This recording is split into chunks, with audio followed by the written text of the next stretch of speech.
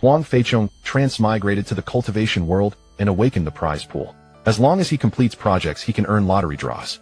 The lottery may yield chi refining artifacts, foundation establishment, immortal techniques, beast taming secrets, and even mythic items. Daxia calendar 4995, November 1st, sunny. On Huangyan Island in the northern South Sea. The younger generation of the Huang clan, led by instructor Huang Long, lined up and ran up the mountain. Huang Feichong at the end of the line had the lowest cultivation and talent among his peers, but he still maintained a good attitude. Because he was a transmigrator from Blue Star, today was a rare day off.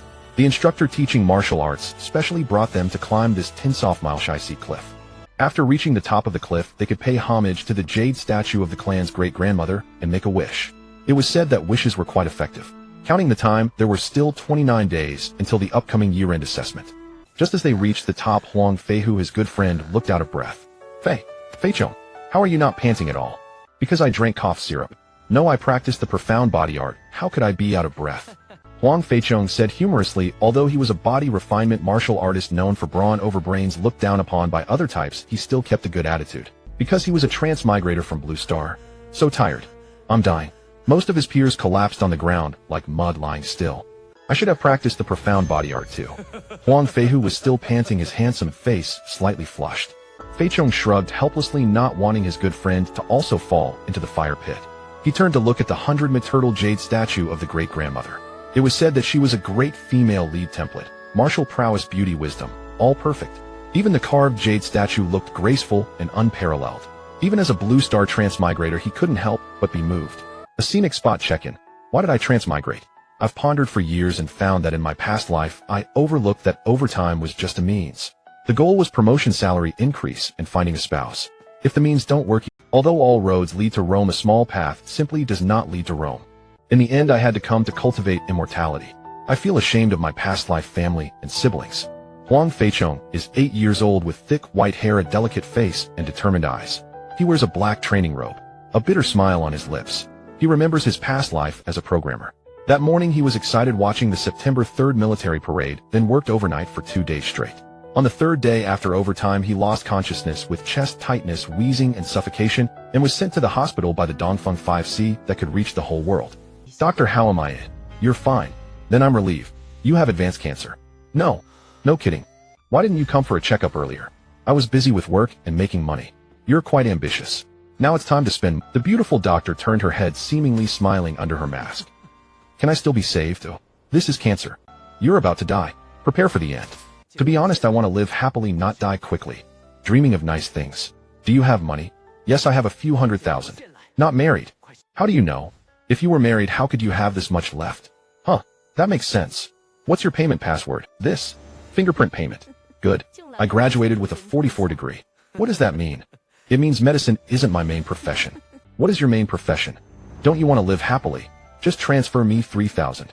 The beautiful doctor looked at him with burning eyes, swallowing. Sorry, Buddha, I couldn't resist the temptation that day. Hiss, hiss.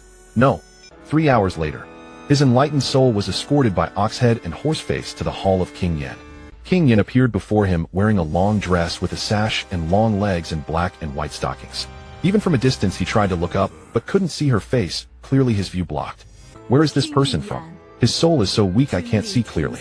Judging from the voice, at least a 36D female. King Yan. My lord, this is a Blue Star human. And from your hometown, Daxia. Oxhead and Horseface said eagerly. Then don't give him a golden finger. We must avoid suspicion. He transmigrated into one of the 3 highest difficulty worlds. The most powerful golden finger was urgently given to him. A new life began, thanks to a good King Yan. He came to this world with memories of his past life. At age 1 he thought it was an ancient world. At 2 he found it was a martial world. At 3 his father gambled. At 4 they were destitute. By 8 things hadn't improved. But he got a chance to join the family island and start martial training. Then he discovered it was a cultivation world. The Huang clan on Huangyan Island was a powerful chi refining clan. But the golden finger hadn't awakened yet. Speaking of this world's cultivation system, martial arts is an important part. Humans are born weak, far from immortals. Why can some cross the threshold while others can't? Is it that the nobles and generals are born superior? Nobles and generals are not born that way. The main reason is that in ancient times humanity rose like this. Since there is no better shortcut, it is still used. However, to tap into the human potential, martial arts requires hardship. It's tiring, strengthening bones and muscles, and even iron can't hold out. But if you can't hold on, what can you do? Can't hold on and gain power. so you have to persist. Especially in this feudal cultivation world, noble families practice martial arts and have many resources. Fists are truth. Why negotiate equality? If you don't recognize fists as truth, they won't negotiate. If you do, they still won't. So common people endure toil under the whip of overseers paying taxes, giving their labor to the noble families. It's miserable. Although he got a chance to join the family, if he doesn't meet requirements, he'll be sent back. If he doesn't become strong now, will he let the nobles exploit him later? Thanks to the great-grandmother's hard work building the foundation, we the Huang clan on Huangyan Island now rule. You younger generations get to enjoy a good life everyone envies. All of you be fully alert. Worship the great-grandmother devoutly. After worship you can make a wish. The great-grandmother will bless you. Great-grandmother bless me with future power and influence. Good. Great-grandmother bless me with immense wealth. Great-grandmother bless me to step onto the immortal path and become a great power. Huang Feichong prayed earnestly, then made his wish. Instructor Huang Long frowned deeply, looking at Huang Feichong in disbelief. With the family as backing, power and wealth were easy, but wishing to step onto the immortal path and becoming a great power, how many family resources would that waste? Not afraid of clan members being lazy, but afraid of them wanting to start a business. Rumble. The ground shook violently. It felt like a dragon was turning beneath the earth. Not good. Earthquake. Everyone get down. Huang Long reacted immediately, his voice spreading across the plaza. The young boys and girls were terrified, falling like wheat in a storm. Under the dark sea 30,000 miles away, fish fled in terror like dense black dots scattering. A massive immortal mansion covering tens of thousands of meters of sea area silently emerged from the deep sea. It did not look like jade towers or rosy clouds, but like a giant beast, skull pale white and covered with eerie. Terrible thunder fell from the sky like a giant whip burning with purple flames. Carrying the ultimate dignity of the heavens that cannot be defiled, like a dense rain shattering stars, it lashed at the bone immortal mansion. From within faint roars were heard. An earthquake from a wish. It must be a coincidence. But safety first. Huang Feichong looked confused, then saw the prostrate figures around him, made a quick judgment, and slowly lay down. After a long time the earthquake subsided. The peers cautiously got up, happy to be alive, whispering among themselves. It's nothing, just an earthquake. The group is dismissed. Go back and calm your minds. Feihu Feichong, you two stay. The top genius of this year, Huang Feihu, stopped with a puzzled look, glanced at the other boy, who also stopped, and felt no. That scared me to death. Why did the instructor call Feihu and that guy? The whispers faded with the footsteps. Only 3 remained in the empty plaza. The sound of sea wind and falling rocks from the other side of the cliff could be heard. Feihu, you are already at the Synopsis realm. Study on your own this last month. Winning the year-end assessment is certain. Huang Long looked at the calm Huang Feihu with satisfaction. All thanks to Uncle Long's arrangements. Huang Feihu, seeing nothing else, walked away with steady steps under Huang Long's appreciative gaze. Uncle. Huang Feihu has already reached the Synopsis realm. Huang Feichong looked at the genius back with awe. Feihu broke through last month. But Feichong, don't be too shocked. Some people are born with a great future. That's not something. Instructor Huang Long was proud of teaching Feihu and was not surprised by Feichong's reaction. The speed of geniuses always leaves others in the dust. Not even touching the Huangyan realm, Feichong might never even see Feihu's back. The clan elder was lucky to have such a grandson. Let's talk about your cultivation, Feichong. Huang Long looked at him, his expression turning regretful. Huang Feichong lacked confidence.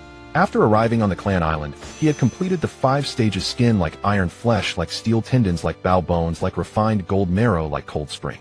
Then he got stuck at the marrow refinement stage, unable to step into the Huangyan realm, becoming the bottom of this year's trainees. Feichong martial arts requires 99 effort and 1 talent. But if you lack that one, the 99 effort is in vain. I think you must face reality. Instructor Huang Long, seeing Feichong's silence, spoke plainly. In short, your talent is too poor. No need to waste time on the year-end assessment. In 3 days the clan will arrange for you to leave the island early. You can get a clan job early, repay the cost of training on the island, and not owe anything. A few others in similar situations have been notified. Prepare, Feichong. Departure in 3 days. Don't forget. Huang Long emphasized repeatedly, shook his head slightly, and strode away. Talent too poor. Don't know. The clan's early training. Leave the island early. Take a clan job. Repay training costs. Huang Feichong watched the instructor's retreating figure, stunned and disbelieving. The training costs had to be repaid. He had no choice or right to refuse. The clan arranged his departure in 3 days, the instructor just informed him.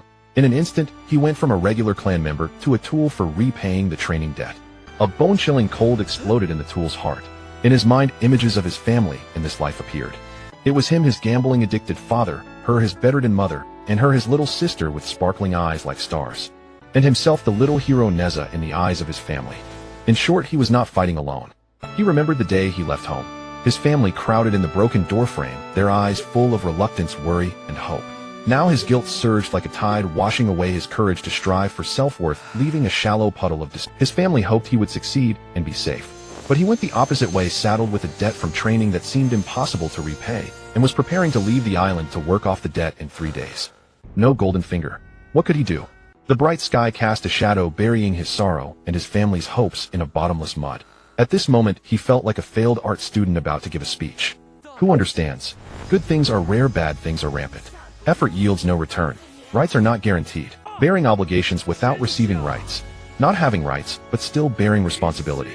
Where do good things go? Why do all bad things come? How many rotten things have those selfish, shameless, greedy ghosts done? The national team can't win, so they lose. Trade can't profit, so they lose. The least resources go to the smallest few, and they still claim it's in the clan's name. They enjoy rights, but block you from enjoying rights. They enjoy privileges, but block you from enjoying privileges. They enjoy power, but block you from enjoying power. They don't bear the burden of security, but demand you bear it. They don't fulfill obligations, but demand you fulfill them. They don't take responsibility, but demand you take it. You bear them, can they bear for you? They enjoy for you, can you enjoy for them? Clan members, stand up. If you bear one less, they bear one more. If you enjoy one more, they enjoy one less. Don't let today's suffering become tomorrow's or the day after. Don't let today's suffering become a lifetime of suffering. Do we have to be Ninja Turtles? Endure, accept the fate of being a tool. Even if by day you have to spill blood and sweat to build a playground for the clan elites. And by night silently return to the mud, avoiding disturbing the elite's nightlife. Duong. A brilliant golden light screen suddenly appeared before him, its edges adorned with mysterious, beautiful patterns. Clear lines of text were on it. His eyes widened in disbelief. The golden finger had arrived. The speech really worked. Since arriving on the island this past February, I have made painfully slow progress, even with resources. Without them, how could I possibly advance? It seems my cultivation will stall until I repay my martial arts debt. From here onward, my path of martial cultivation will shift from an arduous ascent to an irreversible decline. Huang Feichong returned to his wooden hut, his heart still icy cold. He blamed no one, not even his clan. He only reproached himself for insufficient diligence. The clan extended high-interest loans to cultivate its members. Was he truly blameless? Why do other clans command aircraft carriers while yours can barely mount a gecko?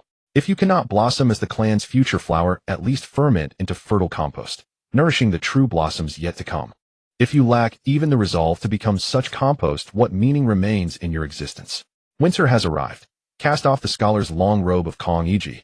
I placed too much faith in my clan. Huang Feichong fell into quiet reflection. Now that the clan had revealed its ugly face, he could only presume its worst intentions, perhaps even subjecting his kin to hardship. Be specific. How exactly would they impose hardship? Do you seek modest gain or astronomical profit? Putting myself in the shoes of a corrupt clan, maximizing returns would mean selling martial scriptures as priceless knowledge for 1,000 years. Then market rare poultry meat under the banners of conservation and scarcity. You're not consuming mere game, but the very future of the immortal cultivation realm. Another 1,000 years. Thus repaying this martial arts loan would take roughly 2 millennia. What? 2 millennia drains all motivation. Then don't blame us if we offer no aid. Instead, we'll reduce it to 55 years. Is that improvement sufficient? Originally you owed 2 millennia. Now you need only serve 55 years. Don't accuse us of demanding labor without sustenance. A 10-year-old begins service for the clan and retires at 65 with 5 years of leisure. What a breathtakingly bold initiative.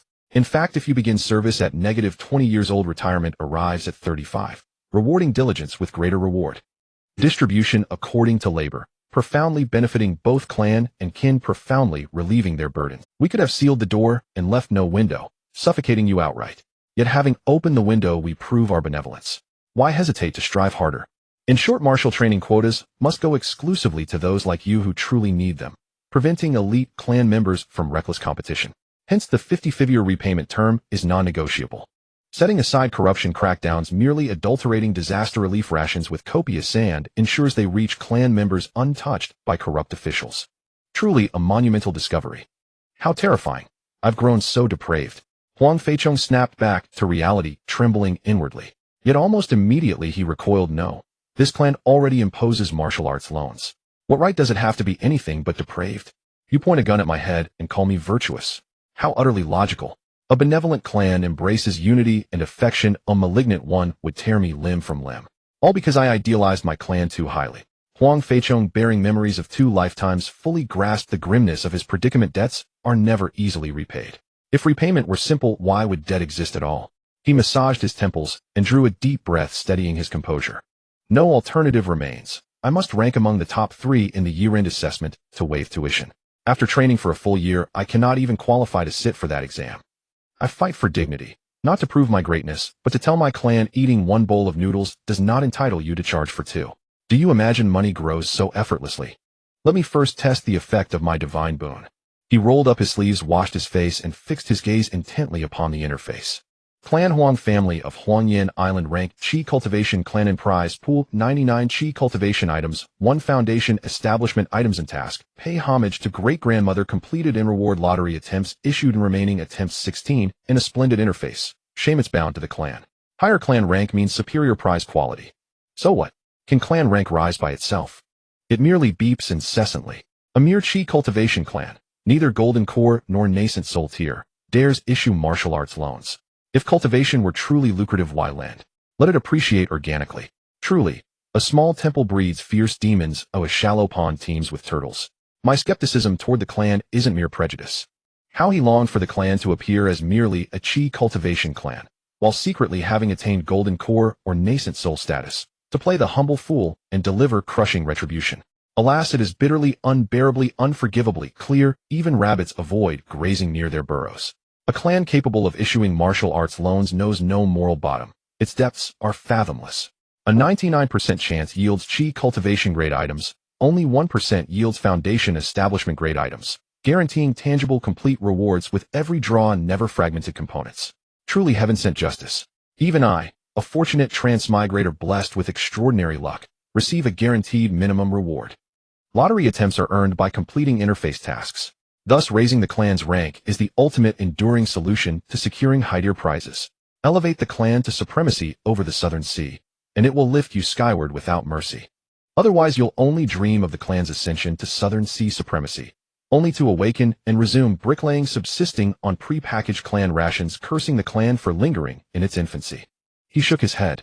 Having awakened such a formidable growth-oriented external boon, yet shackled by a clan so utterly inept, it severely constrained his boon's potential.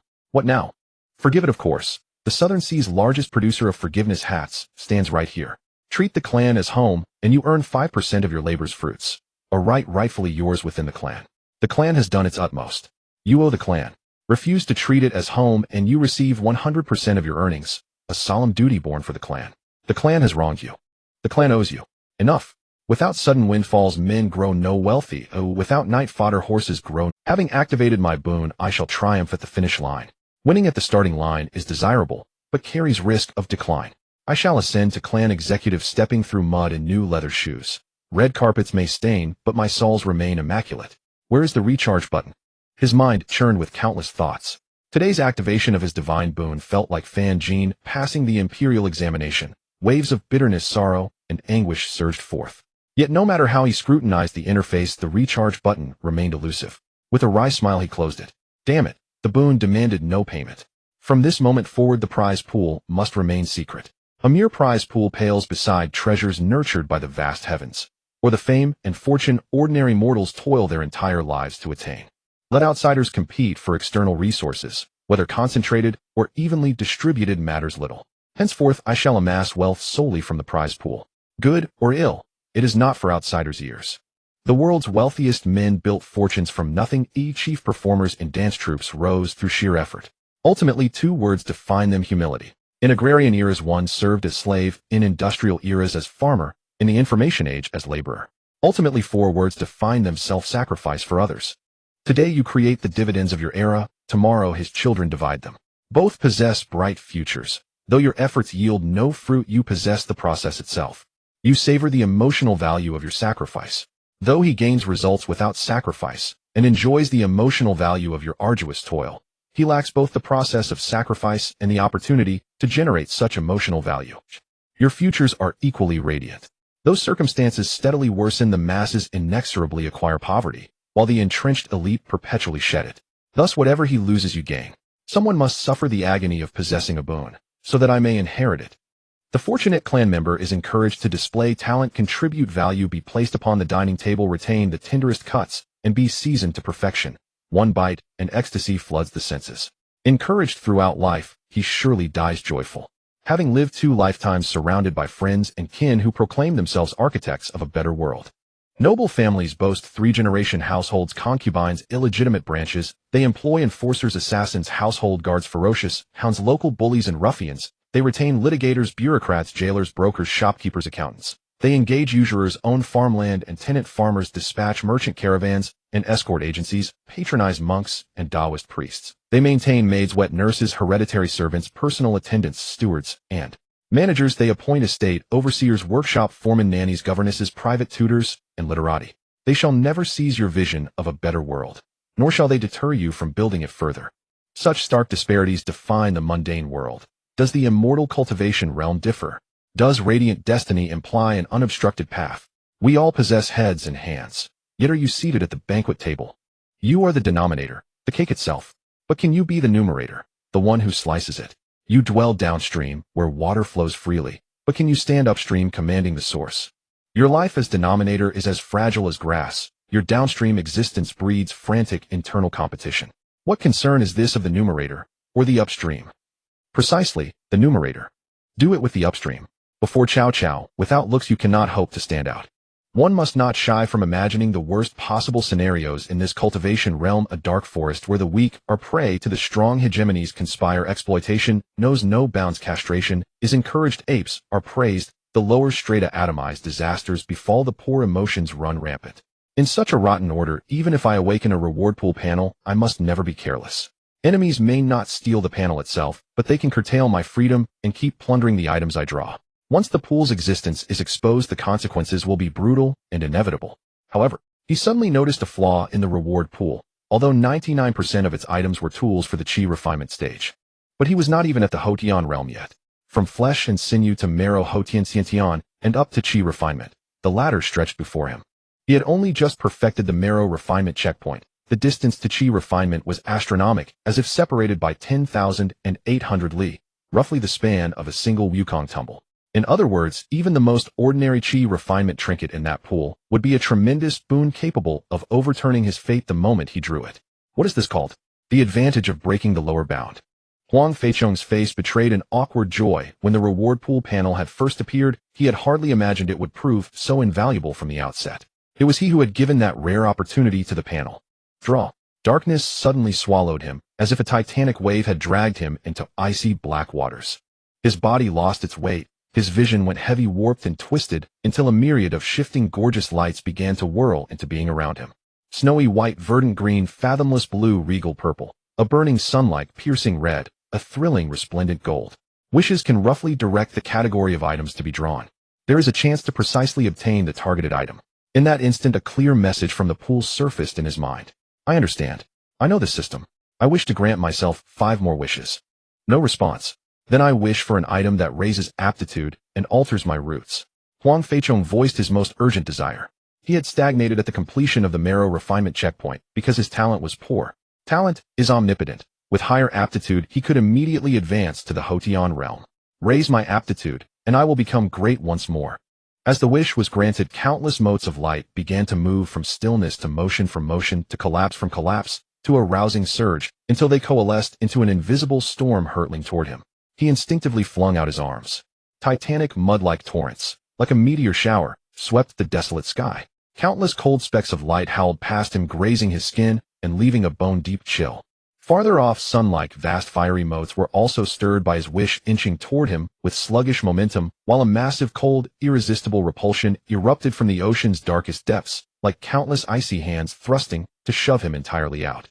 If he did not grasp something soon, he would be mercilessly ejected, sent home with nothing but air. His realm was too low. He could not endure this for long. Orange. Give me an orange one. He steadied his gaze and locked onto an orange mote that flashed like lightning. Orange being the color only surpassed by red and gold in rank. It moved too fast. Its speed exceeded the limits of thought. Relying on instinct, he lunged for that orange streak with all his might, as if beseeching some deity to clutch it back for him. Whoosh. A hair's breadth away, like stepping into nothingness. A chill surged from his soul straight to the crown of his. Just as he was about to give up in despair, a slightly slower purple mote slammed into his half-closed palm. He had hit it. My name is written on the lottery ticket. His eyes lit up, but before he could exult the repulsive force reached its peak and flung him outward. The vile bad currency drove out the good. Facing an internet celebrity beauty of stupendous looks, he stood no chance. In the wooden hut, Huang Feichong opened his eyes. Cold sweat had soaked his clothes. The draw had felt like a dream, but when he checked the reward inventory, he indeed found he had obtained a regal purple-grade item. It had skipped the gentle white, the vibrant green, and the profound blue, landing straight on the noble purple. Fortune indeed. He could activate it immediately.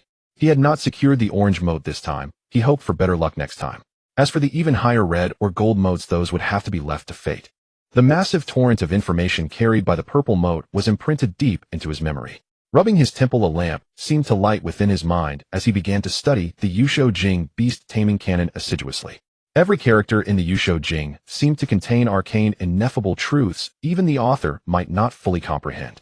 Though his current hardware could not yet unleash its full power, the scripture instantly made him the equal of someone who had spent centuries understanding the way of beast taming. To face a ferocious tigress of equal rank felt as natural as breathing for hours on end. What is going on? The wish skewed. Just as life showed a glimmer of hope, Huang Feichong frowned and realized the situation was not simple. He had not received the much-needed aptitude boost, and he worried over how to break into the Huangyan realm so he could remain on the island. I can only pin my hopes on the Yusho Jing. Let me take another look. With reading comes authority. Long-term training of precious beasts, and even demonic beasts, could let me siphon the chi they accumulate each day to fuel my own cultivation. Over time, this would erode their bestial nature and might, just might, tame rebellious monsters into utterly loyal servants. He inhaled sharply. This method was perverse. Not the Confucian way of taming beasts by virtue and transformation, but a royal technique of stripping heart from kettle and lashing with water and whip. After capturing a target beast, one would repeatedly weaken and grind away its will through secret rites, thereby planting a slave mark deep in its soul. With that mark, one could perceive the beast's general state, forcibly extract the chi it earned through daily cultivation for one's own use, and even detonate the slave mark at will to annihilate the marked creature. Beast taming by bondage. Marvelous. Utterly marvelous. Once Huang Feichong grasped the subtlety of this immortal technique, he could not help but exclaim. He read over and over in astonished disbelief. This Yusho Jing was evidently a cultivation method for the chi refinement path, capable of taking one straight to the pinnacle of chi refinement. Could it grant instant promotion? If the purple mote could yield a method that reached chi refinement completion, what unimaginable blessings must the orange, red, and gold motes contain? Alas, his luck had only produced the purple this time. His heart thudded with uncontrollable excitement. Though his clan were refining immortals, they might not possess such a level of immortal art. This was nearly the strongest immortal method below the foundation establishment stage. He thought almost certain of it. A cultivation method is the lifeblood for one's standing and descent along the Tao. Only with the corresponding method can one refine and absorb the matching resources. Each stage of cultivation has its own methods. Receiving an advanced method does not negate the need for the preceding foundations. It is like a 13-year-old who cannot understand equations or a 14-year-old who will not suddenly master calculus. Progress is a stepwise explosive growth. A Tao technique like the Yusho Jing, which points directly to the completion of chi refinement, not only has immense value for cultivation within that realm, but also embodies the way of beast taming. It might open up a new industry for his clan's cultivation economy, thereby elevating the clan's ceiling. From that perspective, it would probably not conflict with the clan's existing immortal arts. I seem to have learned the Yusho Jing already. Drawing the method from the pool, let me enter the path automatically. Even as an entry-level practitioner, I feel my combat power swell enormously. I am now frighteningly strong enough to challenge precious avians. A flash of inspiration struck Huang Feichong's mind, and he immediately formed a plan. In the 21st century, what mattered most was human resources. I meant avian meat resources. Meat from precious birds is the best cultivation resource for those below the Xiantian threshold. On this family island, beyond daily supplies, successfully challenging a precious bird yields extra meat. With that additional meat, he might finally break into the Huangyan realm. The only problem was that these precious birds were terrifyingly powerful, far stronger than solitary brave folk. If one were to drift into the wider world, a single bird could quickly annihilate an entire troop of hapless warriors. Even without awakened intellect, a precious bird's strength could rival the peak of the Huangyan realm. Upon awakening and transforming into a demonic beast, its combat power reached the Xiantian level. One could imagine how formidable their bloodlines were. To challenge a precious bird, you must win to receive a reward. Those Huangyan latest-stage contemporaries who faced Huang Feichong before were beaten, bruised, and came back crying. Although I have only completed the Marrow Refinement checkpoint with the Yusho Jing, victory would be my doing. If I fail, then the scripture is to blame. It is worth a try. Huang Feichong drew a deep breath and ran toward the beast sanctuary. The beast park area. A robust and fierce black leopard, its glossy fur resembling fine black satin, is locked inside a sturdy iron cage with a diameter of about 10 meters. As Huang Feichong is about to pass by, the leopard's drooping ears suddenly perk up. Its cold, cruel black vertical pupils devoid of warmth resemble two ice-chilled daggers instantaneously locking onto Huang Feichong. There's a murderous intent. So it's you startled me. Huang Feichong glanced over, feeling as if the leopard was ready to pounce and bite him at any moment. Although he knew that the specially made iron cage was very sturdy and that there were elders stationed here, one could never be too careful. If encountered suddenly in the wilderness, this beast, known as the Xian-Ing leopard, a pinnacle postnatal realm beast, could certainly unleash its full potential and take him down. Not far away, an elder of the beast park with hair and beard completely white was indulging himself in a sweet melon. Hearing the commotion, he looked up at Huang Feichong. "You brat, what was your name again?" "Huang Feichong." "No wonder you're not bold enough. Elder, once I reach the pinnacle and marry a beautiful heiress from the clan bearing the burden of the family's rise, then I'll be bold." Huang Feichong wore a calm smile, walking over briskly. He spoke cautiously, strategically underestimating his enemy while tactically respecting them. "Stop dreaming big and fooling yourself. First, you need to honestly cultivate to the innate realm. The clan guarantees you a worry-free life for the rest of your life." The elder shook his head. In his view, if Huang Feichong could reach the innate realm, it would be a miracle. As for reaching the pinnacle, marrying a beautiful heiress from the clan, and shouldering the family's rise, that foolish child was just talking nonsense. "Elder, isn't it ironic that I'm aiming for the postnatal realm this time?" Huang Feichong stood tall, his eyes blazing unyieldingly, meeting the elder's incredulous gaze. "Once I break through to the postnatal realm, reaching the innate realm is only a matter of time. Just talking without practice is useless. Bring me a rare bird, and we'll eat and chat simultaneously." "You haven't even reached the postnatal realm, and you're saying the innate realm is just a matter of time. Where were you at noon?" "It's noon now." "Wait, are you challenging a rare bird?" "A rare bird is at the pinnacle of the postnatal realm. Don't think about it too lightly." The elder of the beast park raised his white eyebrows in surprise, his eyes flickering with astonishment, doubt, and strong disbelief. "You've struck a nerve, elder. If it weren't for the rare bird meat, who would want to fight across realms?" Huang Feichong realized that his words had successfully piqued the elder's interest. Challenging a rare bird also requires the elder's approval. If the elder thinks he can't do it, he has every right to refuse Huang Feichong's challenge. Then the plan would be thwarted before it even began. Rare bird meat is not that easy to obtain. The elder of the beast park put down the melon in his hand, slowly stood up, and scrutinized Huang Feichong with a slightly serious gaze. Since the establishment of the beast park, the success rate for clan members below the postnatal realm challenging rare birds has been 0. For those in the postnatal realm, the success rate is 0. 2. You still have time to back out now. The elder finished speaking and stared at Huang Feichong's unwavering eyes, his expression suddenly becoming lazy. "Once you've made your decision, come along," he said, no more turning and taking strides deeper into the beast park. "When the moment comes, I really feel a bit nervous." Huang Feichong, seeing this, suppressed his inner unease and hurriedly followed. Soon a rare bird breeding ground appeared ahead, enormous, resembling an inverted steel giant bowl covering an area of about several acres. About 20 rare birds were strutting within, standing a towering 4 to 5 meters tall, their massive wings spread wide, blocking the sunlight and casting a shadow on the ground. Their snow-white feathers are not soft. Instead, they are cold and hard like metal, with the surface texture reflecting a dazzling cold light under the sun. Their sharp, hook-like beaks and claws, glimmering with a dark sheen, exude a chilling aura of ferocity. They stride with pride, their disdainful gazes conveying an air of superiority as their pupils coldly watch the two approaching humans. "If you're ready, follow me in to challenge them." The elder of the beast park looked at Huang Feichong, speaking in a relaxed tone. "Challenge inside. Elder, please wait. The vast expanse outside is my battlefield. Let me duel the rare birds out here. Please don't increase the difficulty."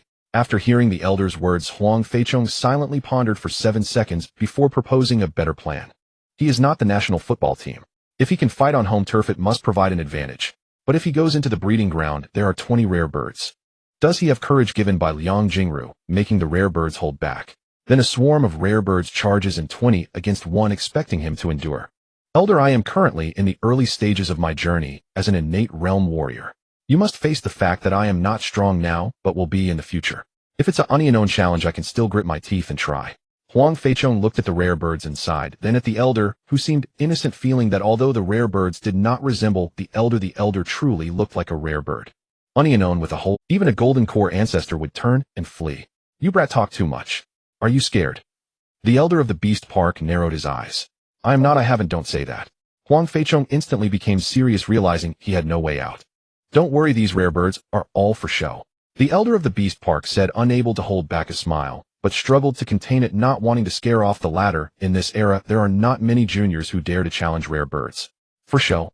Huang Feichong, upon hearing this, looked skeptically at the white-feathered rare birds in the cage, which stood still like sculptures. Each spread wing was as thick as two massive doors. The edges of those pristine feathers shimmered with a cold, sharp metallic luster. When those massive wings occasionally flapped, they kicked up clouds of dust, their colossal size dwarfing an entire room. Their sharp eyes, cold as a group of assassins, emitted an aura that firmly rivaled the pinnacle of the postnatal realm. Saying they are the six-door beasts of the rare bird world would evoke no doubts whatsoever. Damn it, this old man is quite cunning, calling such fierce rare birds mere showpieces. In this situation, Huang Feichong's palms were sweaty, drenched in cold sweat. The blood that had been boiling moments ago now turned ice cold. Even though he had just drawn the beast control scripture from the prize pool, he felt that going forward would be a matter of life and death. No wonder it's called the challenge against rare birds. It seems it's an experience of being beaten by rare birds. As the saying goes, there is no such thing as a free lunch in this world. Don't be timid, just challenge one.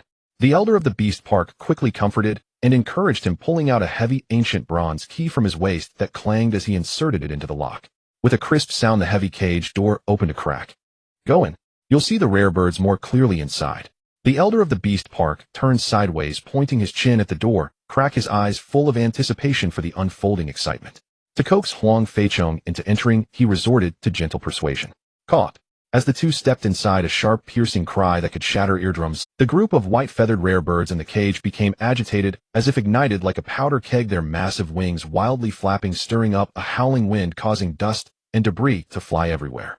They gathered into a moving wall of white, charging at the two figures with an intimidating intent to devour them alive. Great grass, those gigantic wings. Are you rare birds, or fierce ones? Huang Feichong felt his heart leap as he witnessed this scene, as if it wanted to explode out of his throat. He instinctively turned his head back, his gaze nailed firmly to the open cage door. His lips turned pale, and his feet stumbled backward uncontrollably. It's over. This commotion. I need to find an opportunity to escape quickly. Cold sweat trickled down his forehead. This is terrifying for a transmigrator. Phew. Just as the group of fierce birds was about to pounce, they abruptly halted, as if pulled by an invisible reins. Their gigantic wings suddenly closed, whipping up airflow that tousled hair. All the cold, ruthless bird eyes focused sharply on the elder. Their gazes unmistakably revealed a hint of uncertain dread and suspicion. At this moment, the elder's expression was serious, with his hands clasped behind his back, standing tall, like a spear, stepping forward steadily. His gaze, akin to two bolts of solid ice lightning, swiftly swept over the agitated group of rare birds. Get lost. The low, abrupt reprimand thundered through the confined beast park. The voice was loud, and its power even greater. It carried a mountain-crushing weight, shaking the air as though it were shattering. Huang Feichong's eyes nearly bulged out of their sockets. He saw the previously fierce white-feathered rare birds instantly fluff up in terror. Flap, flap, flap. Their wings flailed chaotically like mad, creating a mournful wail in the air. They screeched in panic, scrambling and rolling toward the deepest part of the cage, pushing and trampling each other, descending into utter chaos. The elder leisurely stroked his white beard, revealing a barely perceptible satisfaction on his face, catching a glimpse of Huang Feichong's stunned expression. He couldn't help but curl his lips into a smug arc. Elder, you are simply unfathomable. You scared them off with just, they really are timid. Huang Feichong suddenly came to his senses, his voice filled with uncontainable surprise, gazing at the elder with profound reverence, his heart racing wildly. He is so strong. Is this elder in the innate realm? Or is he at the chi refining stage? They are timid. Humph. The elder, having just revealed a smile with the first half of Huang Feichong's comment, suddenly retracted it upon hearing the latter half speaking in a deliberately profound manner. They merely recognize this old man's face and the skills I have up my sleeve. He slightly raised his chin, looking at the group of still startled rare birds. Later, when they are released in front of you, you will understand what true ferocity is. If they were set free in the mountains and forests, which of them wouldn't be a king or a tyrant? Regular blades can't even cut a single feather of theirs. He shot a piercing look at Huang Feichong, speaking earnestly. Kid, let me reluctantly advise you one last time, no matter how great the opportunity before you, you must have a life to seize it. With your meager cultivation, I see little hope. Elder, I am not skilled at cheating, so I don't wish to gamble. I just think that sometimes one must take a risk. Huang Feichong tightly pressed his lips together, his gaze unwavering, as resolute as iron. Fine then. The elder of the beast park said no more. His figure flickered, moving as swiftly as a blurry ghost, directly plunging into the recently calmed sea of white feathers. Bang, bang, crack. Several muffled thuds mixed with the brief and piercing cries of the birds. In the blink of an eye, the elder of the beast park confidently held a slightly smaller white-feathered rare bird. The rare bird struggled in a grip akin to a vice. The flailing creature struggled helplessly, emitting a panicked cooing sound. Continue. The elder of the beast garden suddenly turned around, his grizzled brows raised, and commanded loudly. In a grip akin to a vice, the flailing creature struggled helplessly, emitting a panicked cooing sound. Continue. The elder of the beast garden suddenly turned around. Thud. The exotic bird fell awkwardly to the ground, struggling to get back on its feet. It glanced back at the old man in terror, and with a mighty flap of its enormous wings it attempted to flee. The opportunity has come. Huang Feichong's eyes erupted with a wolf-like hunger, his fists clenched suddenly, the joints cracking lightly. He felt ecstatic within, and the timing was perfect. The exotic bird was utterly frightened. Its attention was entirely on the elder. Without hesitation, he sprang forward with powerful strides.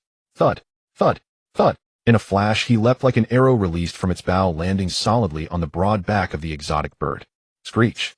The white-feathered exotic bird, now ridden, was filled with a mix of fear and anger, letting out a piercing scream.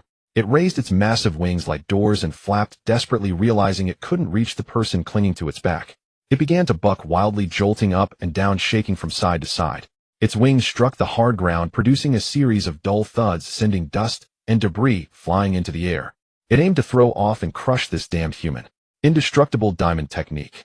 At that moment, Huang Feichong roared, his skin suddenly shimmering with a faint metallic golden hardness. His voice seemed to carry a metallic resonance. His hands became like two golden vices, gripping tightly onto the base of the exotic bird's feathers, which were tougher than steel. Explosive power surged within his bones and flesh. Great. He could withstand it. This top-level martial art was indeed worth choosing.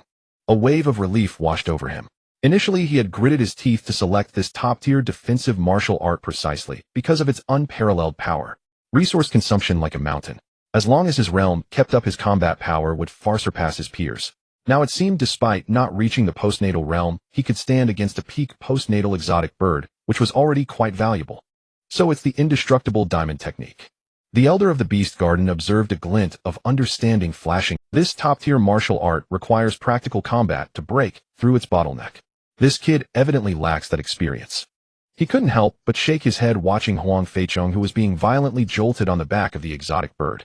He secretly lamented that this boy had finally found the right path, but unfortunately, he started too late. Having come to the beast garden many times, if he had revealed the indestructible diamond technique sooner, he could have provided guidance early on. Revealing it now was undoubtedly a bit late. Thud, thud, thud. Huang Feichong's fists transformed into a blur of pale golden shadows, tearing through the air with a shriek, striking fiercely against the relatively slender neck of the exotic bird. With each punch that landed, a sound echoed like thunderous drums. Beneath the pale golden fists lay terrifying power of thousands of pounds. The white-feathered exotic bird let out a hoarse cry of pain, its ferocity unyielding. Withstanding dozens of punches capable of breaking stone, only shallow indentations were left on its feather-covered neck. Damn!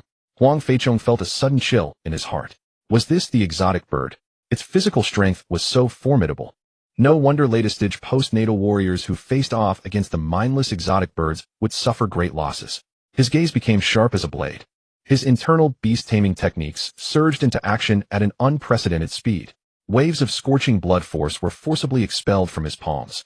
This formed an extremely faint, nearly imperceptible mark which solidified in his palm, emitting an invisible wave. The success or failure hinged on this moment. Seizing the instant when the exotic bird was struggling in agony and momentarily paused, Huang Feichong lunged forward with all his might, his body nearly glued to the rough, cold back of the exotic bird. Lifting his palm, which contained the mark, he struck decisively at the bare, unfeathered eye socket of the exotic bird with a determined momentum. The palm landed solidly. Hit! A surge of ecstatic waves flooded his heart. Screech! Almost in the same instant, the fierce light of malice erupted from the exotic bird's eyes like a volcanic explosion. Its massive body spun rapidly, as fast as a bolt of white lightning. Its two gigantic wings, like heavy steel whips, tore through the air with a terrifying shriek capable of demolishing. One struck after the other, landing solidly on Huang Feichong's waist and chest. Swish! Bang! Bang! Dull thuds erupted like two giant hammers pounding a war drum. The pale golden aura surrounding Huang Feichong flickered violently, fluctuating wildly. It felt as if he had been struck by two flying mountains, his body spinning like a broken kite, swiftly propelled backwards like a cannonball. Boom! A muffled sound echoed as his body crashed heavily to the ground, dust swirling. He created a deep pit in the shape of a person. Gritting his teeth, he quickly rose from the pit, enduring the overwhelming pain and dizziness. Though the golden light on his body dimmed significantly, it had not completely vanished. The indestructible diamond technique had withstood this. If it were someone without any training in tough martial arts, they would likely end up dead or hospitalized from this blow. Screech! The white-feathered exotic bird let out a sharp cry, filled with a sense of victory. With a powerful flap of its wings, its massive body surged forward like a launched white arrow. It was akin to a steel warplane diving down, bearing the fierce momentum to crush everything it charged at the still slightly swaying Huang Feichong. Its beak, sharp as a spear, glimmered with cold light, slicing through the air, directly aimed at his body. It seems this kid is about to lose. The elder of the beast garden silently raised his hand slightly, a barely perceptible energy swirling between his fingers. Huang Feichong's gaze remained calm, focused without a hint of fluctuation, as he silently roared in his heart, like a thunderclap, explode. The white-feathered exotic bird, charging forth with a thunderous momentum, suddenly froze in place, as if its joints had been immobilized by invisible ice upon hearing those words. Its massive bird head tilted, as if struck hard from within by an invisible giant hammer. The fierce, violent light in the exotic bird's eyes instantly extinguished, leaving only a hollow void, as its stout body completely lost all power and control. With a massive inertia, it charged forward like a runaway steel truck crashing ahead. Boom! It slammed brutally into Huang Feichong, who had just taken a defensive stance and had yet to react further. Ugh! Huang Feichong could only instinctively cross his arms to protect his chest, only to be violently thrown back by this unstoppable force. He spun several times in midair before finally stopping like a broken sack covered in dirt and grass, gasping for breath. Each inhalation tugged painfully at his injuries, yet he remained fully focused on the scene ahead. Not far away, the white-feathered exotic bird lay motionless on the ground. Its neck twisted at an odd angle, completely. I won. Huang Feichong wiped the dust and sweat off his face, unable to suppress a smile that was both tired and immensely satisfying. He felt an overwhelming sense of relief, having finally succeeded in challenging the exotic bird. Finally, there was meat to eat. The beast-taming techniques were truly powerful, and the indestructible diamond technique was formidable, as well as especially the exotic bird's defense was simply monstrous. Direct strikes couldn't break through its defense. Fortunately, the beast-taming mark bypassed defenses, detonating remotely, directly blasting the exotic bird's brain. That was how he managed to win. One must admit the beast-taming techniques were truly a godsend for defeating stronger foes. He couldn't help but glance in the direction of the elder. Clap, clap, clap. The elder of the beast garden walked over slowly, his hands clapping in crisp applause, his eyes sparkling with amazement. He couldn't help but exclaim in wonder that Huang Feichong, who was not yet at the postnatal realm, had truly defeated the exotic bird in single combat. Be it skill or cunning, it was unprecedented. I truly didn't misjudge, you do have some potential. The elder of the beast garden stopped before Huang Feichong, his tone filled with a hint of nostalgia and emotion, his eyes carrying a trace of inquisitiveness, as if trying to see through Huang Feichong. Kid, you defeated the exotic bird by striking its head right. It seems to be able to ignore the bird's defenses. Which martial art from the library does it come from? The mountain strike technique. The elder of the beast garden was greatly puzzled. Even the mountain strike technique, if not cultivated to a profound level to unleash its penetrating characteristics, could not possibly achieve a cross-realm kill on the white-feathered exotic bird. But if it could be cultivated to a profound level, why was this kid still primarily practicing the indestructible diamond technique? Elder, I don't know anything about the mountain strike technique. Huang Feichong blinked quickly, putting on an expression of confusion and innocence. Having just defeated the exotic bird, he certainly didn't want to stir up trouble, especially since the beast-taming techniques absolutely couldn't be exposed. If he had to speculate, let the elder guess. It was a matter of privacy. He couldn't reveal another word. At such a young age, already keeping things hidden. The elder of the beast garden, seeing Huang Feichong uncooperative, was infuriated, his beard bristling. Did you discover some obscure martial art in the corner of the library and treat it as a treasure? Our Huang clan is a cultivating celestial clan. We need to broaden our horizons. We should aim high. The clan's celestial techniques are enough to strike fear in all directions. Don't hide just because of a little skill. The elder puffed out his chest, his voice rising sharply with a strong, undeniable pride. Celestial techniques of the clan. Huang Feichong's eyes widened at these words, his interest piqued, his breathing quickened involuntarily. He wondered how these clan celestial techniques compared to his own beast-taming techniques. Although he might not have a share in the clan's techniques, his beast-taming techniques were definitely something he was already using. Indeed, the elder of the beast garden, seeing Huang Feichong's deeply shocked expression, instantly beamed with pride, almost overflowing with joy. Stroking his grizzled beard, his gaze seemed to drift far away, momentarily immersed in the glorious past of the family. The clan's celestial techniques. That is the pillar upon which my Huang family stands firm in this perilous sea, passed down through generations. Even if one cultivates the top martial arts to the peak, transforming decay into magic. Compared to the profound mystique of the clan's celestial techniques, it is but a firefly trying to match the brilliance of the moon. The elder of the beast garden paused, his voice carrying a tone of reverence. The top martial arts in front of the celestial techniques are like fireflies, comparing their light to that of the moon. Huang Feichong felt quite pleased upon hearing this. The clan's celestial techniques might be very powerful, but his beast-taming techniques weren't inferior either. Elder, you speak with such fervor. Surely you must have mastered the clan's supreme immortal art. Huang Feichong, unable to suppress his curiosity, asked with eager anticipation. The beast garden elder's slightly amused expression froze, as if suddenly choked. His face turned a faint green like an old cat whose tail had been stepped on. His white brows and beard twitched wildly to both sides, revealing unmistakable discomfort and embarrassment. You little rascal, where did you learn to bring up the very thing that should be left untouched? The beast garden elder snapped, red-faced with fury and gritting his teeth. Understood, elder. Words are unnecessary. This clan's immortal art is nothing but a bubble. It can be blown up big, but it can never bring real benefits. A bubble filled with substance is no longer a bubble. Why do younglings nowadays have no dreams? Don't fixate on gains all day, or you'll end up with your eyes glued to money. The beast garden elder choked up, shrugged helplessly, hummed a cheerful little tune laden with historical memory, and began to deftly handle the white-feathered rare bird. The beast garden elder choked up, shrugged helplessly, hummed a cheerful little tune laden with historical memory, and began to deftly handle the white-feathered rare bird. Feathers as white as snow, as hard as iron, and as large as plantain leaves were swiftly plucked and tossed aside, soon piling up into a small mountain. The plucked rare bird, now bare, plunged into the nearby pool with a splash, sending up a spray of icy water. This was surely an act of suicide. The beast garden elder rolled up his sleeves and began scrubbing the bird briskly in the clear water. His fluid motions carried a soothing, meditative quality. These white-feathered rare birds have strong bones and abundant vitality. If raised well, their strength is no less than that of a peak Huangyan realm martial artist. But unfortunately, they are merely vessels of brute force. Few can awaken their intelligence and transform into true demonic beasts. It's like you youngsters who come to the island to train in martial arts.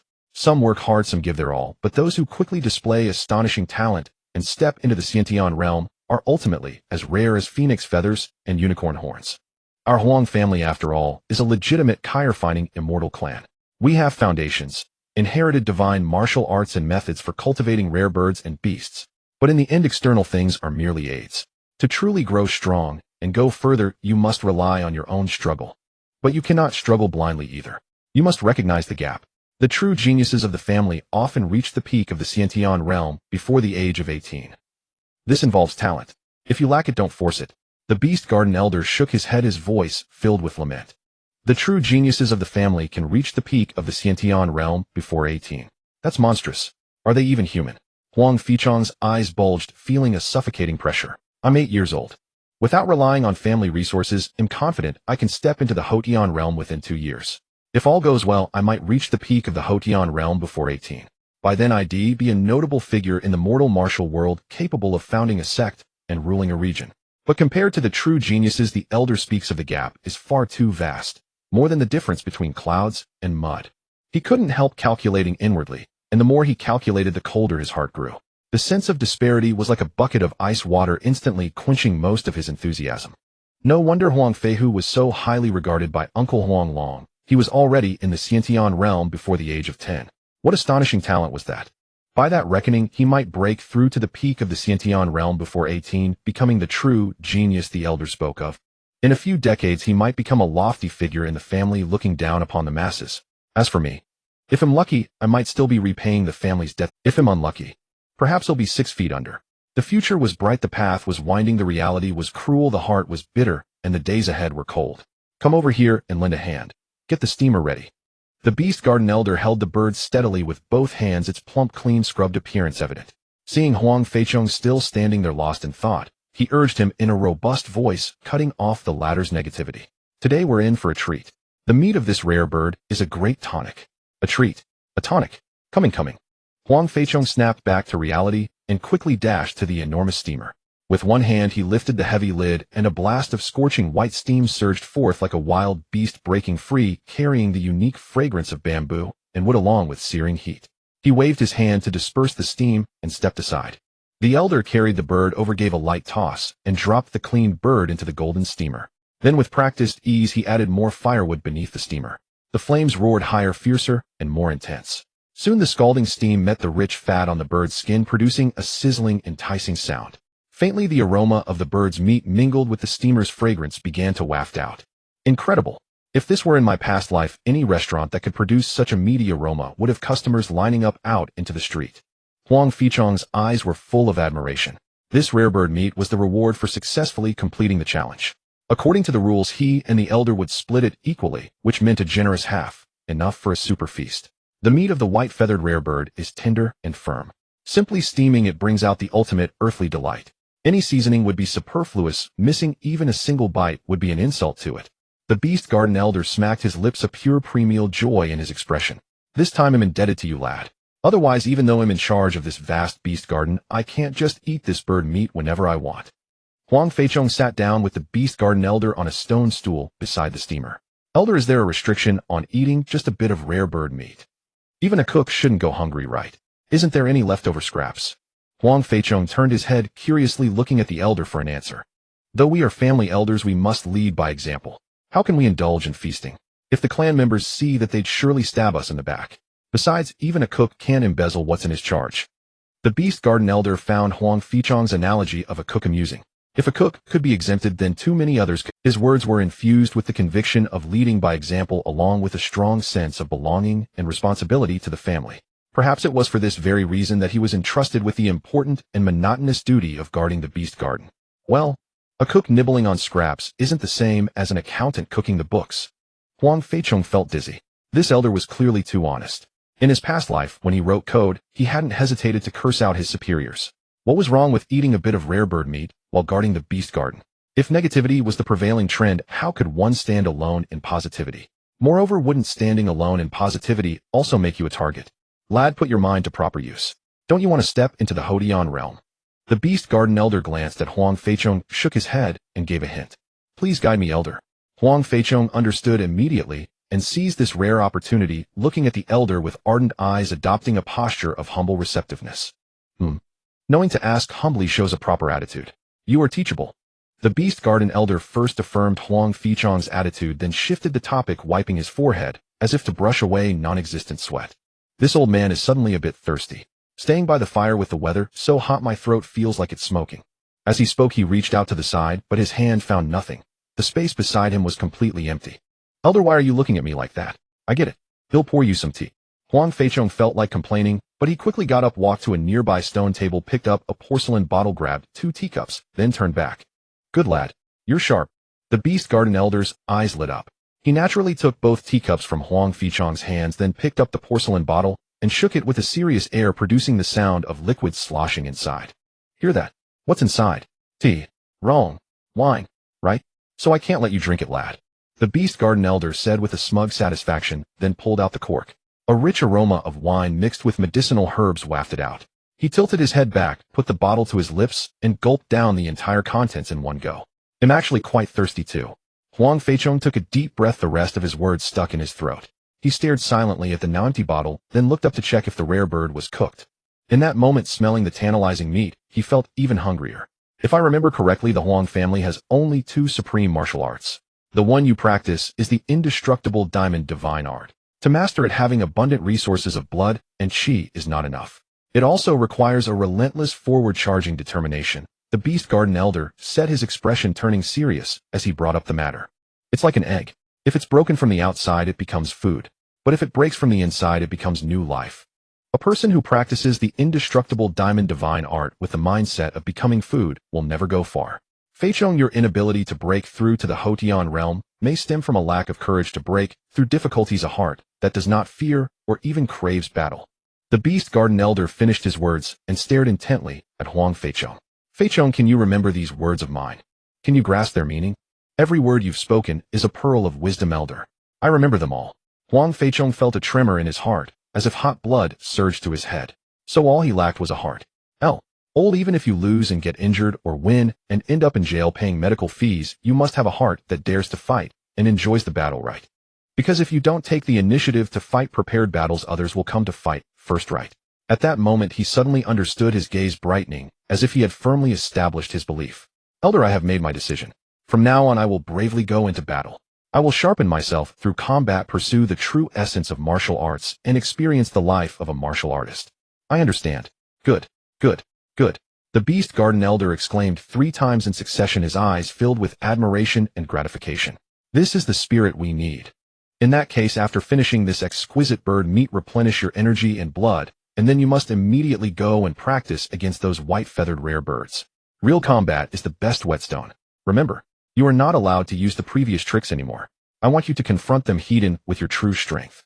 Only then can you ignite your fighting spirit and potential. If you can truly do this within 3 days, I guarantee you will break through to the postnatal realm. After speaking, the Beast Garden Elder stood up and walked swiftly toward the steaming steamer, the heat having accumulated to its peak, causing the heavy lid to rattle. He gripped the edge of the lid tightly and gently lifted it. Open! With a deep and powerful shout, the lid was suddenly thrown open. In an instant, a thick, milky white steam, rich as if it were tangible, erupted forth like a long-dormant volcanic cloud. Wrapped in the scorching moist steam, an enchanting aroma filled the air, shrouding everything around in an enticing mist. As the steam began to dissipate, the scene inside the steamer revealed itself. The white-feathered rare bird, after being steamed, exhibited a tempting golden sheen on its surface, exuding a fragrant aroma. The layers of meat and the clear texture, saturated with rich oils, emanated the most primal and deadly allure. The overpowering fragrance penetrated the nostrils, rushing straight to the brain, making one salivate and yearn to pounce and take a big bite immediately. Soon Huang Feichong and the Elder could no longer care about the heat, each grabbing a heavy broad wing of the rare bird, the scorching heat seeping through the soft elastic skin, burning their palms, yet both were already eagerly opening their mouths to devour it. Easily tearing apart the layer of soft elastic skin, the scorching, tender, juice-filled chunks of meat exploded in their mouths like an atomic bomb. The delicious juices instantly filled their mouths. The ultimate freshness, mixed with the unique sweetness of rich fats, surged down their throats like a raging torrent. Immediately, the energy and blood within their bodies seemed to be ignited by this powerful external force, boiling explosively. The martial artist's inherently robust digestive system began to work at full capacity, greedily absorbing this precious, nourishing power. Huang Feichong, who had long been stuck at the refining marrow stage, felt as if he were experiencing a long-awaited rain in a drought, with the indestructible body technique operating frantically, extracting vast amounts of pure and rich energy from every bite of tender rare bird meat, nourishing his sturdy body, filling his limbs and organs with substantial energy. Having eaten and drunk to his fill, Huang Feichong felt a warm sensation throughout his body, as if every cell were filled with vigorous vitality and every muscle packed with explosive strength, feeling so comfortable that he could almost jump 100 floors in one breath. This feast was simply exhilarating, too exhilarating. Let's go. Relying solely on your physique for digestion will only allow you to absorb less than half of the energy from the rare bird meat. You must operate the martial arts techniques and combine them with high-intensity combat training to maximize the refining and absorption of the rare bird meat, turning it into a foundation. The Beast Garden Elder had also eaten and drunk to his fill, standing up and signaling Huang Feichong to follow. The Elder speaks wisely. As they spoke, they returned to the rare bird breeding ground. The metallic sound of clicking echoed as the heavy cage door was opened again by the Elder with a key. The remaining white-feathered rare birds inside looked over lazily and cautiously, filled with strong hostility toward the two who had appeared again, emitting deep, threatening growls. Even though these rare birds possess strong physiques and power, making them kings of the mundane forest, they can still be captured by families to become a meal. Since ancient times, the weak are prey to the strong. If you do not become stronger, your enemies will. You may choose to spare your enemies once you grow stronger, but if they grow stronger, they will not spare you. Huang Feichong felt a resonance within, gaining a more intuitive understanding of power. He clenched his fists tightly, feeling the surging and almost overflowing energy within him. At this moment, he was practically bursting with energy sufficient to maintain the full power of the indestructible body technique for a long time. The Elder is right. Having a heart that dares to fight and faces strong enemies is more important than anything else. Continuously enhancing one's strength is the foundation of everything. I feel energized all over. Fighting blood-boiling combat. As he stretched his limbs, every joint and muscle in his body emitted a series of soft popping sounds like a bowstring ready to snap. His fighting spirit was high, but suddenly a loud bang echoed behind him. The heavy bolt fell with a clatter, locking the door tightly. Huang Feichong's heart skipped a beat as he turned around instantly, only to see the Beast Garden Elder had unknowingly retreated outside the cage, and the heavy iron cage door was now firmly closed. The Elder, having silently retreated outside the cage, looked through the heavy door with eyes filled with cold indifference and a mocking glint, a cruel smile playing on his lips. He glanced one last time at the suddenly frozen Huang Feichong inside the cage, his gaze as cold as if looking at a lifeless object, and then without hesitation turned and strode away, his footsteps quickly fading. Screech! The white feathered rare birds in the cage, as if confirming the departure of the terrifying Elder, suddenly let out an earth-shattering piercing cry. Flapping their massive wings forcefully, they stirred up a chaotic wind, causing sand and stones to fly everywhere. Revenge for grievances. Revenge for hatred. The sharp eyes of these rare birds, once calm, instantly turned blood-red, filled with frenzied hatred and a desire for slaughter. They all locked onto the only living being in front, Huang Feichong, standing all alone. Grass is a type of plant. Huang Feichong suddenly felt a bone-chilling coldness surge from the soles of his feet straight to the top of his head. Unable to comprehend the situation, the Elder ran away. Why did his gaze remain so cold and merciless, as if looking at a dead person? Is this still the so-called training, or is the Beast Garden Elder trying to kill me under the pretext? Could it be that I had offended someone on the island, and they specifically bribed the Elder to use me as a pawn? Or have I inadvertently become a victim in a brutal family struggle? He forced his almost frozen brain to spin madly, trying to figure out the reason, but no matter what, the reality was that the cage door had been completely locked from the outside. This cursed place is exceptionally remote. Usually, not even a ghost can be seen. Now calling for help brings no response, and it seems I won't be able to escape. Even if I shout loudly, it remains uncertain whether I can attract other clan members for rescue. The greater possibility is that it would only force that Elder to return immediately, and then I would also be in a perilous situation. He forced himself to calm down, watching warily as the ferocious birds began to close in the air, thick with a faint sense of danger.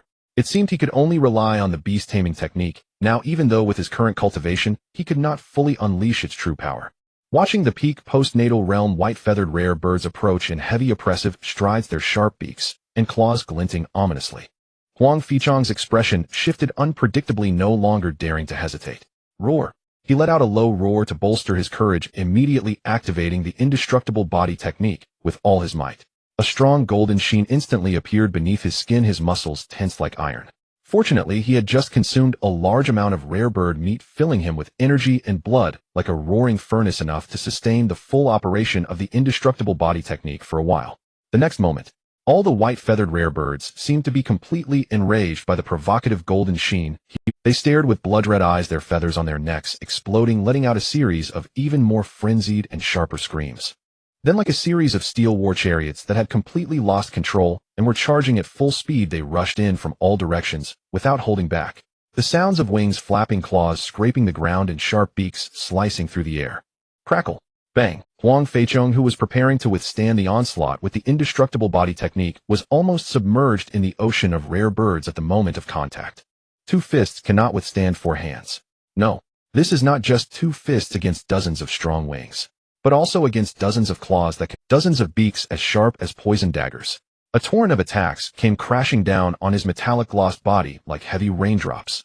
Each collision produced a dull sound that made one's teeth ache, bringing a faint sense of pain. Even with the resilience of the indestructible body technique under such dense and violent attacks, the golden light was inevitably dimming quickly. Roar!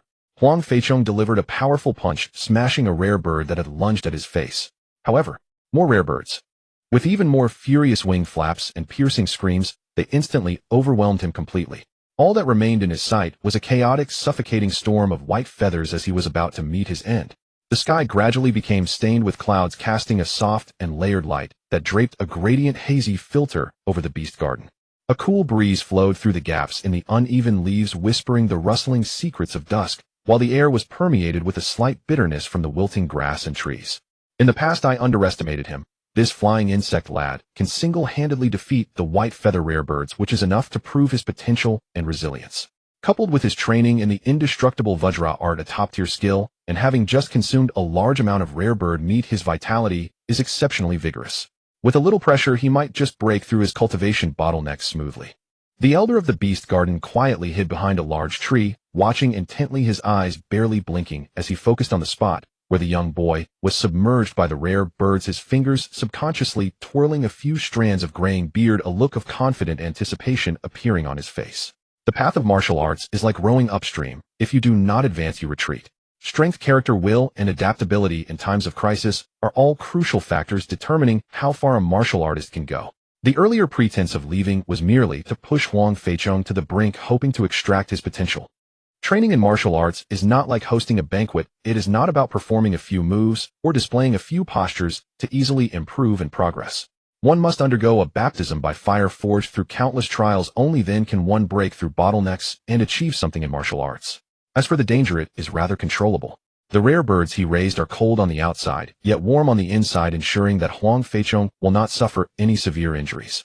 Choosing the indestructible Vajra art means one cannot fear death. If one is not afraid of death, one is not afraid of injury. If one is not afraid of injury, one can actively face storms and continuously grow stronger. No powerful martial artist is nurtured in a greenhouse. As time gradually passed, the light in the forest dimmed. Is this lad still not breaking through? The elder of the beast garden sensed for a moment and detected that the young boy still had a glimmer of vitality. The docile rare birds were precise in their strikes. Though the points of attack were painful, they were not lethal, and they had not continued their assault. Even if an accident occurred, as a family elder, he had various healing elixirs that could promptly save Huang Feichong. However, if the latter still does not break through, there would be no way to help. Such unexpected trials, where one is pushed to the edge and then reborn, only work best the first time. Using them again might yield counterproductive results. Hurry up and break through, you're driving me mad. The elder of the beast garden sighed softly. Just as he was about to resolve to intervene, suddenly a chaotic, yet powerful flapping of wings came from afar, resembling countless drum skins being struck. He saw over a dozen white feather rare birds, apparently startled, jumping back in unison, their sharp claws scratching the ground, creating a noticeable gap in the tight encirclement. In the gap, Huang Feichong's figure emerged. He gasped for breath, his chest heaving violently, sweat soaking his dark hair, and his clothing was torn in several places. The layer of golden light surrounding him was dimmed and flickering like a candle in the wind about to extinguish. I will absolutely not yield, for the golden finger I have awakened with great difficulty might only take effect while on the family island. This is my hope. It has taken 8 full years to activate. Huang Feichong panted heavily, his expression angry, seeing that he was about to reach the pinnacle of his life and marry the beautiful and rich girl from his clan. Yet now forced to leave the family island due to his low martial arts realm, causing his golden finger to become ineffective again. Fuck, I have opened this golden finger. Not even Jesus can close it for me. Give me strength, working class. Huang Feichong's gaze was resolute. On his scarred body, the dim golden light quickly faded, replaced by a more refined, pure, and dazzling radiant white light, as if a layer of flowing cold and indestructible platinum had been added to his surface. As the white light swirled, it faintly emitted a sound akin to the humming of metal, and a torrent of overwhelming yet gentle power surged from the depths of his bones, flowing through his limbs, as if an expanding balloon was covering his marrow, tendons, and flesh, where fatigue and excruciating pain melted away like snow, replaced by the resilience and fullness of a polar bear. Is this the acquired realm? He looked at his body, radiating pure white light, his 10 fingers slowly closing. The power contained within him nearly doubled. This power not only filled his arms, but also surged from his toes to the crown of his head. Each cell of his body seemed to brim with unprecedented vitality. This breakthrough at this moment signified that all his past efforts had not been in vain. Whether it was the long torment of being stuck at the peak of Marrow Refining, or the recent struggle against the sharp claws of the rare birds, it was all worth it. Now I have already caught up with most of my peers in terms of major realms. The remaining minor realm gaps I can gradually catch up later. I am filled with confidence. A strong joy surged from the depths of my heart. Having successfully completed this breakthrough, how far is the next one? The indestructible Vajra art seems to have transformed as well. He felt his strength surge, especially the layer of platinum white light that moved at will on his surface, as if it were indestructible and under his command. If previously he could withstand the onslaught of the white feather rare birds with his marrow refining cultivation and golden level indestructible Vajra art, then now, with his acquired realm cultivation and platinum level indestructible Vajra art, he could likely face these rare birds heat and perhaps even disregard their attacks. Breaking through both my cultivation and martial arts at the same time is truly a double blessing. Huang Feichong calmed his emotions, realizing that the situation had completely reversed at this moment. Caught. The white feather rare birds opposite him let out a sharp and chaotic screech, flapping their wings like large doors, their sharp eyes filled with human-like confusion. The young boy's aura had suddenly become powerful and dangerous, completely beyond their understanding. Can strength really change so suddenly? Moreover, after being attacked by them for so long, shouldn't this prey be getting weaker? Why has he instead become stronger? You rare birds, you just now acted without martial virtue, forcing me to fight a group alone. Now the tables have turned, and I am the enhanced version. This time the outcome of this battle is still unknown. Huang Feichong's lips curled into a satisfied arc as he raised his right hand, extending his index finger towards the agitated white feather rare birds, eager to unleash the platinum-level indestructible Vajra art to counterattack these nearly 20 rare birds at the peak of the acquired realm. The platinum-level indestructible Vajra art is not only indestructible in defense, but also formidable in offense. Moreover, he had now achieved the acquired realm, with overwhelming strength surging within him, providing him with ample confidence. Caught. The largest and most splendid rare bird, the leader, seemed infuriated by Huang Feichong's provocative gesture, letting out a sharp, long cry, filled with anger, as if to say, "You think you can get away with this?" With a mighty flap of its enormous wings, it stirred up the dry leaves and dust below, striding powerfully towards Huang Feichong, akin to 4 buses crashing together. Other rare birds also screeched in imitation, frantically flapping their wings and following behind the leader. In an instant, the aggressive flock of birds launched an assault, gathering momentum to tear the young boy to shreds. The sound of wind howled. The leader's beak, sharp as an iron hook, glinted with a chilling light in the dim light stirred up by the dust, its body carrying overwhelming force, charging towards Huang Feichong, in an instant moving as fast as a white shadow. At the critical moment, Huang Feichong's expression turned serious as the platinum white light enveloping him suddenly intensified. He subtly stepped back half a step, his body resembling a taut bow, his arm bent like a bowstring, suddenly tightening to gather strength. The force rooted itself from his feet, continuously channeling upwards his body's strength, coursing through him, ultimately converging on his right fist. That right fist, radiating a blinding white light, struck down like a platinum hammer forged from a furnace, accompanied by a dull yet terrifying sound as it ruthlessly smashed towards the leader of the rare birds. Bang! A heavy muffled sound suddenly erupted. The overwhelming white-lighted fist struck precisely against the leader's body. Like a battering ram breaking through a city gate, the immense impact shattered the leader's offensive momentum, and under the influence of truth, the leader's massive body lost all balance, stumbling and crashing to the ground, stirring up a cloud of dust. Caw! Caw caw! The aggressive white feather rare birds that followed up suddenly came to a halt. They looked at their leader struggling to rise, and then at the young boy standing tall and glowing in white light. After a moment of wide-eyed staring, Huang Feichong, glowing all over, stepped forward like a war god. Caught. The flock of rare birds was startled, letting out terrified cries, turning to flee in panic, stomping on the ground in a flurry, wings flapping chaotically, raising clouds of dust and obscuring the view behind them as they rapidly flew away from Huang Feichong, vanishing in an instant. When you are weak, they become strong. When you are strong, they flee. Is this what rare birds are like? Huang Feichong shook his head, spitting out a mouthful of black blood. Despite breaking through and being attacked by the rare birds earlier, he had still sustained some injuries. Fortunately, after successfully breaking through to the acquired realm, his injuries had mostly healed, and he was no longer in serious trouble. Click. At that moment, a very clear metallic sound of a mechanism being activated echoed behind him, discordant with the surroundings. Who is it? Huang Feichong's heart sank, and without thinking he exerted force beneath his feet and swiftly dashed several paces to the side. After dodging the potential attack, he turned around and set up a tight defensive stance, the platinum light swirling around him, his gaze alert, as sharp as a blade, directed towards the source of the sound, not daring to let down his guard. Kid, well done. The elder of the beast garden walked in his face, displaying unreserved satisfaction and emotion. Under the life and death pressure he had temporarily imposed, Huang Feichong not only successfully broke through his realm, but also transformed his martial arts skill. This remarkable performance left him dumbfounded. Elder. Huang Feichong, seeing the elder's attitude change again, his expression filled with question, yet still sharp, maintained a combat stance, not relaxing in the slightest. Seeing this, the elder of the beast garden slowly approached the rare bird leader, casually brushing over its struggling body. The once struggling giant bird seemed to receive treatment, shakily, standing up, glancing at the elder and the young man, before swiftly darting into the forest. No need to be surprised, though, everything is part of my plan. You kid consumed so much nourishing rare bird meat, overflowing with energy with nowhere to vent. I arranged a battle for you to give it your all, helping you digest and absorb, converting external force into your own, just right to strike while the iron is hot, and see if you could step into the acquired realm and examine the results of your current gains. Not only have you firmly stepped into the acquired realm, but you have also pushed the indestructible Vajra art to the platinum level. You should thank me properly this time. The elder of the beast garden stroked his beard, his eyes gleaming with a knowing look. Huang Feichong pressed his lips tightly, though he believed some of it the vigilance in his eyes had not completely dissipated due to these words. As for the pretense of leaving midway, it was merely to apply some pressure on you. In any case, after all I've done to help you, you wouldn't want to blame me afterward, would you?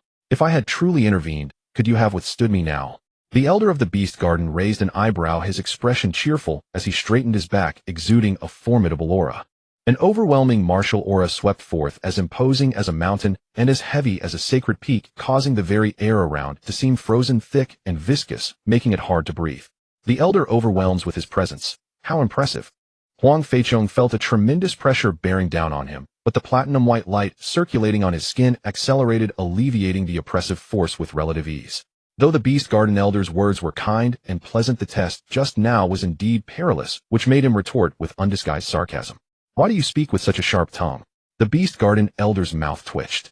Seeing the unconcealed displeasure on Huang Feichong's face, he did not press further. After all, after this breakthrough, the lad was no longer what he used to be. Though he could not match the geniuses who achieved Synopsis realm perfection before the age of 18, he was definitely a promising seedling. The key was that this kid's potential was realized entirely thanks to his own careful nurturing. May I ask, elder, if I had been killed by the rare bird, what would have happened? Huang Feichong asked with great displeasure. These rare birds were all raised by my own hands. Have you ever heard of anyone who came to challenge them getting into trouble? May I ask, elder, if I had been gravely wounded and near death, what would have happened? Tisk, though I am not wealthy, how much would it cost to save a brat who hasn't even reached the Huangyan realm? May I ask, elder, if I had failed to break through, what would have happened? Are you trying to blackmail me, kid? If your talent is poor and you can't break through, then go back and train more before trying again. The beast garden elder grew increasingly suspicious. He suddenly widened his eyes, swiftly withdrew his smile, and looked warily at the young man before him, losing his composure. The elder is thorough. Huang Feichong suppressed his frustration for a moment, and since he failed to pick a quarrel, he reluctantly conceded. Since the elder had prepared countermeasures for every scenario, he could confirm that the man was responsible and not acting on a whim. His anger subsided somewhat. In truth, if he had encountered an irresponsible or malicious elder, anger would have been useless anyway. Enough. This elder will be magnanimous and not quibble with a youth who has just suffered grievances. This coincidence did give you a not so small fright. I am not a stingy elder, so I will reluctantly bestow upon you a treasure as compensation. Such good fortune exists. Ahem, but unfortunately I've been a bit short of funds lately. So here's the deal: whenever you encounter a difficult bottleneck or any tricky problem in your martial cultivation, come to the beast garden to find me. Though I am only a clan elder, with my years of experience and insight, giving you some guidance should be more than sufficient. The elder changed his tone, showing a hint of embarrassment, but the guidance of a Synopsis realm expert was still precious. In the mundane world, such an opportunity would be worth 10,000 gold. It could save a Huangyan realm martial artist many detours, and the time saved might be used to raise the ceiling of future achievements. Just that. Feichong thanks the elder. Huang Feichong took a deep breath, stopped overthinking, and bowed with his fists cupped. Regardless, the promise of a Synopsis realm elder was a tangible benefit. Although the beast garden elder's test had startled him, the protective measures were in place. He could also sense the elder's genuine care for the younger generation of the clan. Thinking of this, the trust he had lost just moments ago quietly began to recover bit by bit. At dusk, the wooden house was dimly lit, with only the moonlight outside providing a faint illumination. Huang Feichong sat cross-legged on the cold, hard wooden bed, his eyes slightly closed, as if in a trance. The quiet meditation method of the indestructible diamond divine art circulated within his body like a gentle stream, continuously smoothing the restless inner energy caused by the breakthrough. When he opened his eyes again, a sharp glint flashed in his pupils. He could now control the power of the Huangyan realm with the same ease as breathing. The platinum-level indestructible diamond divine art. Huang Feichong spread his palm, and by the faint moonlight outside the window, he saw the platinum light faintly flowing beneath the skin of his palm. His eyes shone brightly. The transformation of a martial divine art can only be achieved by cultivating it to an extremely profound level. Even some Synopsis realm experts cannot make their martial divine art transform. And yet I have accomplished it by sheer chance, just upon entering the Huangyan realm. This meant that he was now highly compatible with the indestructible diamond divine art. The reason he had been stuck at the peak of Marrow Refining before might have been due to a lack of compatibility. My current weakness is my martial realm. I have just stepped into the early Huangyan realm. Most of my peers have already reached the mid or late Huangyan realm, and some have even entered the Synopsis realm. But the more urgent matter now was to find Uncle Huang Long. Informing him of his successful entry into the Huangyan realm might cancel the arrangement to leave the island early. Better go now before any complications arise. This thought was like a spark, driving him forward without hesitation. He strode out swiftly and dashed toward the residence of Uncle Huang Long, his steps unusually light and powerful with his newly elevated cultivation. Hurrying to the courtyard, Huang Feichong spotted Uncle Huang Long at once. The latter was lounging leisurely on a bamboo recliner, his body gently swaying with the chair appearing utterly at ease in the evening breeze. Huang Feichong took a deep breath, calmed himself, and quickly stepped forward. Feichong. The bamboo recliner creaked softly. Huang Long's ears twitched sensitively, and he turned his gaze toward the door. Seeing Huang Feichong, a hint of surprise appeared on his face, puzzled by the latter's interruption at this hour. Uncle, I broke through. I have successfully entered the Huangyan realm. Huang Feichong's voice rose slightly with excitement, echoing clearly in the quiet. He straightened his back, his eyes filled with expectation, like a soldier awaiting inspection. So it's this. Huang Long's expression showed some surprise. He instinctively looked up at the darkening sky, noticing that the stars dotting the night were sparse, much like the scarcity of geniuses in this generation. Still, he forced some interest and looked at Huang Feichong. Come show me your skills. Circulate your inner energy and perform a set of punches. Huang Long patted the non-existent dust off his robe, reluctantly sat up from the recliner, his eyes carrying a scrutinizing and confirming look. Yes. Huang Feichong did not hesitate. He stepped back to create distance, assumed the starting stance of the clan's basic fist technique with a steady posture and a firm lower body. Then with a shout he threw punches like wind, swept his legs like whips, moved with agile steps, and executed the basic routines. Though the forms were elementary, backed by Huangyan realm cultivation, they became immensely powerful. The wind of his punches whistled with faint sounds of breaking air. His leg shadows were like lightning, kicking up fine dust from the ground. His movements were nimble and swift, each strike carrying a heavy force, demonstrating the abundant inner energy within him and his excellent control over it. Not bad. It is indeed a genuine Huangyan realm. Feichong, you have made great progress. Huang Long casually glanced a few times, nodded, and a gratified smile appeared at the corner of his mouth. He paused for a moment, then spoke words of encouragement. This is good. With your Huangyan realm foundation, after you leave the island, the clan will surely assign you a decent position. You will have a secure livelihood outside. As your instructor, I feel proud of your achievement.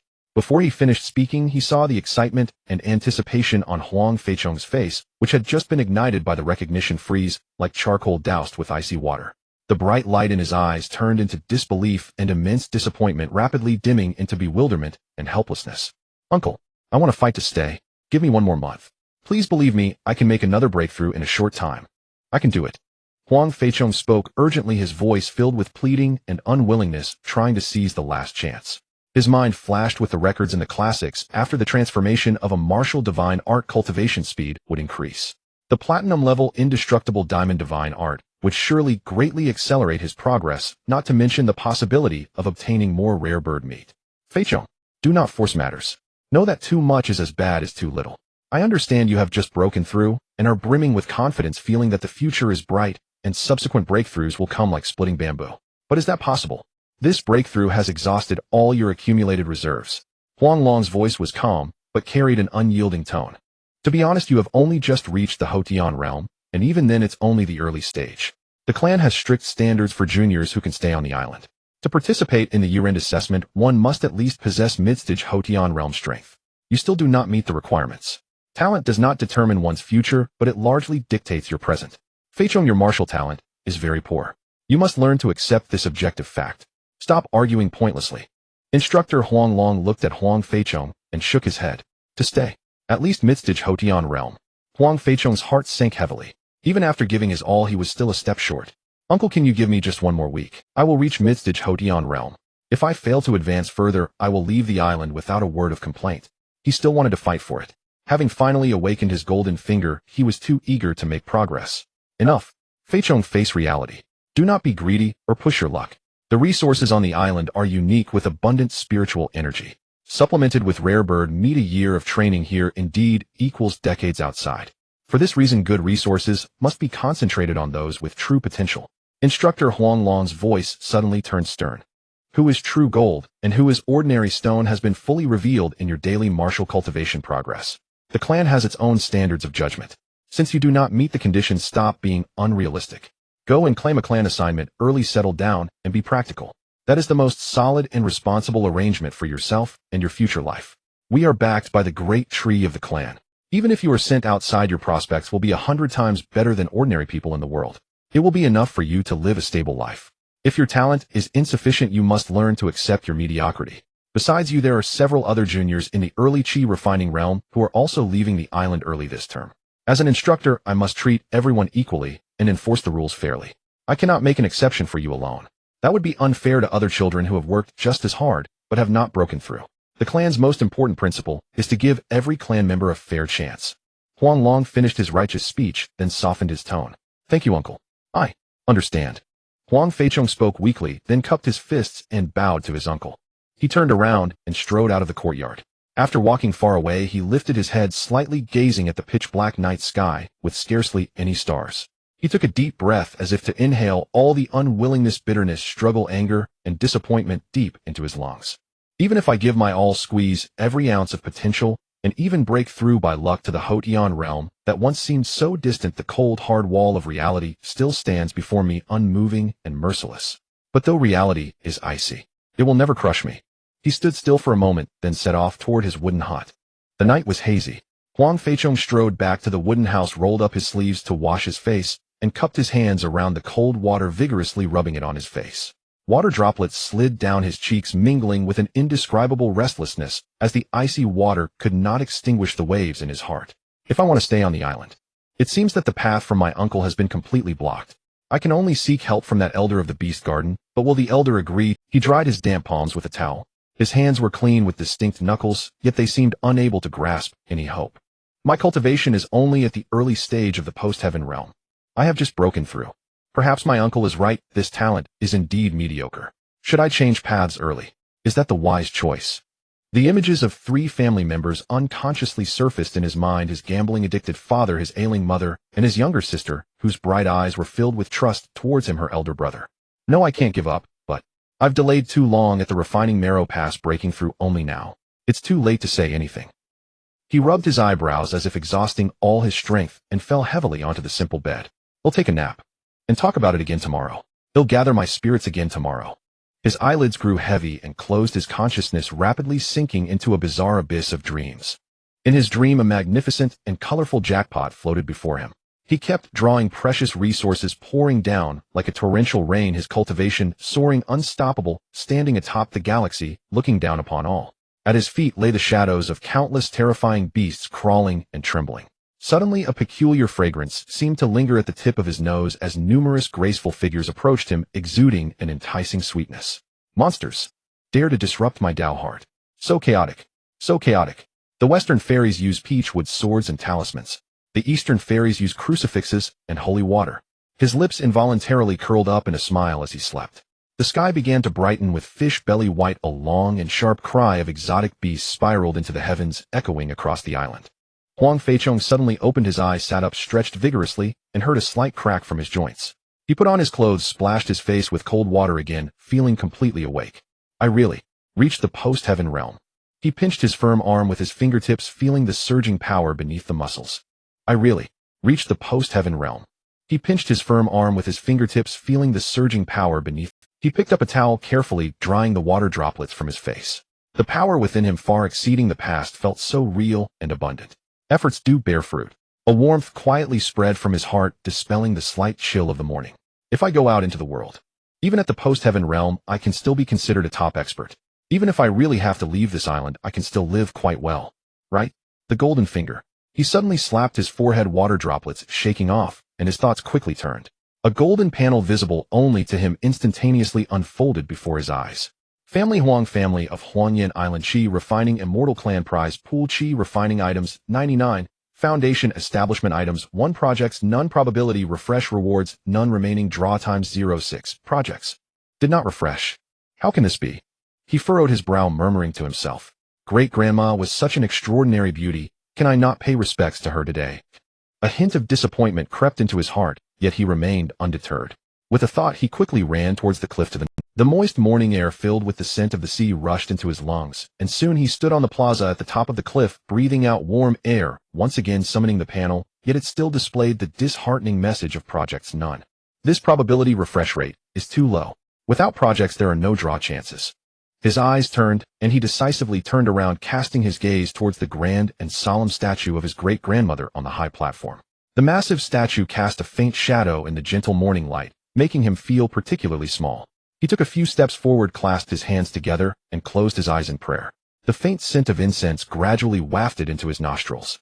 Although the project still hadn't been triggered, there was an inexplicable sense of tranquility in his heart, like a gentle stream washing over his previously restless thoughts. Why should I worry excessively about possibly leaving the island? What if I can still use my golden finger even after leaving my family? If that's the case, even if I really leave, it won't affect my ability to rise to the peak with my cheat. A series of clear footsteps reached his ears, rapidly approaching from afar. The speed of the newcomer seemed astonishing, and he couldn't help but instinctively open his eyes and turn his head to look. He saw a young girl in a simple white robe, her long black hair flowing like soft satin. She moved gracefully and elegantly up the stone steps, her delicate features becoming clearer in the dim light. Her beautiful bright black eyes sparkled like gemstones, but when they met his gaze, she seemed to frown slightly. May great-grandmother bless Feichong, so that he may succeed in cultivation in the future. Huang Feichong did not want to be misunderstood, so he immediately raised his voice, speaking clearly to ensure she could hear him. After finishing his words, he turned to leave without a sideways glance, as staying here would not trigger the prize pool project. He circled around the girl just about to descend the mountain, and with no pleas from behind, a subtle feeling of disappointment rose in his heart. Will I ever meet her again? Should I go up and ask for her name? He suddenly stopped, turned to look back, and saw the morning light outlining the beautiful girl who stood piously before the great-grandmother's statue, her head bowed, as if silently praying. The wind brushed past her slender form, her ink-black hair cascading down, creating a scene as tranquil as a carefully drawn painting. Oomph! A cold snort filled with malice and strength erupted like thunder in his ears. Immediately after, a fierce force slammed into his back. He had not expected this scene at all. His body instantly lost balance, and he fell to the ground, the rough surface scraping against his elbow, causing a slight stain. Huang Feichong, what are you peeking at here? The newcomer looked down at the fallen Huang Feichong, taking the initiative to speak, hands on hips, looking down from a height. A hint of surprise flashed in his eyes. With his strength, he had pushed a waste who hadn't even entered the post-heaven realm, yet he hadn't been pushed far at all. What did I peek at? I just came down from the plaza. Huang Feihu, why did you ambush me? Huang Feichong propped himself up, frowning at the other party, who turned out to be the only genius of this session, Huang Feihu, who had already entered the innate realm. The two of them had only been left behind by the instructor yesterday, and he hadn't expected to encounter him here today. This Huang Feihu had attacked him without reason, and if it weren't for his tough skin and flesh, he might have been injured by now. His heart suddenly sounded an alarm. Ambush you? Which of your eyes saw me ambush you? Hurry and get lost. Don't embarrass yourself here. Huang Feihu's eyes flashed with disdain and impatience. What, I can't just stand here. Did this cliff belong to you, Huang Feihu? Huang Feichong's anger surged. First he had been ambushed, and now he was insulted. This was too much. What? You look like you won't accept it. Huang Feihu stared at Huang Feichong, and suddenly his lips curled into a cruel arc as he raised his fist, which was as big as a sandbag. Want to fight? Think carefully. I am in the innate realm. You aren't, even in the post-heaven realm. Don't ask for trouble. Huang Feihu glanced at the plaza in the distance, coldly mocking Huang Feichong. Huang Feichong retorted, you just ambushed me and didn't even apologize, and now you want me to think carefully. Huang Feichong, I am in the innate realm. You, a waste who hasn't even reached the post-heaven realm, dare to say I ambushed you. I merely touched you lightly, and you fell out on your own. Should we find Uncle Long to discuss your peeping here? Who do you think Uncle Long will believe, you or me? Huang Feihu sneered, his words filled with threats. You ambushed me, and now you slander me for peeping? Huang Feichong's brows furrowed as a lightning-fast thought flashed through his mind, and he looked somewhat suspicious. You, Huang Feihu, were you the one peeping? He had specifically come to test his golden finger, but what was Huang Feihu doing sneaking around here early in the morning? Huang Feichong, you waste dare to slander me. Who gave you the guts? Huang Feihu's expression changed drastically. His eyes uncontrollably darted towards the plaza, and when he turned back, his eyes burned with fierce anger, glaring fiercely at Huang Feichong, his furious words seemingly hiding a hint of panic. Huang Feihu, if you weren't peeping, why are you here? You even feel guilty and turn the tables to accuse me of peeping. You really are shameless. Huang Feichong caught that fleeting hint of panic. His heart suddenly understood the truth. You waste who isn't even at the post-heaven realm. What qualifications do you have to boast in front of me? Huang Feihu's face instantly flushed, his eyes narrowed in anger, a cruel smile spreading on his lips as a dangerous aura quietly gathered. Before he could finish speaking, a palm containing condensed energy suddenly tore through the air and struck toward Huang Feichong's chest. Stop! In the distance, the girl, having finished her prayer before the statue, turned her head and saw this thrilling scene, her delicate brows furrowing as she urgently called out. He'll give you a lesson, to let you know the heights of heaven and depths of the earth. Huang Feihu paid no heed, his expression even colder as he looked at Huang Feichong, who seemed stunned and forgot to dodge. The contempt in his eyes grew deeper, and he struck down unhesitatingly with a dominating palm wind that carried tearing force. Huang Feichong's pupils contracted as he did not dare to be the least bit careless. A white light erupted on his skin's surface, a layer of dense light armor flowing like liquid platinum instantly covering his entire body. In the morning light, he appeared as if clad in a dazzling platinum battle armor, shining brilliantly, dazzling to the eyes. What is that? The platinum-level indestructible Vajra technique. Usually it's hard for innate realm experts to master. That clan brother seems still not even at the post-heaven realm. The girl witnessing this relaxed her tense expression slightly, her clear eyes filled with surprise. Bang! A dull sound like a striking stone erupted. My! Huang Feichong's eyes jumped, filled with suspicion. His palm containing 30% of his strength struck. However, the scene he had imagined, where Huang Feichong spat out blood and flew back, did not happen at all. The other party merely swayed slightly. He chose an external technique. That fits your waist talent quite well. Huang Feichong immediately understood. Some clan members who were aware of their poor talent chose to cultivate external techniques that didn't require much talent, which was quite normal. It seemed tough skin and flesh were essential, otherwise it would be impossible to withstand his blow. Since you called me grandfather, they'll let you this grandson. Open your eyes. Huang Feichong suppressed the displeasure in his heart, calmly preparing for battle. With the indestructible platinum-level indestructible Vajra technique backing him, even facing an innate expert, he might not be without a chance to fight. Dare to resist. Huang Feichong's eyes caught a glimpse of the girl paying attention to this side, instantly invigorated, as if he had been injected with adrenaline full of energy. Once again he struck out with a palm, the wind howling. This time he used 50% of his strength. Huang Feichong's entire body glowed white as he fiercely swung his right fist covered in platinum radiance to meet the attack. Bang! The fists collided violently, and the airwaves trembled slightly. Huang Feichong was pushed back a step, the stone slab beneath his feet cracking instantly. Fortunately, the defense of the platinum-level indestructible Vajra technique was astonishing, so he was not injured. The power of the innate realm indeed far exceeded that of the post-heaven realm. Even the advantage of his technique could not completely bridge this immense gap. I only took a step back after taking your 50% strength. Huang Feichong's smug expression instantly turned to one of shock. He was an innate expert. His realm crushed others. With 50% of his strength combined with his technique, he could severely injure a peak post-heaven realm practitioner. But now he couldn't even harm his opponent in the slightest. His brows furrowed for a moment before his eyes grew sinister as he sneered. No wonder you dare to confront me. It turns out you this waste really have some skills. Seems like you've broken through to the post-heaven realm. You really must have stepped in some dog shit. But how did I hear that you wastes who can't even touch the mid-stage of the post-heaven realm are to be driven off the island?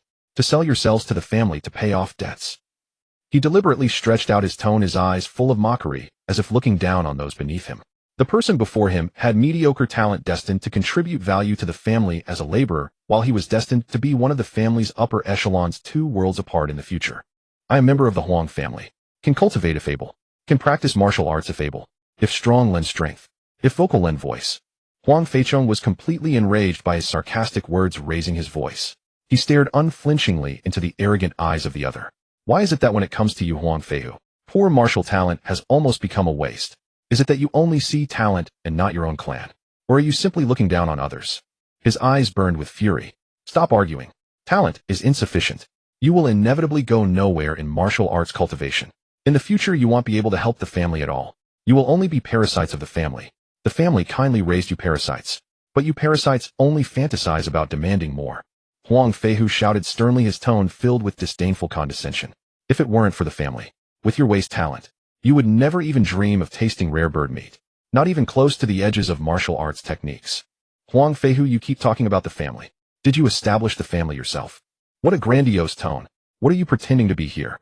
Huang Feichong was thoroughly amused by Huang Feichong's inflated rhetoric. Having lived 2 lives, it was the first time he had encountered such a pretentious person, and he retorted without reservation. You dare to disrespect me time and again. Huang Feichong felt his dignity trampled repeatedly, his eyes blazing with rage. I will deal with you today. Uncle Long won't have any say either. Come if you dare. Do you think you're invincible? Huang Feichong was also ignited completely, his fighting spirit boiling, the indestructible Vajra technique filling him with power. And with the beast-taming scripture as his trump card. Everyone stop. Fighting among clans is prohibited on family islands. The girl's gaze sharpened, seeing the two on the verge of confrontation. She rushed over to intervene. This fellow's conduct is shameful, sneaking about to peep. Ooh, I have him right here. Huang Feichong turned around and pointed at Huang Feichong, raising his voice on purpose, afraid the young woman would not hear. So it was him peeking here, she suddenly said with a smile. Her voice was clear and sweet as she lifted her pale arm and struck the would-be peeper with a single palm. Smack! With a crisp, decisive sound, Huang Feihu felt a sharp pain on his cheek. Darkness rushed at his vision, and the world spun. Bewilderment and disbelief filled his mind as his body crumpled and lay peacefully upon the ground. A sharp, astonished sound of inquiry. Huang Feichong had barely assumed a defensive posture when he saw Huang Feihu collapse. It became plain that the beautiful girl had not been deceived. The pleasant reality calmed him. Much of the anger Huang Feihu had stoked within him immediately cooled. He realized at once how formidable the girl was, perhaps one of the island's few senior sisters of previous generations. Huang Feihu, after all, was undeniably a genuine, innate realm martial talent. She had felt him as if he were made of paper with a light offhand palm. The sight of this fair-bed, exquisitely beautiful girl made plain the depth of her strength. "Thank you, clan sister." That dog of a fellow cried shame, while he himself lurked like a thief. He slandered me to save his face. Fortunately, your eyes are sharp, and you were not fooled by such a petty man. Huang Feichong hurriedly thanked the girl. Do not worry. She smiled, glanced once at Huang Feichong, withdrew her ivory arm, and casually rubbed her reddened palm. Her bright eyes carried a knowing amusement that seemed to pierce the heart. Her voice was soft and clear like a breeze across a mountain spring, cool and faint as first snow on pine. I saw everything just now. To have brought the Huangyan unbreakable divine skill to the platinum tier, you must be an honest clan junior. She looked at Huang Feichong with a tone of conviction. That art demands endless tempering to progress. Within this clan island, few but the steadfast and diligent would ever choose it, and still fewer would reach such a sublime platinum level. Today I reluctantly taught this fellow a lesson. Cultivation on the island is hard. Protect yourself and go back. There is no need to thank me. She waved lightly as if brushing off a speck of dust. Morning light traced the gentle contours of her face. A hint of nonchalance lingered in her voice. Thank you, clan sister. I Feichong am infinitely grateful. Huang Feichong felt a warm current rise in his chest as he bowed deeply, his voice filled with gratitude. I already said there is no need to thank me, she murmured with a trace of helplessness, then turned gracefully away, her robe fluttering as she melted into the morning breeze. The wind carried away her whispered words, threaded with the satisfaction of setting things right. Finally taught that peeping pervert a lesson. Always sneaking about early in the morning to steal looks. Infuriating. Huang Feichong exhaled deeply, gratitude written across his face as his eyes followed the vanishing figure. What a charming clan sister. A pity I forgot to ask her name, he thought, then glanced at Huang Feihu on the ground, shook his head, and hurried away. A question nagged at him. Huang Feihu was unquestionably this year's top prodigy. If he were to make a move against him, the consequences could be disastrous. On the other hand, if Huang Feihu harmed him first, would the clan punish Huang Feihu? That was hard to say. If one considered value alone, an innate realm genius clearly outranked a mediocre postnatal disciple. He would have to swallow his grievance for now. Huang Feichong returned to his wooden hut, and just as he closed his eyes to rest, a loud knocking sounded at the door. He rose puzzled and opened it to find Huang Feihu panting. Feichong, it's time for morning drills. If you're late, an instructor Huang Long loses his temper. Well, both be. Huang Feihu breathed easier when Feichong opened the door, then began to urge him on with anxious shouts. You usually wake before me. How did you oversleep today? There is only a month until the year-end assessment. I heard the rewards for those who perform well are very generous. Year-end assessment. Huang Feichong responded with one enthusiasm. Indeed, I overslept. Besides, what does the year-end assessment have to do with a postnatarium fellow like me? I would be grateful simply not to finish last. Huang Feichong had been told by instructor Huang Long to leave the island early. Feihu likely did not know. They were not close friends. Feichong was the class bottom, utterly untalented, while Feihu's aptitude was excellent. After nearly a year of training, Feihu had almost reached the late postnatal threshold. Feichong remembered when they first met, Feihu had looked almost boyish. Wait a moment. Huang Feihu suddenly widened his eyes and regarded Huang Feichong up and down with astonishment. Feichong, you broke through to the postnatal realm. Huang Feichong nodded. That's wonderful. This seals it. With your mastery of the Huangyan unbreakable divine skill in the postnatal realm, there will be few who can lay a hand on you. Huang Feihu was genuinely pleased for him. Huangyan unbreakable only gives you thicker skin, it lacks in many other aspects. Huang Feichong waved his hand and practiced modesty. It cannot compare to your Tianhu divine skill. Its speed is ghost-like and rare in the world. Tianhu divine skill may be fast, but its offense and defense are mediocre. It has an obvious weak spot. Huang Feihu sighed, a hint of regret on his face. They exchanged a glance and saw the same thought mirrored there. Each felt the other's choice seemed more practical, yet what was done could not be undone. Oh no, damn it. Huang Feihu slapped his forehead, his voice leaping several notes. Hurry up. Time is almost up. We'll talk on the way. If instructor Huang Long flies into a rage, things will be terrible. He stamped and grabbed Huang Feichong to pull him along. Feichong shook his head in helplessness, but fell in step immediately. The two figures shot out like arrows loosed from a bow, wind at their heels, dust billowing as they sped toward the training ground. More and more peers gathered on the training ground until a black mass stood there, all newcomers with less than a year of martial practice. The air brimmed with the unique vigor of youth. Alas, after the year-end assessment, only the top few would remain. The rest would be sent to clan duties or sent elsewhere to endure. In short, those judged talentless would be dismissed by the clan. Stand straight. The instructor is coming. The instructor looks in a terrible mood today. Someone's shout set the crowd abuzz. A few noticed something more, and voices sank into eager whispers that rippled through. Seeing the instructor's sullen countenance, the boys and girls dared not tempt fate. Each instinctively straightened, and tensed eyes fixed forward as if afraid to breathe. Huang Feichong kept his face expressionless but felt a little proud inside. After his breakthrough yesterday, the new generation of the cohort had finally all stepped into the postnatal realm. He allowed himself a private self-satisfied thought that it was thanks to him. Uncle Huang Long strode forward, his face indeed so dark it seemed it might drip. Huang Feichong arched an eyebrow, wondering what could have put him in such a state, and then saw Huang Feihu trailing obediently at Huang Long's heels. Huang Feihu wore a perfectly measured air of innocence and grievance, while his eyes covertly swept the crowd like a viper's forked tongue. He immediately fixed on Huang Feichong, leaned close to Huang Long's ear, and whispered a few words, subtly nodding a finger in Feichong's direction. Huang Long's gaze flashed like lightning as he looked at Huang Feichong, and with undisguised severity ordered coldly for him to step out of line. A hush fell over the training ground, so complete one could hear a pin drop. Scores of astonished, puzzled, and curious eyes all snapped toward Huang Feichong. How did Huang Feichong draw the instructor's ire? Feichong, what's going on? Is the instructor after you? Asked Huang Feihu from beside him, surprised, leaning in to whisper. It's a long story, Huang Feichong replied in a low voice. He drew a deep breath, forced down the turmoil within, and stepped out of the formation.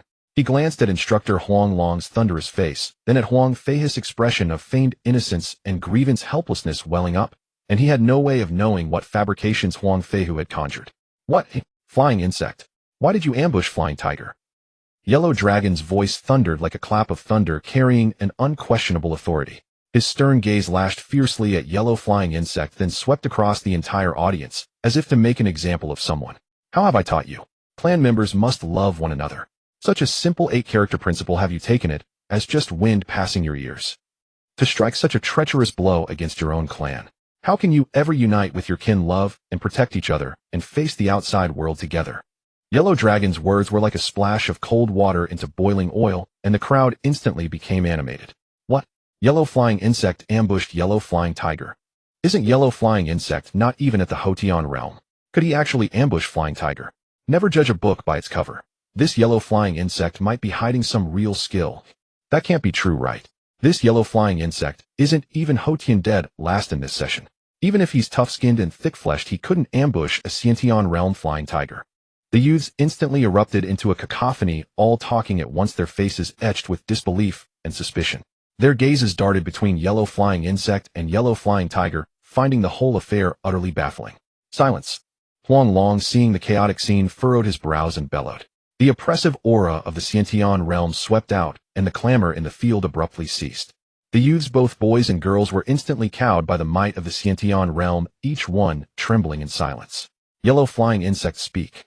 Huang Long's stern gaze fixed back on Yellow Flying Insect. Uncle Long, please don't blame Flying Insect. Just that Don Flying Insect might have wanted to seek a sparring session for advice. I was careless and off guard, and only now feel as if I was ambushed. Yellow Flying Tiger spoke up at the perfect moment, his voice carrying a hint of magnanimity. The crowd stirred again, with suppressed excitement. Early in the morning, just at dawn, going to someone for a sparring session. Who would believe that was a real spar? It was definitely an ambush. That Yellow Flying Insect ambushed Yellow Flying Tiger. It was actually true. Even Yellow Flying Tiger himself admitted, Brother Flying Tiger is the top of this session. He shouldn't be lying, right? Yellow Flying Insect really did ambush him. And even used the excuse of sparring. What a scheming heart. A calculated strike against an unsuspecting target is the most lethal. Look how furious the instructor is. Could it be that Yellow Flying Insect actually succeeded in his ambush? That's somewhat impossible, isn't it? The youth's gazes once again converged on Yellow Flying Insect, mingling astonishment with incredulity, as if seeing this peer for the first time. They never imagined the quiet one could pull off such a feat. Truly, you never know a person's heart from their face. Uncle, I did not ambush Yellow Flying Tiger. This morning it was Yellow Flying Tiger who ambushed me. Yellow flying insect felt blood surging to his head, his brows knotted into a frown, his voice involuntarily rising. He never expected yellow flying tiger to twist the truth so blatantly, not only ambushing him at dawn, but also turning the tables in front of everyone, even the instructor, by falsely accusing him of the ambush. A Huangyan realm cultivator ambushing a Synopsis realm 1. That lie was too absurd. Flying insect, what you mean is... Huanglong's face darkened, his expression like the sky before a storm, his voice cold as... Flying tiger, the only martial Synopsis realm prodigy of this session, the future hope of the clan, went to ambush you at dawn. The instructor has confirmed it. Yellow flying insect really did go to ambush flying tiger. This yellow flying insect is so audacious. He even dared to ambush a Synopsis realm like flying tiger. And under the pretext of sparring. The watching youths were utterly shocked. Their looks at yellow flying insect were filled with both astonishment and pity. The instructor's words were undoubtedly the final nail in the coffin of yellow flying insect's alleged ambush. But even if the ambush had succeeded, what good would it do? The instructor was here to avenge flying tiger, wasn't he? Especially since flying tiger was such a genius. Training on the same island and for the same duration, they were still struggling at the middle and late stages of the Huangyan realm, while yellow flying tiger had already smoothly crossed that heavenly chasm. A genius like this appears only once in many years. Undoubtedly the clan's rising star. Yellow flying insect actually dared to provoke yellow flying tiger. It was like an old man eating arsenic, tired of living. Yellow flying insect isn't even at the Huangyan realm, yet he dares to say brother flying tiger ambushed him. A Synopsis realm martial artist ambushing a Marrow Refining Gate martial artist. Isn't that a joke? Exactly. A Synopsis realm can command the world's energy for support, crushing a Huangyan realm with ease, let alone a Marrow Refining Gate. If brother flying tiger really wanted to ambush yellow flying insect, would yellow flying insect still be standing here unscathed, head be down on the ground? The murmurs were almost unanimously in favor of yellow flying tiger. The youth's gazes at yellow flying insect now carried suspicion, contempt, or even disgust. Yellow flying insect listened to the buzzing around him and felt a sudden chill. His experience of 2 lifetimes instantly sounded the alarm. This was a case of public opinion can melt gold. He had to clear his name immediately. Otherwise, even if the truth came out later, these people would never sincerely apologize. They would only blame him for not explaining clearly earlier. Uncle. He straightened his back, his voice ringing clearly across the entire field. Yellow flying tiger is at the Synopsis realm. How could I possibly ambush him? It was he who ambushed me. I only managed to stay unharmed by relying on the indestructible diamond divine art. He shouted the truth loudly.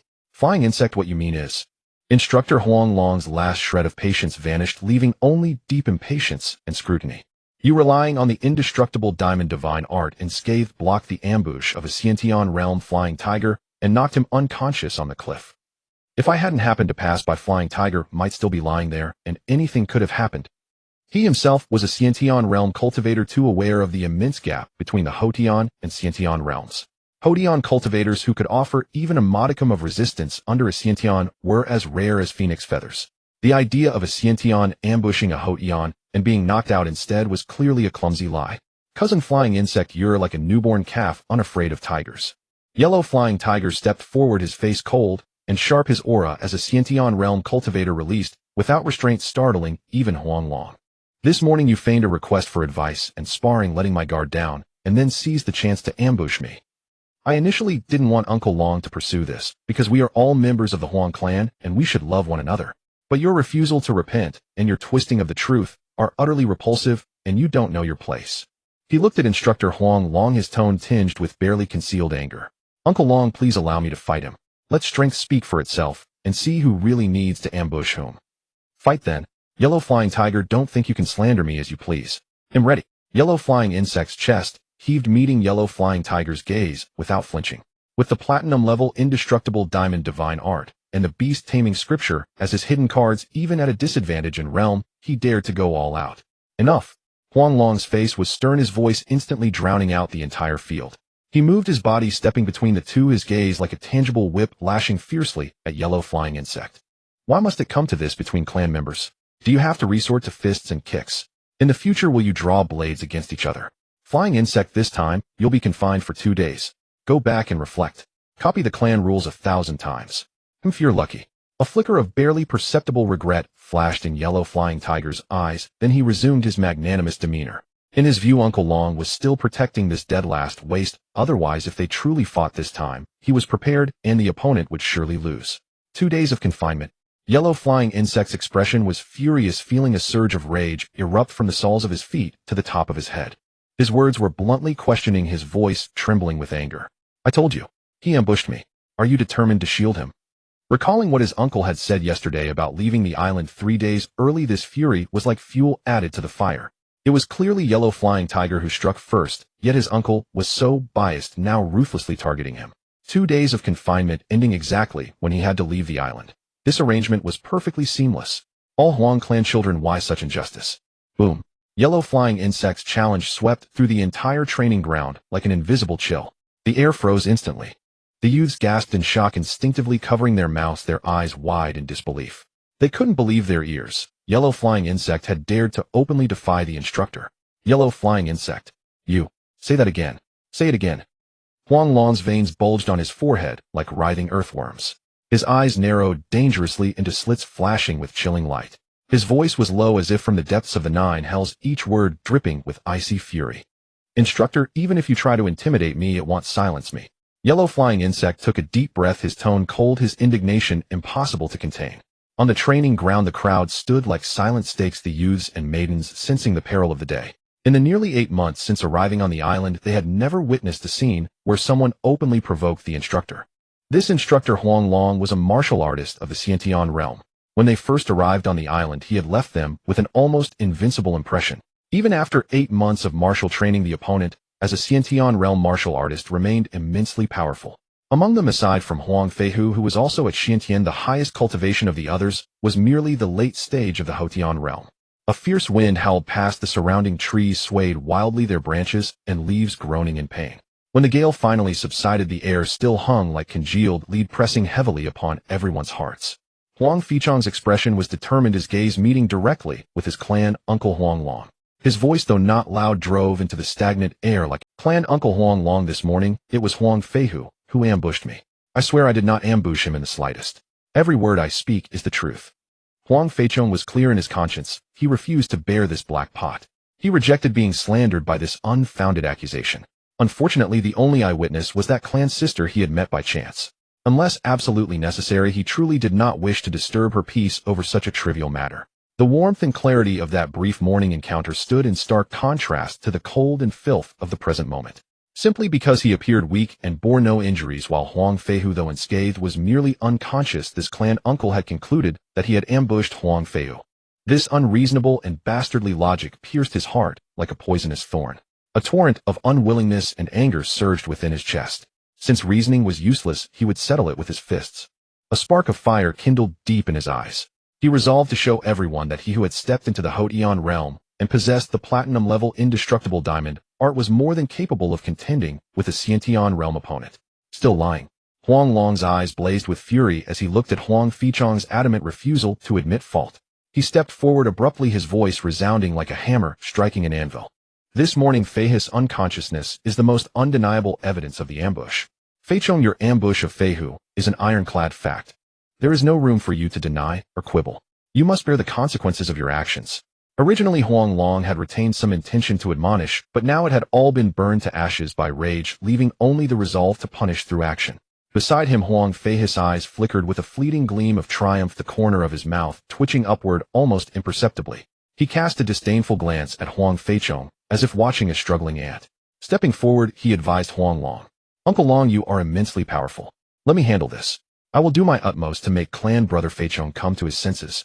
Hearing Huang Feichong's voluntary offer, and seeing Huang Feichong still unyielding, Huang Long's anger flared even brighter. He snorted heavily, turned, and strode away, clearing the space for the two. Feichong will trouble you then. We are all family. A minor punishment will suffice, just enough to make a point.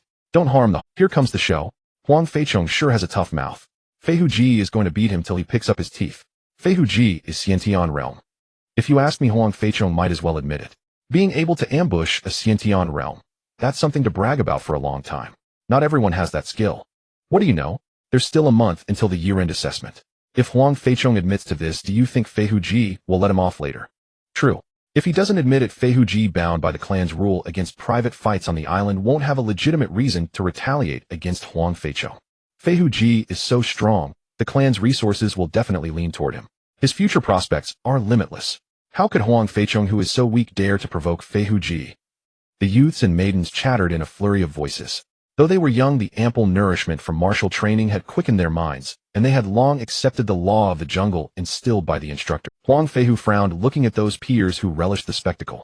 He pressed his lips together firmly, then raised his voice, speaking with earnest seriousness.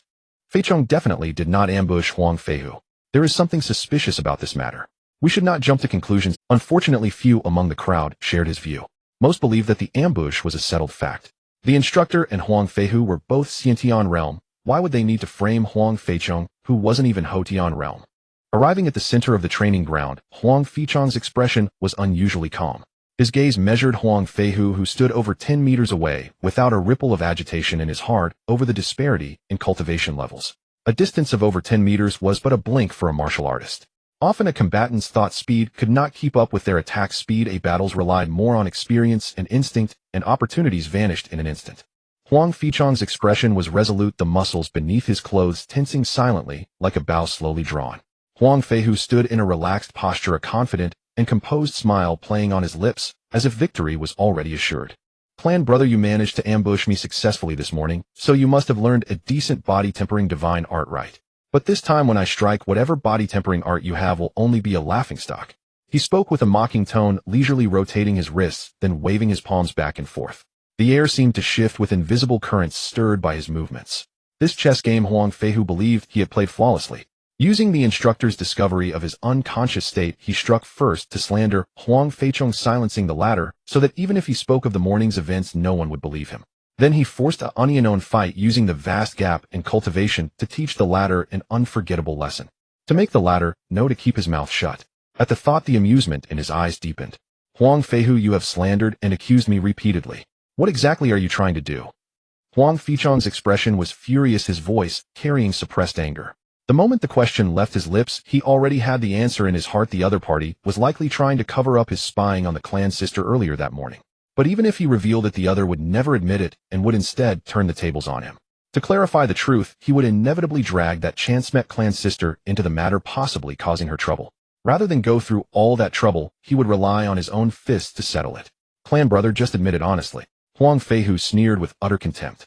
Slowly raising his hands and assuming a stance, the surrounding air suddenly churned, violently coalescing into two streams that spiraled and howled around him.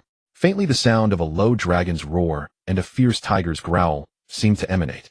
The scene was quite extraordinary, as if the ferocious aura of a forest tiger and the majestic presence of a divine dragon were both manifesting upon him. Feichong's dragon tiger divine palm has already reached such an accomplishment. Not only is Feichong exceptionally talented in martial arts, but his comprehension is also extraordinary. Seeing this, Huang Long's pupils contracted, marveling inwardly. Mastering a martial divine art to a profound level was no less difficult than breaking through a cultivation realm itself. He instinctively tensed his body, ready to intervene and stop the fight at any moment, for the disparity in strength between the two was too vast. If he failed to rescue in time, unnecessary casualties might occur. As an instructor appointed by the clan, his professionalism and sense of responsibility ultimately outweighed the displeasure caused by the earlier defiance. Feichong is young and hot-headed. He simply doesn't understand how vast the gap between Synopsis realm and Huangyan realm really is. Indestructible diamond art. Huang Feichong showed no fear. With a slight thought, he activated the platinum-level indestructible diamond art. In an instant, a layer of warm, brilliant white light, dazzling, yet not harsh, enveloped his entire body, making him resemble a glowing jade sculpture. Quite extraordinary. This is the platinum-level indestructible diamond art. Instructor Huang Long, upon seeing the white light on Huang Feichong, caught his breath, his pupils involuntarily dilated, and his heart skipped a beat out of control. Feichong's martial divine art approaching the second level had already awed him, but Huang Feichong's divine art was already. There could be no mistake. When had this happened? He, as the instructor, had been completely unaware. This was a serious dereliction of duty. Martial divine arts can be roughly divided into 4 levels. Huang Feichong cultivated the indestructible diamond art. The first level emitted golden light, and the second level emitted platinum white light. If cultivation advancement was a matter of talent, then the transformation of a martial divine art was a matter of comprehension. Both talent and comprehension were crucial to martial cultivation. If Huang Feichong were merely at the early Huangyan realm, his poor talent would naturally warrant his departure from the island. But with such astonishing comprehension, the situation was entirely different. In less than a year, he had managed to break through the indestructible diamond art to the platinum level, an achievement no less difficult than breaking through to the Synopsis realm. Huang Feichong's value. Must be reassessed. Huang Long's mind churned like a storm, and his gaze toward Huang Feichong changed completely. What technique is Huang Feichong practicing? How can his whole body emit white light? I remember Huang Feichong used to emit golden light. How did it suddenly turn white? The watching youths and maidens gaped in astonishment, their hearts filled with intense curiosity. Isn't Feichong cultivating the indestructible diamond art? Before, when he erupted, it was always golden light. How come it's suddenly white? Huang Feihu was utterly perplexed, rubbing his eyes vigorously, suspecting he had misseen. It was not until he suddenly recalled a vague record in the ancient texts that superior and top-tier martial divine arts undergo a change in external form when breaking through levels, that an incredulous thought arose in his mind. Could it be? Could it be that Feichong's martial divine art has broken through a level? Feichong has been stuck at the Marrow Refining stage for so long. Could this be the end of his hardship? Excellent. Any body-tempering divine art is nothing but paper before my dragon tiger divine palm. On the training ground, Huang Feihu, upon seeing the white light on Huang Feichong, merely curled his lips in disdain. This time he would hold back nothing. He unleashed his full power instantly, his form shooting forward like an arrow from a bowstring, tearing through the distance of over 10 meters in an eye blink. His speed was so great that only a blur remained on the spectators' retinas. Dragon tiger divine palm. At his loud cry, the sound shook the surroundings. In a trance, a ferocious tiger and a majestic dragon seemed to materialize on his left and right, imbuing his palms with overwhelming power. The force of this strike was enough to shatter stone tablets. Beast taming scripture. Huang Feichong's eyes were as sharp as a hawk's. Using the indestructible diamond art to enhance both attack and defense, and the beast taming scripture to boost his mental perception, all his stats surged dramatically. As Huang Feihu, wrapped in fierce air currents, charged before him with his palms flipping, Huang Feichong bellowed, "Ha!" The insect swung into a fighting stance, bolstered by the overwhelming might of the platinum-level indestructible diamond divine art. In an instant he dropped his shoulders and sank his elbows, then drove a plain but devastatingly powerful elbow strike forward with savage force. The air was compressed into a dull explosion. Not slow at all. Huang Feihu's eyes flashed with ruthlessness. He paid no heed to anything, clapping his flying palms together, abruptly channeling the formidable power of his Synopsis realm into a furious convergence. He even drew in wisps of the natural energy of heaven and earth to amplify his strike. Blessed by the natural energy of heaven and earth, a Synopsis realm martial artist seemed to gain an extra surge of power. Whether in attack or defense, they could surpass the limits of flesh and blood, making it possible to withstand even the assault of a peak Synopsis realm external hardening practitioner. He drove both palms forward with all his strength, aiming them squarely at Huang Feichong. No, Feihu is going all out. Feichong is in trouble. Instructor Huang Long's pupils contracted sharply, his body instinctively leaning forward, almost ready to intervene. But after a second thought, he forced himself to stop. Feichong was protected by the platinum-level indestructible diamond divine art. Though he would certainly be gravely wounded, he should not die. For a Synopsis realm practitioner to challenge a Synopsis 1 was inherently a defiance of the heavens. Even with a second-tier divine martial art shielding him, the risk was immense. This was a consequence Feichong must learn to bear himself. A Synopsis realm martial artist nurtured by the natural energy of heaven and earth surpassed the Synopsis realm in attack, defense, speed, reaction, and recovery. How could they be so easily defeated? A flicker of complex emotion passed through his eyes. Die for me. At that moment, Huang Feichong's eyes blazed wide, an unyielding flame burning deep within his gaze. The corners of his mouth curled upward into a nearly wild grin as he channeled every ounce of his strength and spirit to the utmost. Huang Feihu's dragon tiger divine palm, accompanied by a piercing shriek as it tore through the air, slammed heavily onto Huang Feihu's dragon tiger divine palm, accompanied by a piercing shriek as it tore through the air, slammed heavily onto Huang Feichong's elbow, which was now shimmering with a platinum radiance. The violent palm force, like countless venomous serpents, madly drilled and gnawed, trying to penetrate the seemingly gentle white glow and ravage Huang Feichong's body. Against an ordinary external hardening technique, the sinister penetrating power of the dragon tiger divine palm might have succeeded. But this time it encountered the indestructible diamond divine art, the supreme existence among external hardening divine arts. Even the gold-level indestructible diamond divine art could resist force invasion, let alone the far superior platinum level. The warm white glow flickered violently for a moment, then like a millennium-old pine rooted deep in the earth, it stubbornly held firm against the tsunami-like palm force, unyielding and steadfast as a rock. What? Huang Feihu's confident expression instantly froze, replaced by extreme shock and disbelief. The next second, a sharp, overbearing counterforce far beyond his expectations slammed back along his arm. His body involuntarily stumbled back 7 or 8 steps before he managed to steady himself, his face flushing. It was as if he had been publicly slapped across the face. A monumental humiliation. In the next moment, burning with shame and fury, Huang Feichong instantly mobilized the surrounding natural energy of heaven and earth. The powerful recovery of the Xiantian realm allowed him to suppress his surging blood energy almost as he retreated. With a loud roar, he surged forward again, unleashing the Dragon Tiger Divine Palm at full strength, its momentum even fiercer than before. Once a martial artist steps into the Xiantian realm, their force recovery speed is extremely fast. Cultivating a profound divine martial art allows their power to flow continuously. Even if a Huangyan realm practitioner has explosive bursts, if they cannot overwhelm the Xiantian's recovery in one go, they will ultimately be worn down and defeated. Huang Feichong's mind screamed with alarm.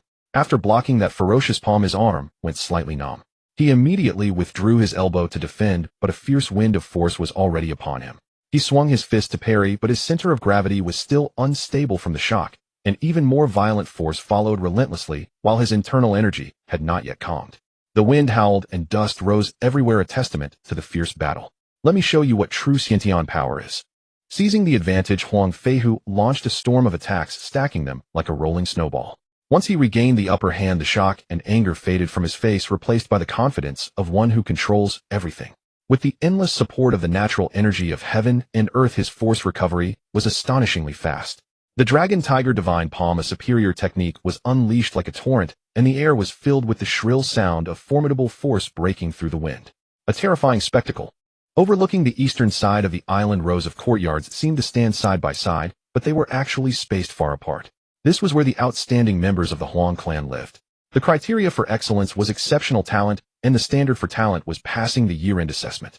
Compared to the wooden huts on the western side where those who failed the assessment lived, the treatment here was far better. Under normal circumstances, clan rules restricted interactions between the eastern and western sides, so members from the two sides rarely met. Platinum level, indestructible diamond, divine art. The Beast Garden Elder's expression turned peculiar, recalling the young man he had personally guided to a breakthrough just yesterday. Feichong, what did that young man look like? He seemed ordinary at first glance, but on closer look he appeared honest and simple, with decent character. It's a bit hard to describe. Huang Feichong frowned slightly. Training in martial arts was easy for her, but clearly describing someone she had only met once was difficult. Besides, she was simply recounting the morning's events. She felt that young clan brother had potential, but her impression of him was not deep. Oh, that must be. The Beast Garden Elder confirmed through his granddaughter's description that it was Huang Feichong. He then narrowed his eyes, a sharp glint flashing within. And the other person has Xiantian realm cultivation. The Beast Garden Elder tapped his withered fingers lightly on the table. Among the current younger generation, only Huang Feichong seemed to be at the Xiantian realm. Unexpectedly, his character was problematic. His granddaughter went to pay respects at the statue of their great-grandmother every day, always leaving early and returning early, yet she was still targeted. And according to his granddaughter, that Xiantian realm youth had already stalked and spied on her multiple times. She had reached her limit and finally told him. Yes, if not for the clan rules, I would have taught him a lesson long ago. Huang Feichong clenched her fists, her knuckles turning white. Breaking through to the Xiantian realm in less than a year was considered talent. But even among talents there were grades. 8 months was less than a year, and 4 months was also less than a year. Yet the gap was as vast as the heavens and the earth. A cold light flickered in her eyes. Youthful infatuation, a heart with thoughts. As long as it doesn't hinder cultivation, it's harmless, right? The Beast Garden Elder comforted his granddaughter, a tolerant smile of an elder on his face, but a trace of displeasure flashed deep in his eyes. What was the point of living if not for the satisfaction of one's thoughts? If he could vent this anger for his granddaughter, then his thoughts would be very satisfied. Dong dong dong dong dong dong. At the center of the island. Suddenly, an urgent, heavy, and penetrating drumbeat erupted without warning, exploding like thunder rolling across the sky. It was a high-level warning signal. The Beast Garden Elder's expression changed dramatically. He sprang from his chair like a bolt, his murky old eyes instantly blazing with sharp light. He swiftly left the courtyard, leaped onto a distant tall tree, and gazed into the sky. In the distance where the sea met the sky, a fierce wind howled, whipping up towering waves. Ink-black clouds roiled and churned, advancing toward the island at a visible speed. The sky was torn into two halves. One still bathed in daylight, the other plunged into darkness. Clearly, the high-ranking members at the island's center had spotted this terrifying sight first. This is the sea storm. The Beast Garden Elder's voice rose sharply, laden with unprecedented gravity. Feichong, go tell everyone on the eastern side to immediately shut their doors and windows. Do not go outside under any circumstances. I'm going to the western Beast Garden. His words came fast and before they finished he had already run hundreds of meters his steps, showing no sign of age. Huang Feichong's heart tightened. She dared not delay a single moment, turning and sprinting toward the other courtyards on the east. Dong dong dong dong dong dong. The urgent drumbeat from the island center also reached the western training ground, piercing through the wind and sounds of combat hammering against everyone's eardrums. At the very moment the drumbeat exploded, the fierce battle on the training ground had reached its most critical point. Huang Feichong and Huang Feihu had been locked in a relentless exchange. As the prolonged battle wore on, both sides noticeably slowed down. But Huang Feichong's speed decreased far less. External hardening was all about supreme endurance. He seized a fleeting gap and delivered a 5-palm slap combo to Huang Feihu's face. Smack, smack, smack, smack, smack. The crisp sound of slaps rang out. At the same time, the slave mark condensed from the beast-taming scripture silently seeped into the depths of Huang Feihu's mind through the palm force, ready to be detonated at any moment. Simultaneously, in that lightning-fast moment, an enraged Huang Feihu landed several dragon tiger divine palms saturated with the natural energy of heaven and earth squarely onto Huang Feichong's chest. So painful. Huang Feichong's body was sent flying like he had been struck by a battering ram. Fortunately, the platinum-level indestructible diamond divine art protected him, keeping the accumulated injuries within acceptable limits. Damned waste. Huang Feihu touched his burning cheek. The clear palm prints made his eyes nearly split with rage. A towering fury threatened to burn through his skull. He never imagined that under the watchful eyes of everyone he would suffer such a great loss. The Xiantian realm is indeed troublesome. Huang Feichong felt the surging blood energy within his body. Although Huang Feihu's divine martial art level was inferior to his mere realm advantage made him so difficult. Yet a smile crept onto his lips, because with the stubborn support of the platinum indestructible diamond divine art, he had successfully implanted the slave mark into Huang Feihu's mind. With a single thought, he could detonate the mark, triggering a devastating mental shock. Even if it didn't directly blow the opponent's head off, it would certainly cause catastrophic damage. Victory hinged on this. Drum warning. Major situation. Everyone. Immediately. Right now. Get back into your houses. Hurry. Instructor Huang Long abruptly turned his head toward the island center, listening intently to the rapid heart-stopping drum rhythm. In moments his face turned pale. He roared with a voice that cut through the wind and drums, ignoring the ongoing battle, and stepped forward to stand between the two combatants, interrupting the fight. Huh.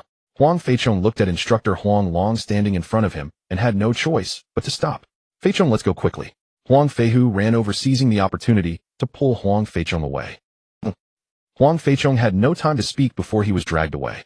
After bidding farewell to the flying fox, Huang Feichong continued his journey home. Halfway through he found himself stopping involuntarily, his gaze drawn to the distant sky. The dark, ink-colored celestial dome seemed poised to collapse, like ominous clouds overshadowing the sun, swirling and devouring one another like tumultuous sea waters. It seems a heavy downpour is coming. He took a deep breath, sensing the impending storm.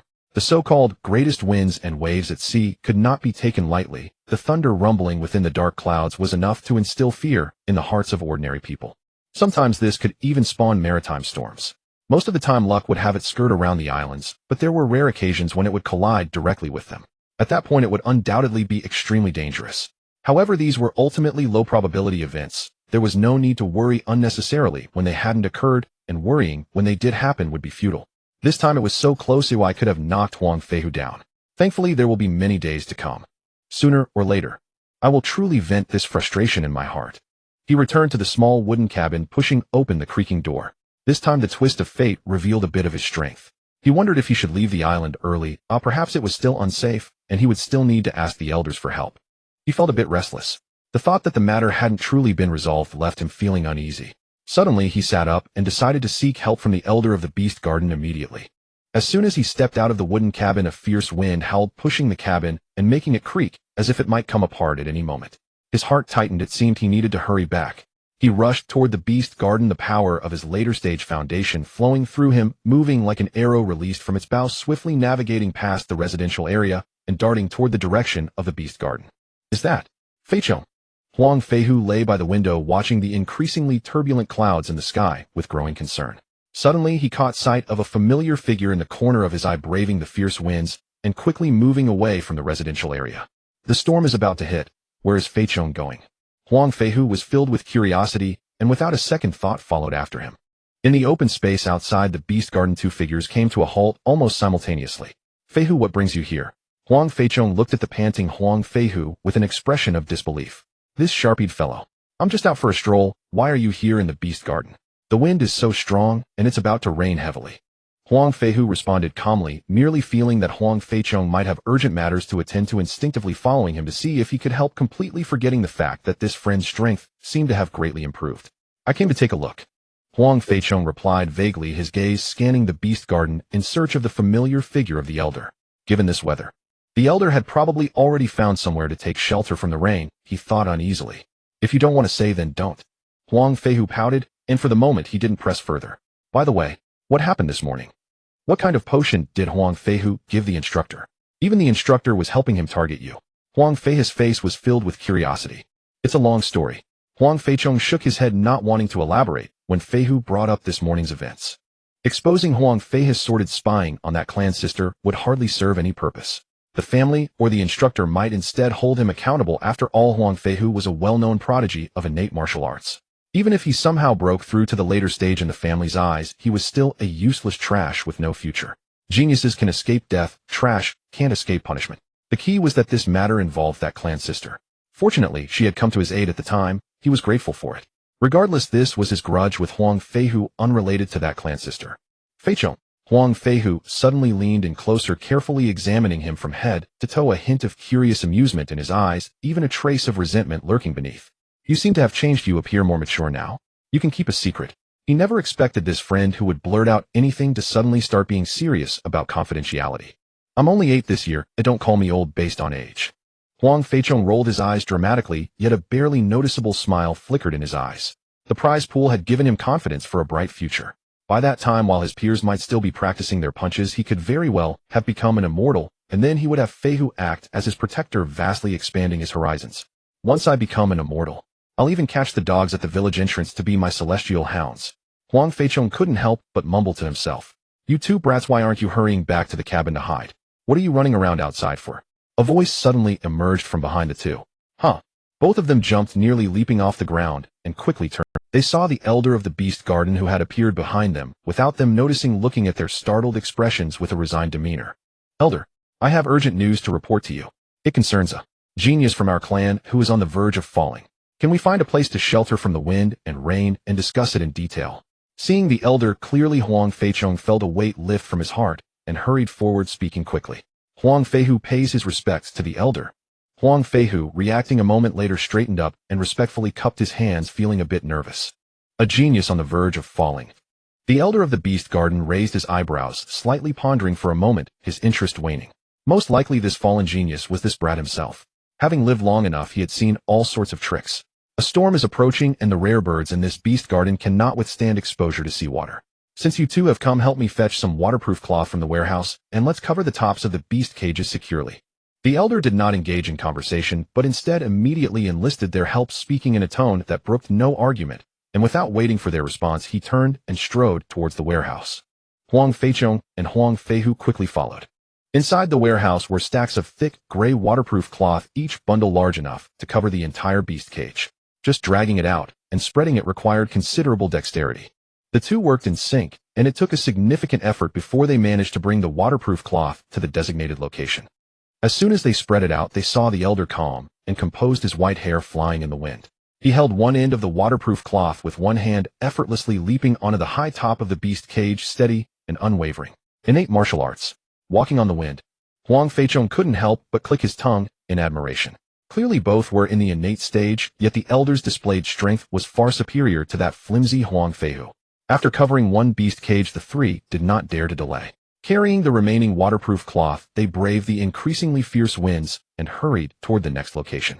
Above them, the sky was like boiling ink rolling violently. A glaring bolt of lightning as thick as a chasm tore through the entire sky without warning, followed immediately by a roar that seemed capable of shattering the heavens. Boom. Dozens of rare birds were startled by the thunder, all invigorated, flapping their wings excitedly, even soaring into the air, crashing against the sturdy bars of the cages, lingering for a while before slowly descending. In the glowing eyes of the rare birds lay a nearly fervent desire enough to make a person's scalp tingle. Just as Huang Feichong let out a sigh of relief after their busy work, he heard Feihu curiously ask beside him, "Elder, these rare birds seem to particularly enjoy thunder and rain. Will covering the cages so tightly suffocate them?" "That's a valid point." Huang Feichong felt it made sense and looked questioningly at the elder. The elder led the two into a sturdy rain shelter, patted the dust off his clothes, and leisurely sat down. These rare birds are rulers of their respective domains in the mundane mountains and forests. Naturally, they would be excited by mere thunder and rain. He gazed out at the rain shelter. The rain had begun to pour down like a torrent so dense that it was hard to see the distance. But when a maritime storm kicks up, it can last for days or even half a month without respite. If we let this downpour drench them day in and day out, over time these rare birds will be soaked in seawater every day and they will fall ill. Even if they can still eat, will the meat still be good? The elder expressed his inability to imagine such a scenario. After speaking, he turned to look at the two, his tone softening. Thanks to you two brats for your help this time. Otherwise, with just myself, it would have been tough to finish the work on time. Elder, can a storm really last for 10 days or half a month? Huang Feichong's heart raced. If the storm could indeed last that long, then the matter of leaving the island, would it not be a glimmer of hope? Looking at it this way, there seemed to be no need to worry about leaving the island early.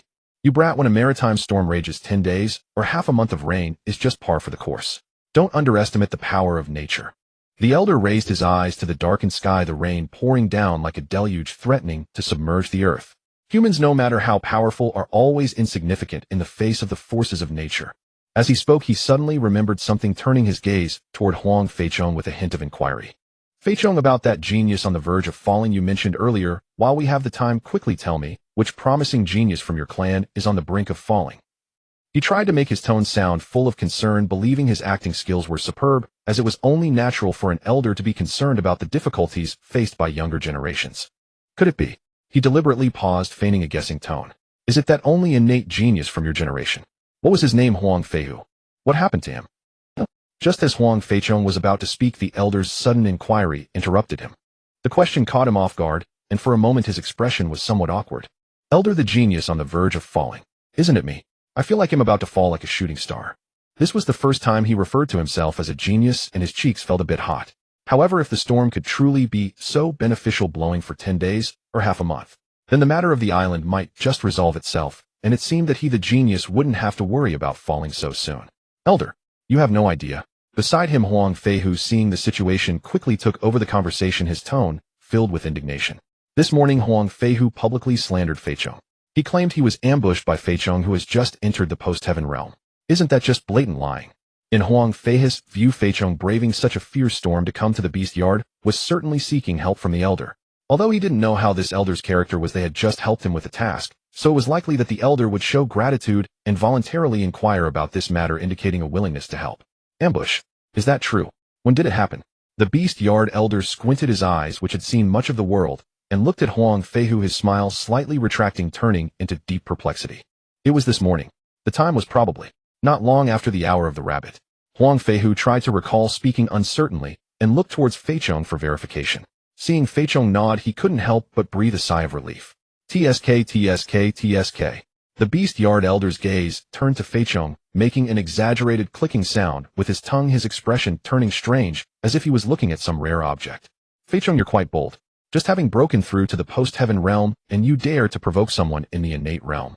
He looked Feichong up and down, his eyes almost conveying the words, I can't believe it. What gives you this kind of courage? Elder, this morning it was that scoundrel Huang Feihu who ambushed me. If it weren't for my platinum-level indestructible body protecting me, I would have been severely injured by that Huang Feihu. Instead, he turned it around and accused me. I don't know what despicable means he used, but even the instructor was deceived and came to insist that I was the one who ambushed him. Huang Feichong grew more agitated as he spoke, his voice rising. In this large family, it seemed only Feihu and that sensible and regrettably graduated beautiful cousin were on his side, while everyone else was just an onlooker. Anger surged, awakening the golden finger within him. When would he be able to stand up? Elder, I stake my life on it. Feichong absolutely did not ambush Huang Feihu. Huang Feihu's tone was resolute, echoing with conviction. Yawn. The beast yard elder let out a yawn, scanning the young and determined faces of the two as if evaluating something. Outside, the sound of rain poured down, and under the expectant gazes of the two, the elder finally shook his head slowly. As a family elder, it is not appropriate to easily intervene in the grievances between juniors. Moreover, the truth cannot be concealed, falsehoods cannot become truth. The family will eventually make a decision for you. This matter will eventually reach a conclusion. Justice may be delayed, but it will not be absent. The time has not yet come. Upon hearing this, Huang Feichong exchanged glances with Huang Feihu, and both their faces were suddenly filled with a great sense of disappointment. After all, it was still a matter of lacking strength. The flickering hope in his heart was completely extinguished by the elder's cold water. If he were already a golden core ancestor, why would he need to humbly request the elder's help? Once he breaks through to the innate realm, he gritted his teeth secretly. He would make Huang Feihu pay double. The beast yard elder caught a glimpse of the realization in Huang Feichong's eyes. Seeing that he no longer sought help, he was momentarily taken aback, feeling a bit puzzled. This kid, wouldn't he give up just like that? Can someone believe such grandiose, empty words? Elder, although I don't know why Huang Feihu is targeting Feichong. Huang Feihu, however, had not given up, yet his tone more sincere. But when there is a first time, there may be a second time. If there is a second time, there will be countless times. Please, elder, guide us. Sigh. The beast yard elder nodded, seemingly moved by Huang Feihu's sincere persistence, softly sighing, and his tone finally softened a bit. Well, to untie the knot one must tie it first. Since it's hard for me to refuse, then I shall care for the juniors. Great. Thank you, elder. Huang Feihu's face instantly blossomed with joy. Huang Feichong's eyes were filled with astonishment, completely unable to understand why the elder suddenly changed his mind, but whatever. It's not a bad thing after all. Don't be too happy too soon. The beast yard elder immediately put on a stern face again, but there was a barely noticeable hint of amusement hidden in his eyes. Whether it succeeds or not depends on you yourselves. My ability to help is quite limited. I can't really allow myself to take action against a junior. He understood the principle of once it's done, leave without a trace. Even though he was already planning to take revenge for his granddaughter, he didn't want to get too deeply involved. No matter what the elder does, Feichong is grateful. Huang Feichong suppressed his doubts and solemnly expressed his thanks. As long as the elder is willing to step in, that instructor of the clan should give some consideration, right?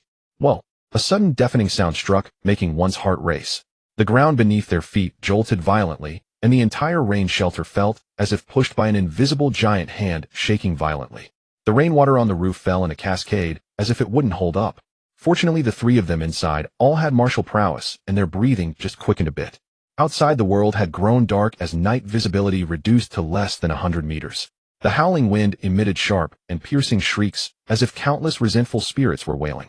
The dense raindrops pounded against the ground and the roof, producing explosive sounds like popping beans merging into a terrifying cacophony. The wind suddenly rose in pitch as if it had been building up for a long time, its force suddenly multiplying. Clang. Clatter. The rain shelter shook violently again, the wood at the joints moaning under the unbearable strain. This storm seems to be getting a bit too close to the island. Seeing the tension in the two youths' eyes, the beast yard elder instead revealed a gentle smile, speaking calmly. But there's no need to worry, the island's defenses should be sufficient to handle this situation. Seeing the elder so relaxed, Huang Feichong's tense heartstrings eased a little. Indeed, Huangyan Island had been a stronghold managed by the family for many years. Even if the dangers of the cultivation world were unpredictable, it shouldn't be too outrageous, right? Boom. A thunderous, ear-splitting sound erupted as if it had exploded right overhead, immediately followed by the horrendous sound of wood being torn apart and shattered. The rain shelter they were in suddenly felt as if it was crushed by an invisible giant hand. The cold and bone-chilling torrential rain surged in like a flood, breaching its dam. Huang Feichong's face changed dramatically, and almost at the same moment the deafening sound came, a brilliant white light erupted around him. The platinum-level indestructible body was fully activated. That dazzling white light in the midst of the dark and stormy curtain of rain shone like a lamp, suddenly lit, instantly dispelling the surrounding darkness and illuminating Huang Feihu's panicked face inexplicably, bringing a sense of reassurance to him. Follow me. Don't fall behind. The beast yard elder cursed under his breath, no longer caring about the family wealth that had turned to dust in an instant. He unhesitatingly stretched out his arms, a gentle yet resilient force shielding the two, braving the storm, capable of sweeping people away, and dashed out of the beast yard, which was already submerged in rainwater. The three of them sped through, becoming three blurred shadows in the rain, and finally, under the elder's lead, they rushed into a solid stone courtyard on the eastern side of the island. Grandfather, you're back. Who are they? A clear and melodious voice filled with doubt rang out as the girl Huang Feichu, awaiting in the house, looked at her grandfather, bringing back two drenched and disheveled youths, especially the one whose body was still glowing white, feeling oddly familiar. The beautiful expression was momentarily stunned. Meanwhile, on the other side of the island, in the wooden house living area, under a few rows of sparse trees barely providing cover, those simple wooden houses struggled to withstand the torrential wind and rain, but not for long.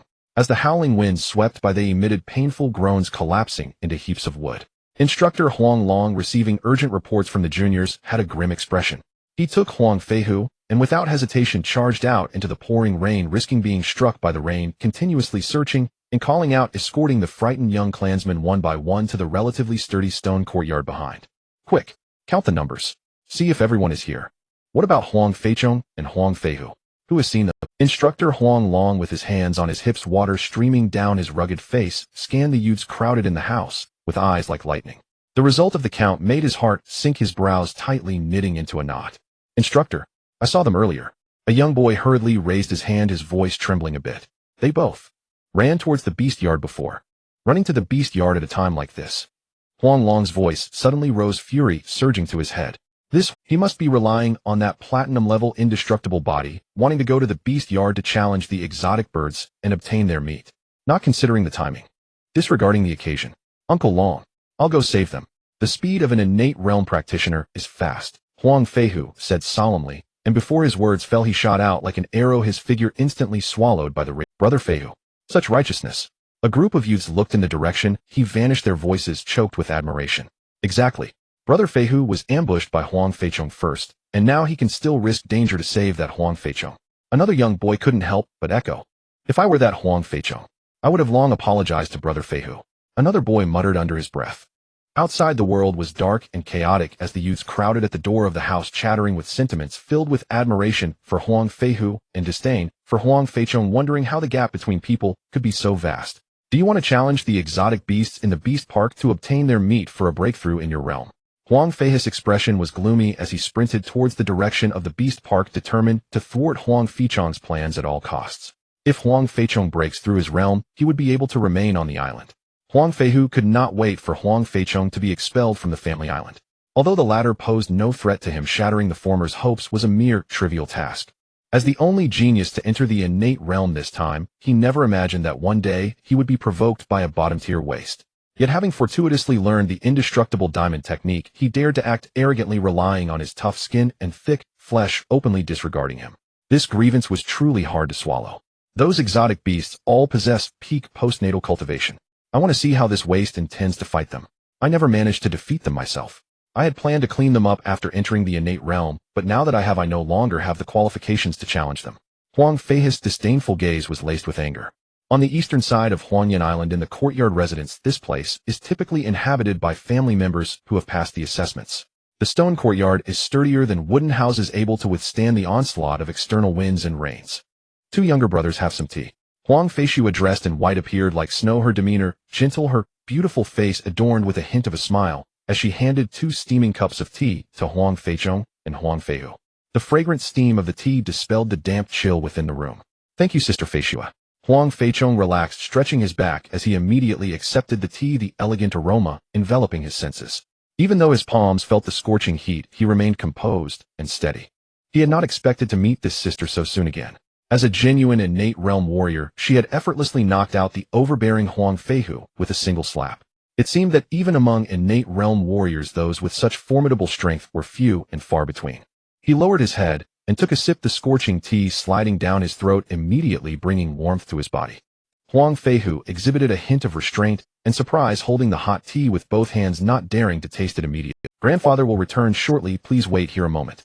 Huang Feichu's voice was gentle as she brought over a few plates of exquisite fruits and pastries, placing them on the tea table in front of the two. Delicious. Huang Feichong quietly began to eat, feeling quite touched. He had never tasted such delicious fruits on the island before. Outside, the howling wind continued and the raindrops pounded relentlessly against the roof and windows, creating a dull patter. I hope we won't have to practice martial arts in the rain later. Next to him, Feihu appeared somewhat worried, anxious about possibly having to train in the rain. Who knew if a single day of laziness would lead to a lifetime of lag, as they had already trained in the rain several times on the island, rarely having such leisurely moments. During a sea storm, all trivial matters on the island will be paused, and we won't train in the rain, so don't worry. Huang Feichua withdrew her gaze from the window. Hearing Huang Feihu's anxious words, a smile appeared on her face. Drawing from her experience, she spoke with ease. That's good. Huang Feichong noticed the look of relief in Feihu's eyes, and his tense shoulders gradually relaxed. Being able to skip class was truly wonderful. After the meal time had passed, the elder from the Beast Park still had not returned. The sky remained dark as ink, and the wind and rain showed no signs of relenting, while hunger began to tug at the three. Which of you can cook?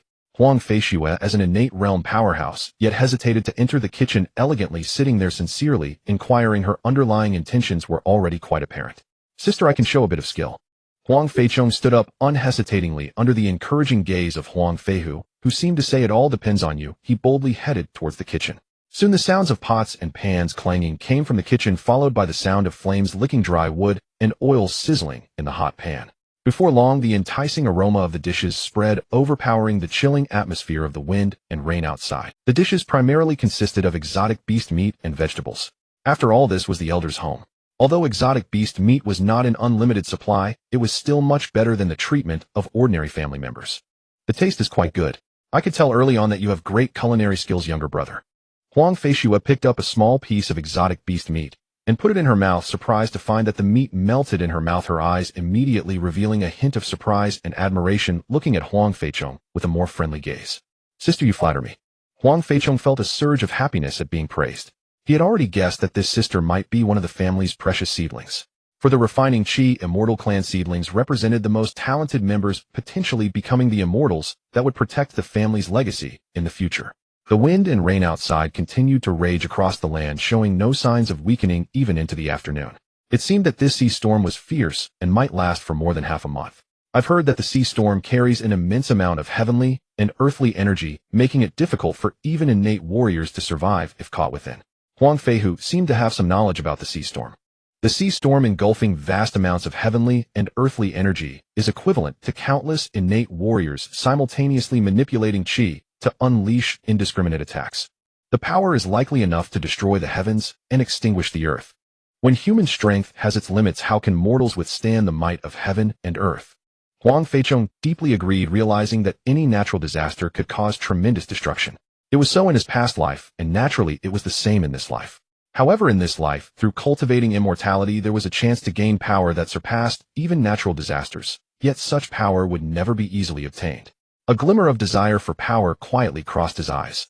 Achieving success in martial arts allows one to stand at the pinnacle of the mundane world, possessing a formidable body techniques and even special abilities.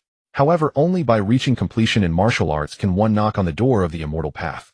Only through cultivating immortality can one hope to gain powers far beyond ordinary individuals. If one cannot cultivate immortality, then becoming an innate realm warrior, though revered as a master in the mundane world and admired by countless people, holds little meaning. Before long, the elder from the beast park finally returned. He looked thoughtful, taking his seat with a peculiar expression, accepting the hot tea handed by his granddaughter, downing it in one gulp without feeling any heat. Impressive. Huang Feihu could not help but marvel at this scene. What are you all staring at me for? It's actually not a bad thing. The rewards for this year-end assessment have inexplicably increased significantly. In previous years, the top 3 could receive innate realm elixirs, but this year there will be additional rewards of innate realm divine weapons. The elder from the beast park raised his head, looking at the others with a puzzled expression, and then realizing something, he spoke to satisfy their curiosity. This is indeed not a bad thing. Compared to elixirs, the value of innate realm divine weapons is multiplied. Elixirs merely add some cultivation, and while they do increase battle power, it's only a slight enhancement. However, once a divine weapon is obtained, battle power can surge dramatically, even allowing one to have the capacity to fight beyond their level. Unfortunately, divine weapons have a quota. Even as a family elder, it is difficult to reward a good divine weapon to the younger generation. One can only say that the family is ultimately affluent. Divine weapon rewards. Why didn't such good news come earlier? Huang Feichua, upon hearing this, immediately widened her eyes, filled with frustration and disbelief as the previous champion. She couldn't help but slam her hand on the table, unafraid of a potential fallout. Is there really such good news? Huang Feichong's eyes suddenly brightened upon hearing this. He quickly calculated in his mind that with his platinum-level indestructible diamond technique, he should have no problem securing a spot in the top 3 this time. If he used his trump card, the beast taming manual, claiming the championship would not be a fantasy. Moreover, there was still more than half a month until the year-end assessment. There was definitely room for improvement in his strength. With your indestructible diamond technique having reached the platinum level, you have great potential beneath the innate realm. However, against true innate realm warriors, I fear you may still fall short, especially since this year there is a genius named Huang Feihu among you. Do you think you can win convincingly? The elder from the beast park noted Huang Feichong's excited expression and unceremoniously struck him with words. What the elder says is true. I indeed cannot secure a convincing victory. Huang Feichong recalled the fight from earlier that morning. He had to admit that it took him a long time to find an opportunity to imprint his mark, and when he failed to trigger it, the fight was forcibly interrupted. He could only say his chances were greater than 50%, but he still could not guarantee a convincing win. Then you must remember humility leads to progress while arrogance leads to setbacks. The elder from the beast park said patiently. Was Huang Feihu the one who bullied you this morning? Huang Feichong's brows furrowed slightly as she turned to look at Huang Feichong. Seeing him nod in confirmation, she understood, and her eyes flashed with a hint of coldness. That innate realm voyeur was indeed this year's younger brother, and was still labeled a genius. Ahem. The elder from the beast park cleared his throat at an opportune moment, his expression turning serious. Since I promised to lend you two a hand, I will do my utmost to help you both become stronger. As long as the two of you can fulfill my training requirements, I guarantee you will make significant progress. I wonder, Elder, how do you plan to train Feichong and me next? Huang Feichong inquired, looking seriously at the elder. That's a secret. However, if you two hesitate now, it's not too late. The elder from the beast park glanced at the two, seeing no signs of retreat in their eyes, and immediately revealed a satisfied smile. I seem to be a bit hungry. Feichua, have you cooked? The family meeting was all nonsense, and I'm starving. I'll bring it right over, grandfather. Huang Feichua emerged from the kitchen with the meal kept warm under the pot lid. Feichua, your cooking skills this time have reached a certain peak. It's almost too much. The elder from the beast park picked up his chopsticks and cautiously tasted a mouthful of the dish. His eyes lit up, and he quickly shoved it into his mouth, unable to help but praise it. He finished lunch in a whirlwind and leaned back in his chair, tears of happiness streaming down his face. The lunch was made by Feichong, our younger brother. The elder exclaimed, he is a good person, honest and simple with great cooking skills. Grandfather, you must help him earn a victory over that Huang Feihu in the year-end assessment. Huang Feichua smiled generously, praising Huang Feichong. Oh, Feichong made it. Must be just average. The elder from the beast park turned his gaze to Huang Feichong, noticing the latter's slight pride, promptly retracted his previous compliments, clicking his tongue and adopting a picky demeanor. It still lacks some refinement. The culinary skills I honed while wandering back in the day were truly exceptional. Who could rival the immortals? Unfortunately, with the year-end assessment approaching, I fear I will be unable to manage, so the cooking duties will be left to you. Elder and sister, don't worry, it will be a piece of cake for Feihu and me. Huang Feichong confidently assured, as if it were a matter of course. Beside him, Huang Feihu was momentarily stunned, her mouth slightly agape. Wait, why am I included in this? Days passed quickly, and the sea storm not only showed no signs of calming but instead intensified. The island was shrouded in a lead-gray rain curtain with no daylight in sight.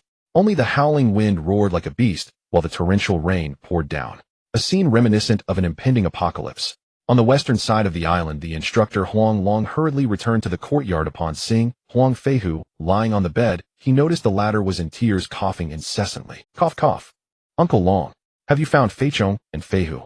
A few days ago I braved the wind and rain, searching everywhere inside and out. I couldn't find them. Cough, cough, cough. Huang Feihu struggled to sit up, his voice thick with nasal congestion, coughing while anxiously asking, his eyes filled with concern. Innate warriors are generally not prone to illness, but after days of running around and risking himself, he even dared to venture into the sea to investigate, becoming delirious, with his internal chi nearly depleted, inadvertently allowing the biting cold to invade his lungs. Finally, he collapsed during this game of hide and seek. That Huang Feichong is truly inhumane. Huang Feibao was deeply impressed by Huang Fei's charisma, angrily denouncing Huang Feichong in front of Huang Long. Not only did he kidnap Feihu, but he also caused brother Feihu to search everywhere, risking himself in the sea. And yet he couldn't find them. This has led to brother Feihu catching this deadly cold. So despicable. Bah. Feibao. Don't blame Huang Feichong. Huang Feihu weakly waved his hand, struggling to sit up, but finding himself too weak, he had to change his position, saying intermittently, cough, cough, cough. I suppose after he ambushed me that morning, his heart has been filled with unresolved grievances. After the fight, he was even more ashamed, and so he has been avoiding us. A deep sense of self-blame and sorrow appeared on his face. It's all my fault. I shouldn't have mentioned his ambush in public. My intention was not to let him develop bad habits. Who knew it would hurt his pride? Cough, cough, cough. Another round of heart-wrenching coughing ensued. Brother Feihu, rest assured we have found Feichong and Feihu. Huang Long looked at the exceptionally gifted Feihu, feeling deeply touched by the latter's noble character. His heart warmed, and his tone became particularly gentle, even carrying a hint of concern. Who would have thought that in order to find the missing Feichong and Feihu would be so selfless, searching tirelessly for a full 3 days in the fierce wind and rain, refusing to give up despite being unable to find them, even risking multiple ventures into the sea. This bond of kinship and courage to take responsibility truly moved people. Did you find them? Huang Fei's brows furrowed as he suddenly raised his head, his eyes wide open, his voice trembling with disbelief, fixating his gaze on Huang Long. Yes. Huang Long nodded. I happened to meet the elder from the Beast Park who informed me that Huang Feichong and Huang Feihu are with him, and they are expected to return before the year-end assessment. As soon as Huang Long finished speaking, he saw Huang Fei's eyes widen, his breathing quicken, as if a burden had been lifted. He lay down with a sense of relief. The relaxed expression on his face was as if a heavy stone had finally been set down, his heart filled with pure joy. Suddenly Huang Feihu, who had just lain down, sat up vigorously. With a face full of determination and urgency, he stood up from the bed, robustly grabbing Huang Long's arm. "Uncle Long, I feel my cold has improved." I can imagine that Huang Feichong and the others must have made great progress with the elder. "I cannot stop improving. Please, Uncle Long, give me special training. I, Huang Feihu, will definitely bring glory to you in the year-end assessment." Huang Fei's face was filled with urgency. All right. Huang Long was astonished that despite being ill, Feihu was still thinking about progress, feeling deeply moved as he repeatedly agreed. The family's evaluation of the instructor's performance is entirely based on the performance of their students in the year-end assessment. If one could teach an outstanding talent, the family rewards would be substantial enough to make him drool. That's why he was willing to spend his own money constantly providing special training for talented individuals like Feihu. "Feihu, rest assured. Although I am only in the innate realm, I have many insights in martial arts. I will surely help you secure the championship." Huang Long spoke earnestly, knowing that Feihu had entered the innate realm in less than a year. He could be called a genius, but it wasn't enough. Among the younger generation who practiced martial arts on the island in previous years, although it was rare to find one who entered the innate realm, there would always be one or two each time, yet they could not truly astonish the family's higher-ups. Unless Huang Feihu could make a concerted effort in this last half-month, pushing his martial arts techniques to the second level. Though it would be difficult, there was still a glimmer of hope. Feichong has only just broken through to the postnatal realm, yet he fortuitously managed to reach the second level of the indestructible diamond technique. What a waste of talent. If such luck were bestowed upon the innate realm Feihu, how astonishing that would be. As a family instructor, Huang Long couldn't help but sigh inwardly, feeling deeply concerned for the future of Feihu, the grandson of the elder. The elder was a hero, and the son was a fine man. Feihu must shine in the year-end assessment. He had to consider the elder's face. As for Huang Feichong, although his comprehension of the indestructible diamond technique seemed exceptionally high overall, he was still somewhat lacking compared to Feihu. Life is like a fleeting white horse, fleeting for merely 100 years. One must seize it tightly. An inch of time is an inch of gold. If the inch of gold is lost, the time is wasted.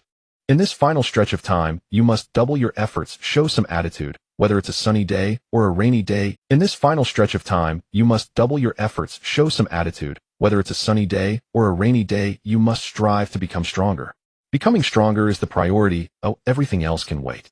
If you lack even attitude, do you believe you have the resources, background, or talent? Huang Feichong breathed rapidly, feeling his whole body heating up with sweat streaming down his forehead, unable to wipe it in front of the elder.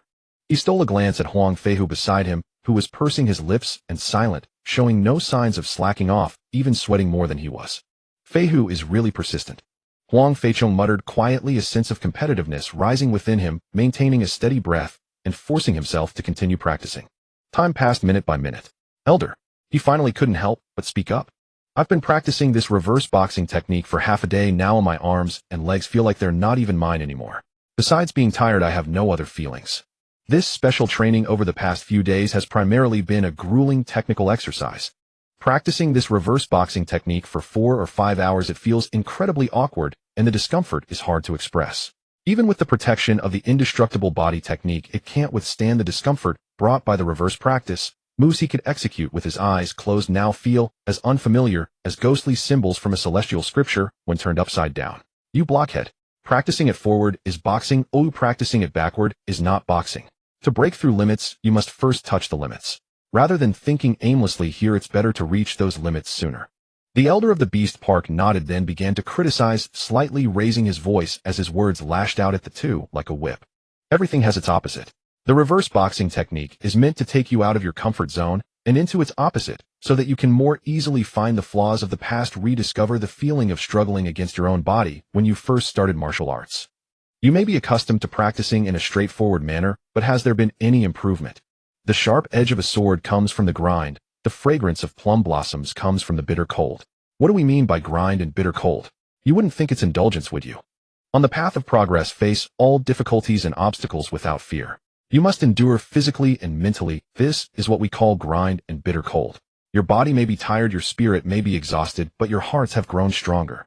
And so has your will. If you can't persist, feel free to quit. Don't think about passing the year-end assessment, leave the island early, and live a mediocre life. The elder's words struck Huang Feichong like a thunderclap in his ears, buzzing in his mind.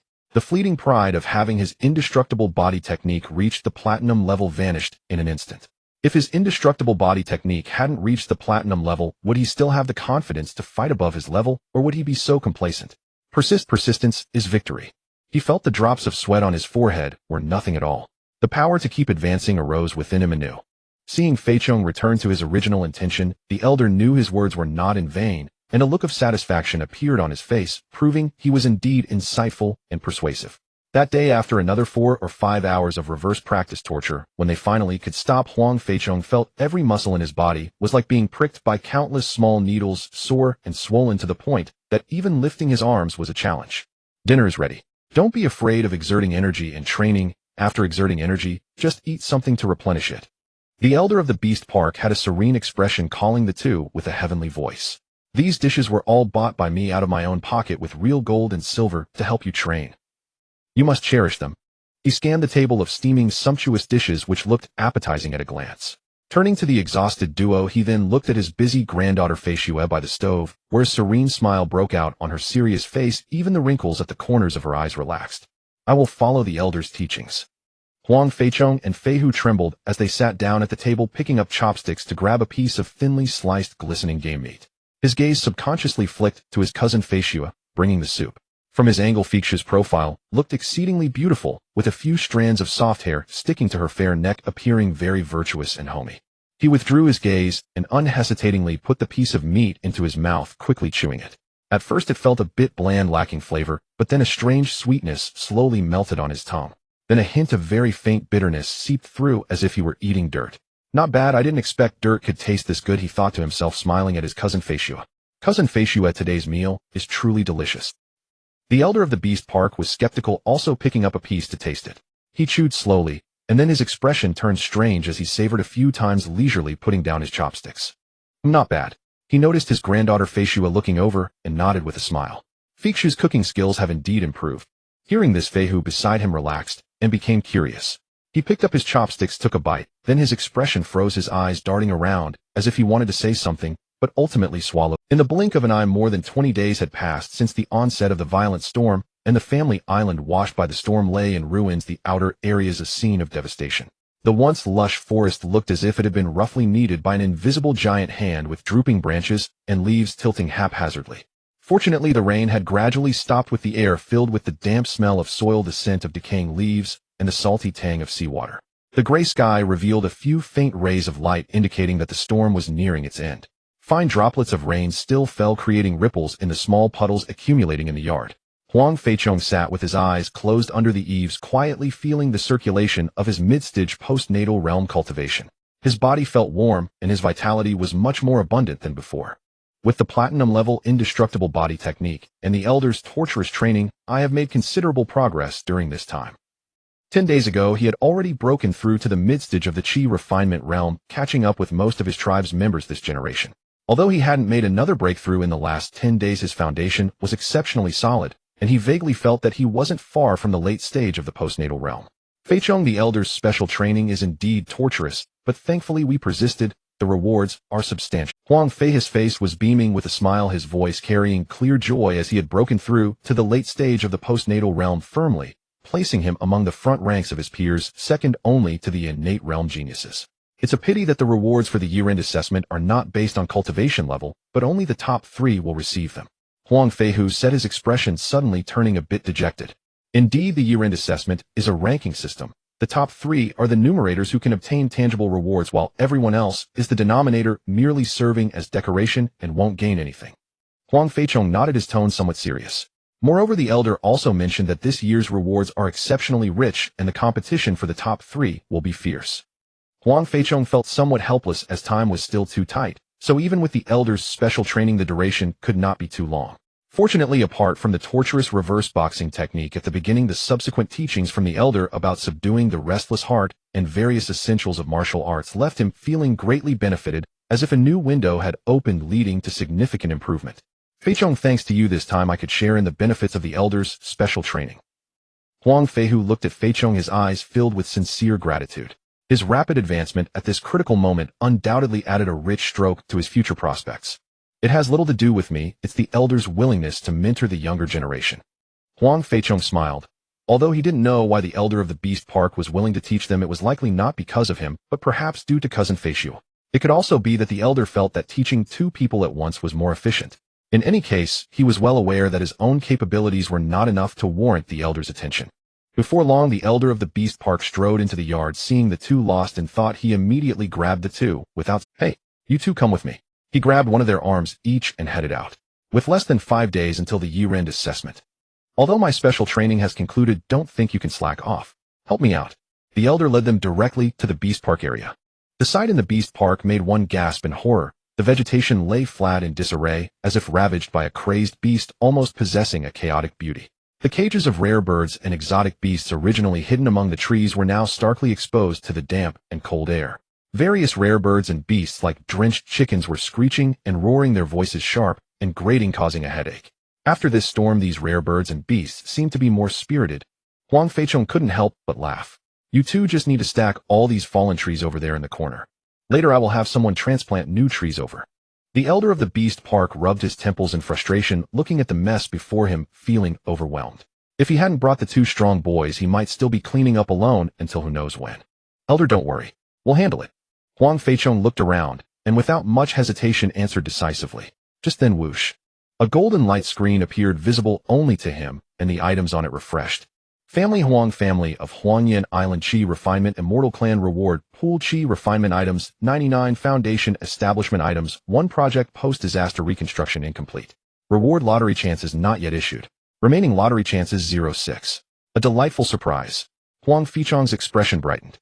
His eyes instantly sparkled. Like two sparks in the dark night. He felt a surge of excitement inside. No matter what, the items on the prize pool panel must be completed. Because the lottery chances were far too precious for him at that moment. Even if he only drew the most ordinary Chi cultivation items, it would greatly enhance his strength. "Let's do it."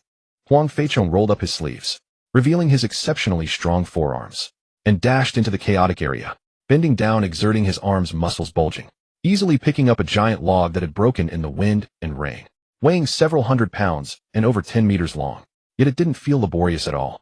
He was seen carrying the giant log, feet flying, running briskly toward the designated corner. These heavy logs might be challenging for peers practicing other types of divine arts. But for him, who practiced top-tier horizontal training divine arts, it was definitely not too heavy. Not to mention it was nearly effortless. Especially as his realm increased, his strength would continue to surge. If I can break through to the late stage of the acquired realm, perhaps I could achieve a strength of 10,000 pounds. This thought flashed through his mind. Although upon reaching the innate realm, it would mainly depend on the ability to manipulate the world's primal energy, because human strength is far inferior to the power of heaven and earth. But the amount of primal energy one can manipulate is also supported by the physical body. The stronger the strength, the more primal energy can be controlled. However, compared to cultivating immortality, it is nothing. Cultivating immortality is the only path to becoming powerful. I wonder when I will be able to cultivate immortality. He knew very well. In the immortal clan, only cultivators are the true core. After the Indo-Fire assessment, those who can remain in the clan will probably be very few who can embark on the path of cultivation. On the other side, Huang Fei's figure moved like a wisp of smoke, weaving through the nearly fallen trees around him. Although the indestructible diamond skill is powerful, my celestial fox skill is not weak either. He secretly encouraged himself. His strength might be slightly inferior to Feichong, but relying on his agile and graceful movements, his efficiency in transporting logs was not slow at all. As he saw the logs he had moved, stacking nearly as high as those on Feichong's side, he nodded in satisfaction. Though I am a small realm higher than Feichong, my celestial fox skill specializes in speed. I should capitalize on my strengths and avoid weaknesses. If my celestial fox skill could undergo a transformation, perhaps I could match up against the innate realm with speed. Sigh, no more thinking. The hope is too vague. Huh, Huang Feichong keenly noticed. Fei's gaze seemed to always glance his way, with a hint of competitive spirit. Wow, is this what exciting competition feels like? His expression turned strange. A thought crossed his mind. The indestructible diamond skill quietly began to operate. A faint golden sheen surfaced beneath his skin. His efficiency in handling the giant logs instantly surged. Feichong has accelerated. Then I can't fall behind. In the distance, Huang Feihu felt a jolt in his heart. A surge of competitiveness rose within him. He immediately pushed the celestial fox skill to its limits. His ghostly movements became even more erratic. His speed suddenly increased dramatically, so fast that he nearly left an afterimage. Such fast movements. Huang Feichong was secretly astonished, feeling tangible pressure. I have to admit, these martial arts skills, indeed, each have their unique strengths. Let me throw. He simply stopped running, skipping the transport process, and directly grabbed a giant log. With his waist and horse combined, he let out a low shout, and unleashed all his strength. This heavy giant log was thrown out like a javelin, a booming sound accompanying it, whistling as it flew out. The giant log traced an arc in the air, precisely crashing down at the distant stacking point. An elder of the beast garden, leisurely moving a small tree, turned to look back. Upon seeing this scene, his mouth twitched violently, early dropping the small tree in his hands. What on earth are these young juniors doing? This is even possible. In the distance, Huang Feihu was utterly dumbfounded. His expression stiffened standing still. The indestructible diamond skill can actually be so domineering, directly skipping the transport process. Feichong is indeed fierce. From day to night, the sky had darkened. Huff! Huang Feichong let out a long sigh, wiping the fine sweat that had appeared on his forehead. Both he and Feihu finally completed the task together, cleaning up the dreadful scene in this area of the beast garden. As for the subsequent transplanting of healthy trees and restoring the scenery, that had nothing to do with them. Project post-disaster reconstruction not completed. Not finished yet. Do I need to help rebuild the whole island? That workload could be terrifying. His heart sank. It wasn't that he couldn't do it, but in most places on the island, he simply had no authority to go. First, let's go eat. In the following days, other areas might also need help. You'll probably be busy until the day before the Indo-Fire assessment, the elder of the beast garden said with a smile, evidently having made prior arrangements, planning to borrow these two young strong men for use by several other elders. There are still many places on the island that need reconstruction. Regarding this, Huang Feichong and Huang Feihu naturally had no objections. Their strength was meant to be used.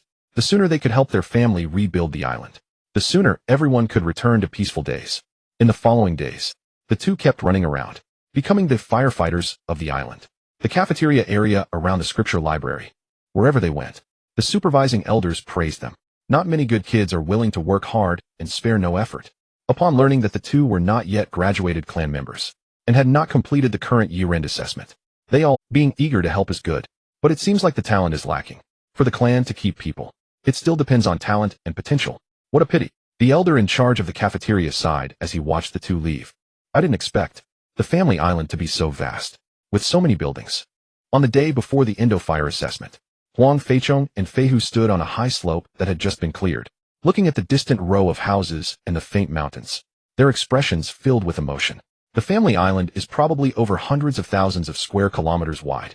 Even if they were post-acquired realm martial artists with considerable speed, and could run at dozens of meters per second, wanting to cross the entire island, it would still take them most of the day to run at full speed. With such a massive island, who knows how many unknown buildings and facilities are hidden? Such a vast and rich land. It's no wonder it can become the rising place of our Huang clan. A sense of awe rose in his heart. Feichong, we've truly broadened our horizons. But this is all thanks to the elder of the beast garden.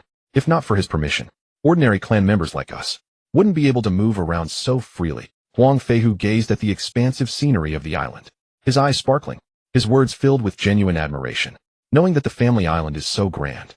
Even if I cannot pass the Indo-Fire assessment and have to leave, I will have no regrets in this life. His heart was filled with pride. Feihu's voice carried a sense of relief. Is this all it takes to be satisfied, Oi? Huang Feichong looked at Feihu with surprise, almost blurting out, you haven't seen a modern metropolis yet. But he swallowed the words back, a hint of faint disappointment flickering in his heart. That world, I'm afraid I can never return to it. Feichong, I know your ambition lies in the path of the immortals.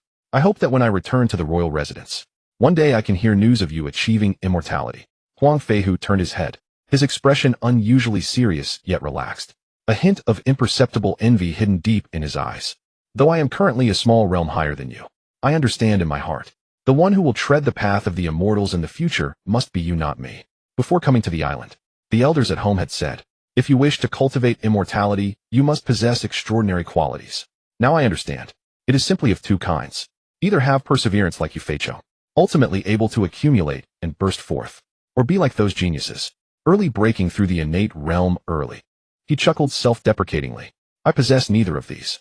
Just an ordinary martial artist, struggling to stand out in martial arts, let alone dreaming of cultivating immortality. Wait. Huang Feichong listened to Feihe's ramblings, suddenly turned his head. Feihu, you are returning to the royal residence. He had heard that some branches were thriving in the mortal world. Even if they hadn't produced an immortal, they were still rich and carefree. But he never expected Feihu would actually be one of them. Compared to my branch, it's like heaven and earth. He recalled his own branch, which had nearly severed martial inheritance, and was in dire straits, his heart filled with mixed feelings. That is nothing to mention mortal nobility and wealth, compared to cultivating immortality. How can it be significant? Rather relying on the family immortals. We branches have a foothold in the mundane world. Huang Feihu waved his hand. His face showed no trace of pride. His mood was instead quite calm. How can it not be significant? Huang Feichong fell silent.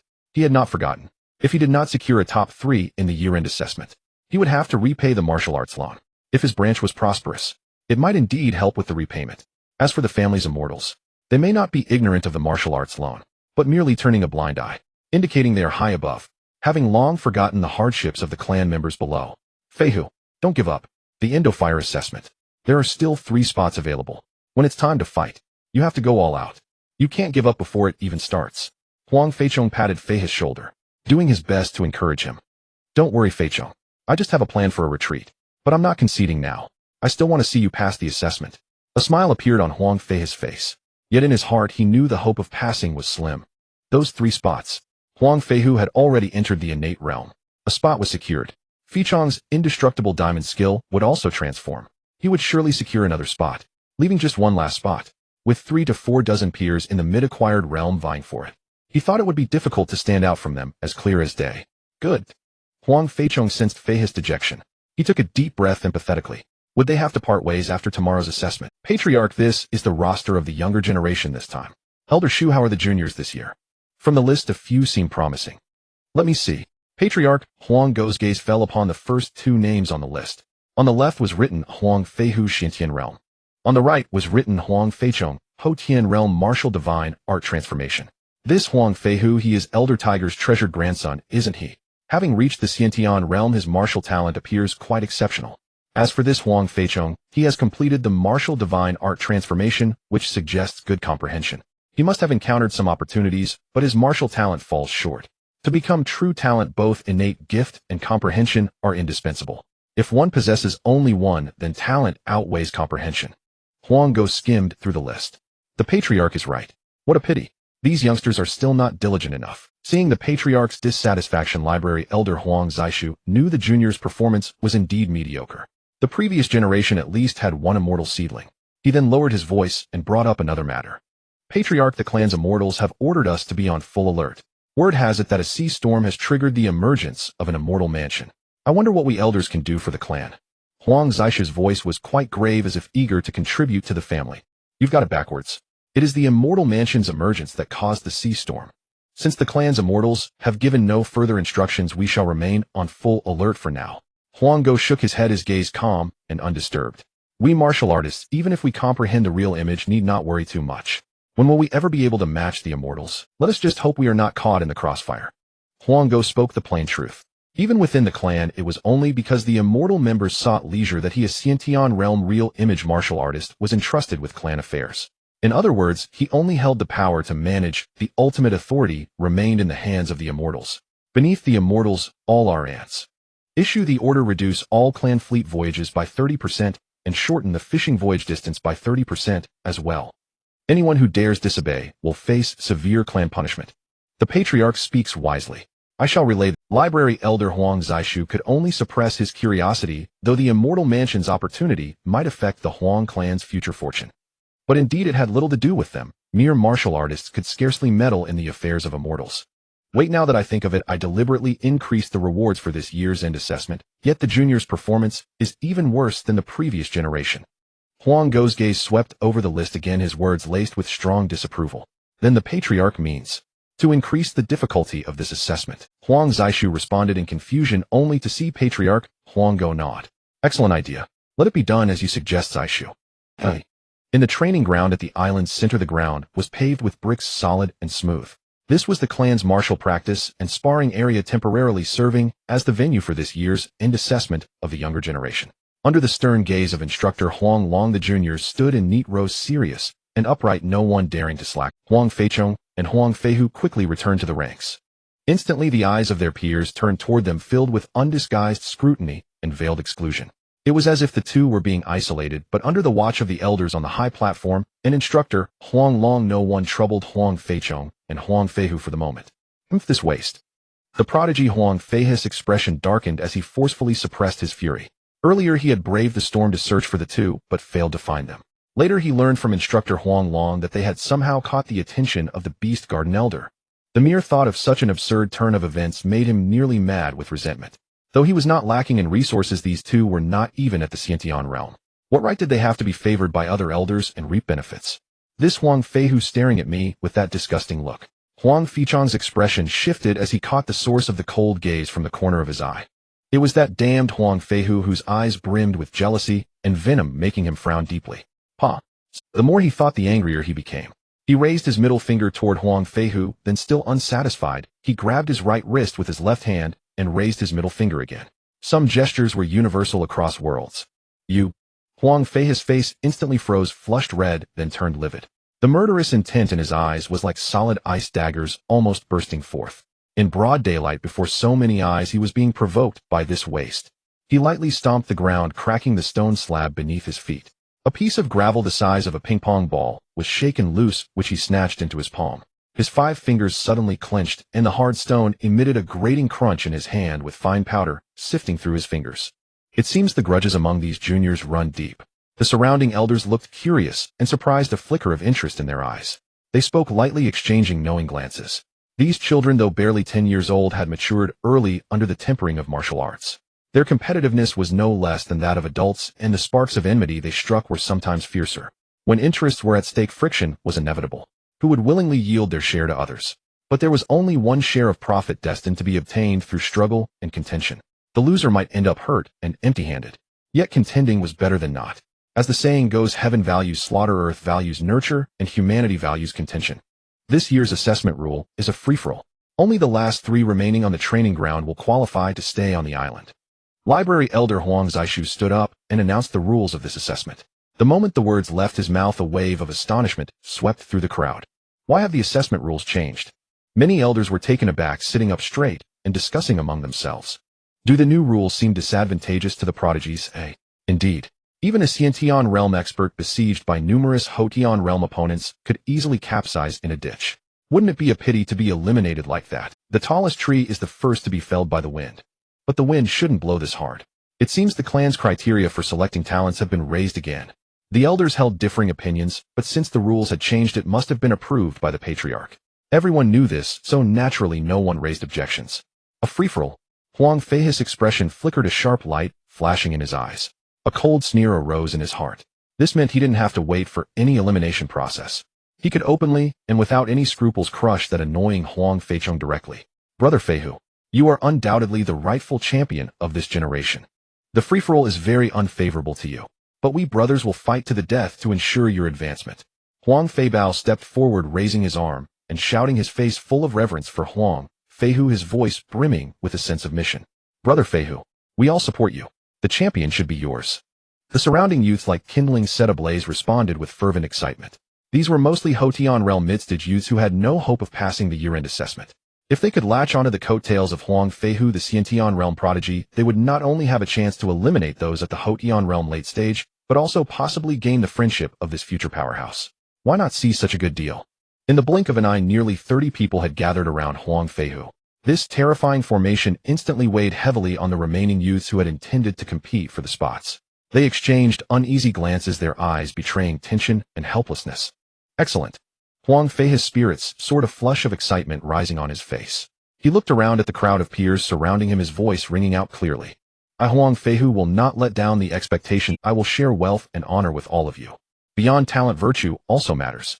If I, Huang Feihu, achieve anything in the future, I will share wealth and honor with all of you. Beyond talent, virtue also matters. That so many peers willingly followed him. Was this not proof of his exceptional talent and character? This feeling of being surrounded by adoring masses made him feel as if he were floating among the clouds. These people. Huang Feihu frowned deeply, clearly unable to accept what he was seeing. He was at the Huangyan realm late stage, and securing a spot was already difficult. Now with this free-for-all and nearly 30 people siding with Huang Feihu, it was like adding frost to snow. Interesting.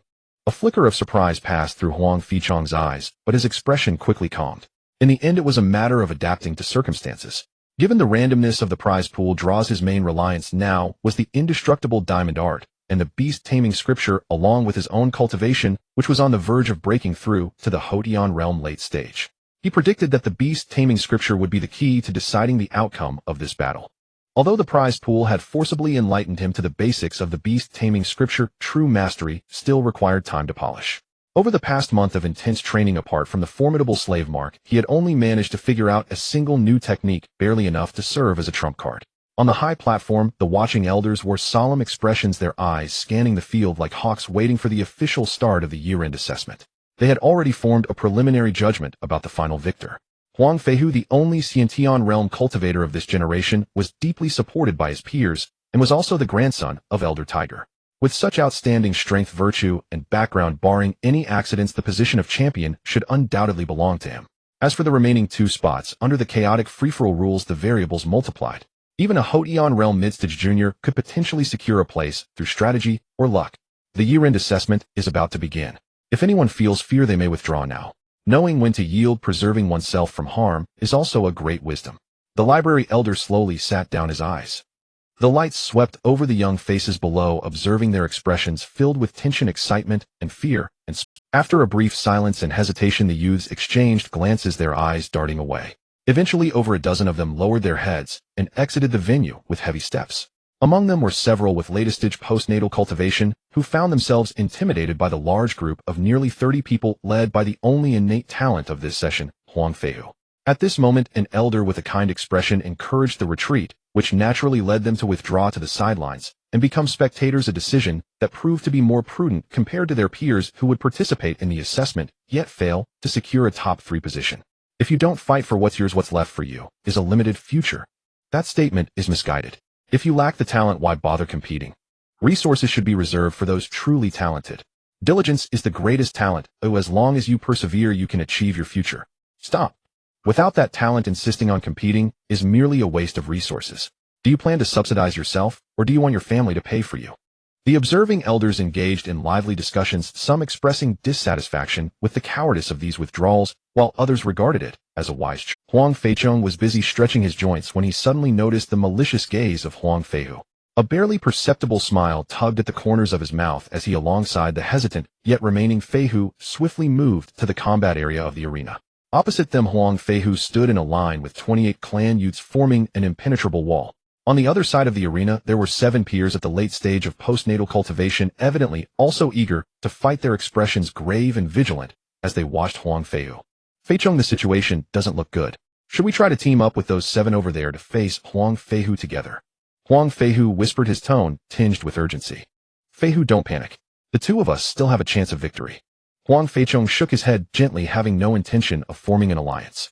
In this chaotic battle, apart from Feichong, who could be considered reliable, the others were essentially foes. Even if they teamed up, they would still have to vie for leadership, and if that command wasn't secure, they would have to guard against sneak attacks. The last-minute opportunistic strikes were all too common, and especially under the watchful eyes of the clan elders, winning must be done splendidly. When we took our assessment, we didn't have such great rewards. On the high observation platform, apart from the elders, there were also outstanding clan members from previous years, many shaking their heads in sorrow. When they participated in their assessment, not to mention the top 3, even securing first place did not earn them the reward of an innate divine weapon. That was something that could elevate a warrior's power at the innate stage by a level. The rules have suddenly changed to a free-for-all. Their situation is extremely dangerous. Huang Feichong frowned slightly, watching the 2 isolated figures in the center of the arena with worry in her eyes. However, in such a family event, outsiders could... Huang Feichong took a deep breath, observing the situation around him. His tall figure shielded the somewhat frail Feichong behind him. As a cultivator of the horizontal training divine art, his role was to stand in front. However, protecting the rear was something he was not adept at. He stood quietly like a warrior, ready to spring into action, his muscles beneath his skin slightly tensed, radiating a faint golden glow. How dare you not concede? You're truly courting death. Huang Feichong's gaze was like a poisoned blade filled with hatred as he rushed forward, intent on tearing Huang Feichong to shreds for the repeated provocations and humiliation. The year-end assessment begins. The voice of the elder from the scripture pavilion rang out like a bell, instantly spreading throughout the entire arena. A chilling, murderous aura rose like an invisible tide sweeping through every corner of the arena. Huang Feichong moved. His movements were as swift as lightning, creating a blurred afterimage. His right leg lashed out like a steel whip, slicing through the air with a sharp whistle. A mid-stage postnatal youth from Huang Fei's camp caught off guard felt as if he had been struck by a rampaging bull on his chest. Even with postnatal cultivation, he could not withstand it, as pain and suffocation overwhelmed him in an instant. He didn't even see how the kick came, and like a gust of wind he flew backward, crashing heavily onto the hard stone ground outside the arena, stirring up a cloud of dust. One strike elimination. What the hell? The youth struggled to rise, clutching his painfully throbbing chest, his expression filled with shock as he looked at the golden figure in the arena, his eyes brimming with disbelief. Had he just been eliminated? Completely devoid of a sense of participation. Was that truly Huang Feichong who struck? After more than half a month of absence. He was truly terrifying. What he did not know was that his opponent had been merciful, who otherwise, with the incredible force behind that kick, it could have shattered his ribs in an instant, leaving him gravely injured. Oh. On the high platform, the elders watched this scene with expressions of surprise and approval. To be able to master the horizontal training divine art to such a level of control and responsiveness indicates he is someone who can endure hardship. Our clan is currently lacking such hard-working individuals. Although mastering the horizontal training divine art to proficiency allows one to suppress enemies of the same level, the day-to-day grind of refining the body through relentless practice can be torturous enough to deter 9 out of 10 people. However, conversely, without the effort to forge one's body, how could one achieve such formidable physical strength? Though it was said that bathing in dragon blood could also work, postnatal warriors had no right to receive dragon blood. In contrast, other martial arts techniques, while less powerful in strikes, were favored by previous clan members due to their characteristic skills, practical, yet elegant moves, and relatively comfortable cultivation processes. My family's fleet is in dire need of someone tough and resilient like him.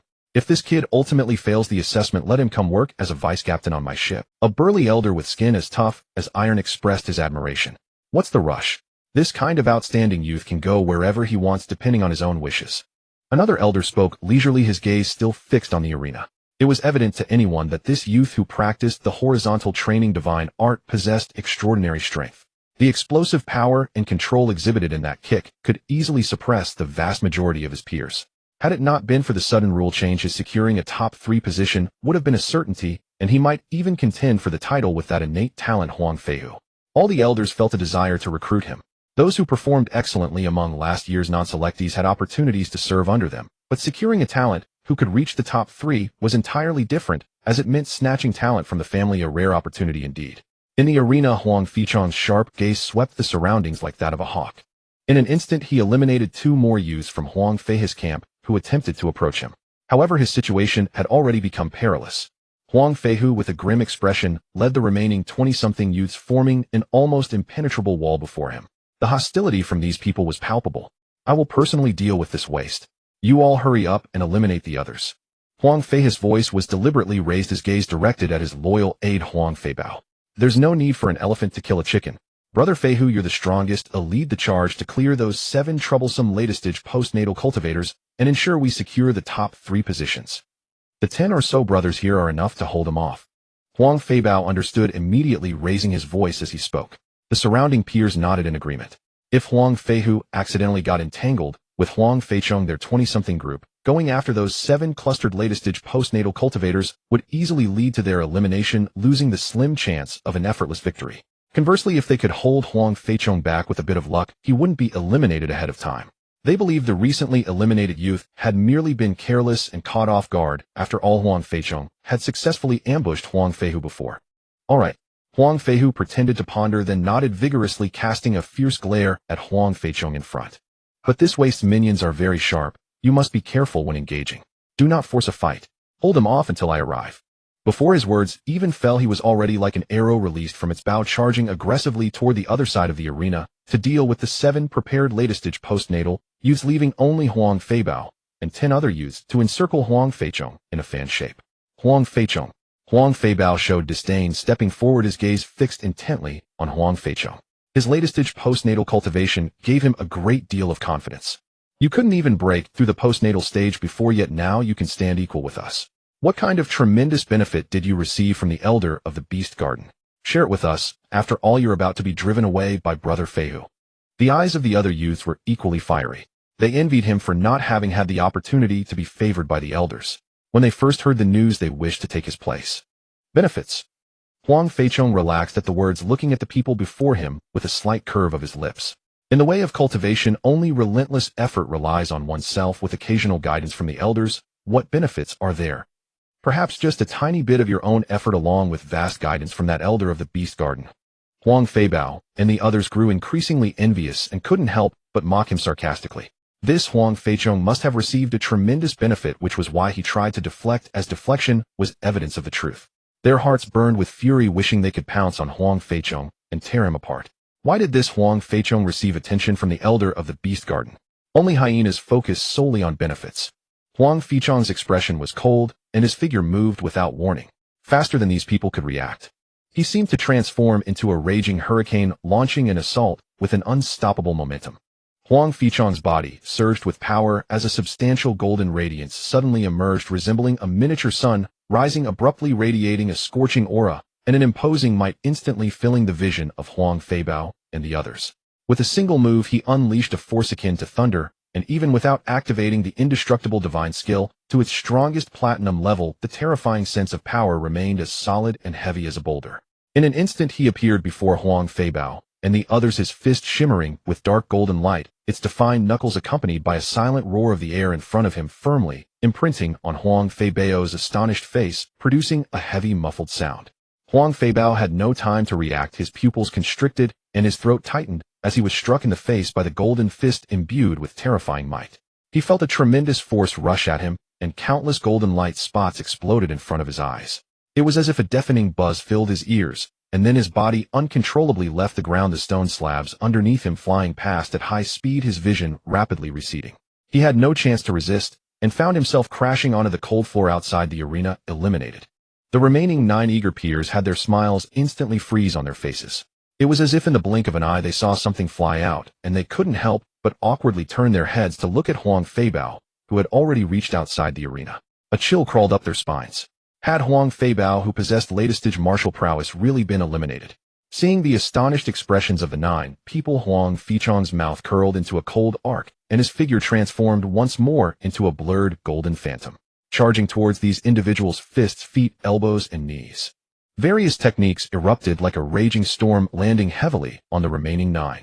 The dull thud sounds never ceased, akin to striking a pile of sandbags, while screams of anguish filled the air. He appeared exceedingly exhilarated. Since breaking through to the platinum level of the indestructible divine skill, it was the first time he had enough opponents to face heat-in, requiring no excessive thought. Each tightening and exertion of his muscles became so fluid and natural. The transformation of techniques felt as effortless as breathing, with a simple thought enabling him to evade enemy attacks. Every hint of intention from his opponents was as clear as if written on their faces. Even when only activating the first level of the indestructible divine skill, dealing with these peers of latest martial prowess felt like slicing through vegetables, unable to halt his sweeping advance. Bang, bang, bang. 3 figures were kicked like sandbags after receiving a thorough beating, sent flying outside the boundary of the arena. Even with their latest martial prowess, they were utterly pained by Huang Feichong's overwhelming attacks. Don't force a fight. Spread out. Exhaust him. Among the remaining 6, someone had just thought of a counterattack strategy when a leg sweep that tore through the air was already coming. Huang Feichong had somehow approached this person's side, the leg shadows sweeping like a steel whip, effortlessly ripping through the air ahead and striking this person, sending him flying on the spot. Immediately after, he slightly turned the other foot, flying up, the sole of his foot covered in a faint golden glow, kicking towards the face of the person rushing from the side, the sole rapidly enlarging in the latter's vision, leaving a heavy imprint, and he suddenly advanced to add another kick, sending this person flying out of the arena like kicking a soccer ball. Huang Feichong, do you only know how to sneak attack? We're not the innate realm's brother Feihu. Have the guts to face us, heathen. The remaining few had ashen faces, their lips trembling, their words quivering with mockery, their eyes revealing undisguised fear. Without a doubt, they had been crushed in that lightning-fast exchange, unable to organize even a decent counterattack. The gap between them was unexpectedly vast, causing a sense of panic to rise in their hearts. What do you mean by heathen? I'm in the midst of the postnatal realm, fighting 10 of you directly. Isn't that a heathen confrontation? Huang Feichong appeared speechless. Did they want to play a round-based game where each person took a shot? That was absurd. Without hesitation, he transformed again into a golden phantom and lunged at the 5. With fists whistling and legs flying, every moment he dodged an opponent's attack, his body instinctively retaliated. In a sense, each of his counterattacks was equivalent to seizing an opening in the enemy's attack, rendering them incapable of responding in time. His grasp of the combat rhythm also grew increasingly precise, nearly akin to a master plucking the strings of a zither attacking freely. His advantage expanded like a snowball, even unleashing attacks equally upon all 5 opponents, causing them immense suffering. To put it in terms from his past life, he was fighting 5 alone and easily reducing their health to the brink, with each attack hitting their damage threshold 3 in mid-stage postnatal and 2 in latest stage postnatal. They were suppressed to the point of having no power to fight back. Monster. The 5 struggled helplessly against Huang Feichong's attacks. They found it nearly impossible to withstand his blows. Successful blocks caused their arms to ache, while failed ones left their bodies in agony. Despite still being in the postnatal realm, his strength and speed evidently surpassed them, and an overwhelming sense of powerlessness engulfed them. Bang, bang, bang. The muffled sounds connected in a series. 3 of them didn't even see the trajectory of the attacks, only feeling the immense force approaching. They had no time to offer any resistance before the scene around them spun wildly, their bodies uncontrollably kicked away. When they landed outside the cold arena, they finally realized the truth of their elimination, their faces etched with unwillingness and indignation. Huang Feichong is just relying on the elder's favoritism. What skill is that?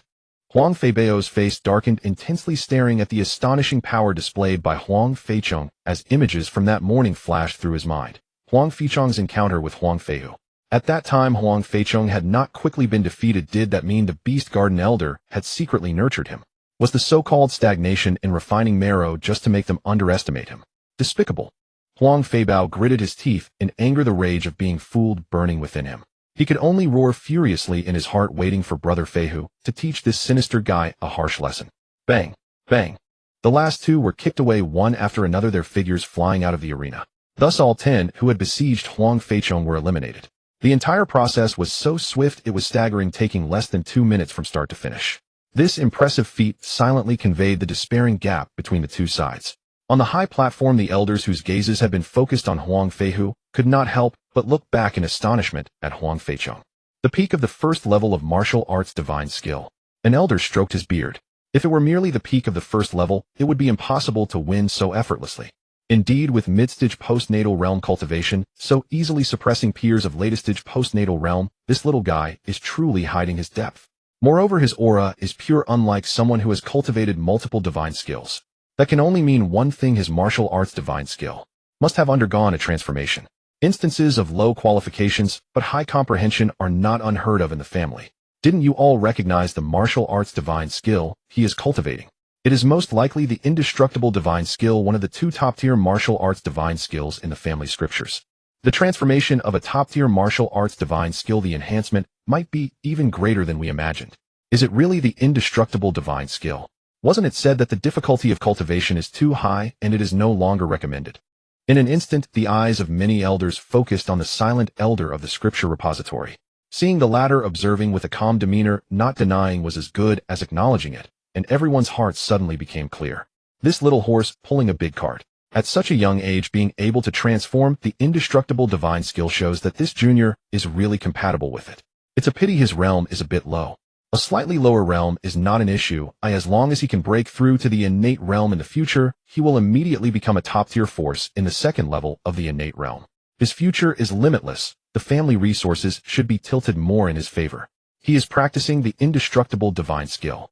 If he can grow smoothly, even if he only reaches the 2nd level of the innate realm in the future, he will undoubtedly be a powerhouse, second only to us elders, and he could try handling many troublesome tasks. The other elders nodded slightly at these words.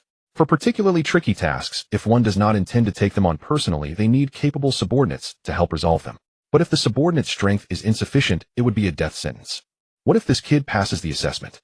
Seeing that many of his colleagues wanted to recruit Huang Feichong, the elder of the Beast Garden chimed in, saying that once Huang Feichong passes the assessment, he would likely defeat Huang Feihu and secure the top position, subsequently receiving the family's attention and gaining substantial autonomy. These elders could at most attract him to join them, but could not actively recruit him to serve them. Impossible. The gap between the postnatal realm and the innate realm is immense. There is a chasm between the 2. Innate realm warriors can harness the world's spiritual energy. With that blessing, in many respects, he far surpassed Hotian realm martialists. Even if a top-tier martial divine art underwent a metamorphosis, this youngster would still be nothing more than a mid-Hotian cultivator. If he were of late Hotian cultivation, perhaps he might have some chance. Elder who oversees the island's security replied with categorical certainty. So long as that Xiantian brat does not overreach, proceeds steadily, and exploits his realm advantage to wear the other down, his odds remain high. A metamorphosed top-tier martial divine art is formidable, but Huang Feichong's own attainment in martial arts is certainly no light matter. If he can bring his martial art to the pinnacle of the first tier, his chances will be significant. Another elder offered that cautious conclusion. The elders murmured. Most eyes shifted back to Huang Feichong, clearly favoring the Xiantian prodigy. After all, Huang Feichong's trump card had already been largely exposed, whereas Huang Feichong's martial attainments remained unknown. The latter was a Xiantian genius and Elder Husk's grandson. Even if he had to juggle cultivation early on, and time was not abundant, elevating his martial divine art to the peak of the first tier should not be an insurmountable task. It seems Feichong's chances are slim. The Beast Garden elder listened to the discussion and sighed inwardly. His peers were no less discerning, their analysis made sense. Yet thinking that he had not yet vindicated his granddaughter, he could not help but grumble to himself. At the opposite end of the arena, Huang Feichong noticed Huang Feichong's tin had been cleared away like dumplings. His face darkened, as if one could squeeze water from it. He increased the force in his palms, intent on quickly finishing off the 7 remaining youths. Huang Feichong, don't think that because you are Xiantian you can do as you please. 7 late Hotian youths, besieged by more than a dozen, including Huang Feichong, despite some coordination, were overwhelmed. As men felt 2 fists could not match 4 hands, and their resistance faltered. You lot are rubbish. Mere late Hotian cultivation. You still dare resist a Xiantian like me? Huang Feichong roared.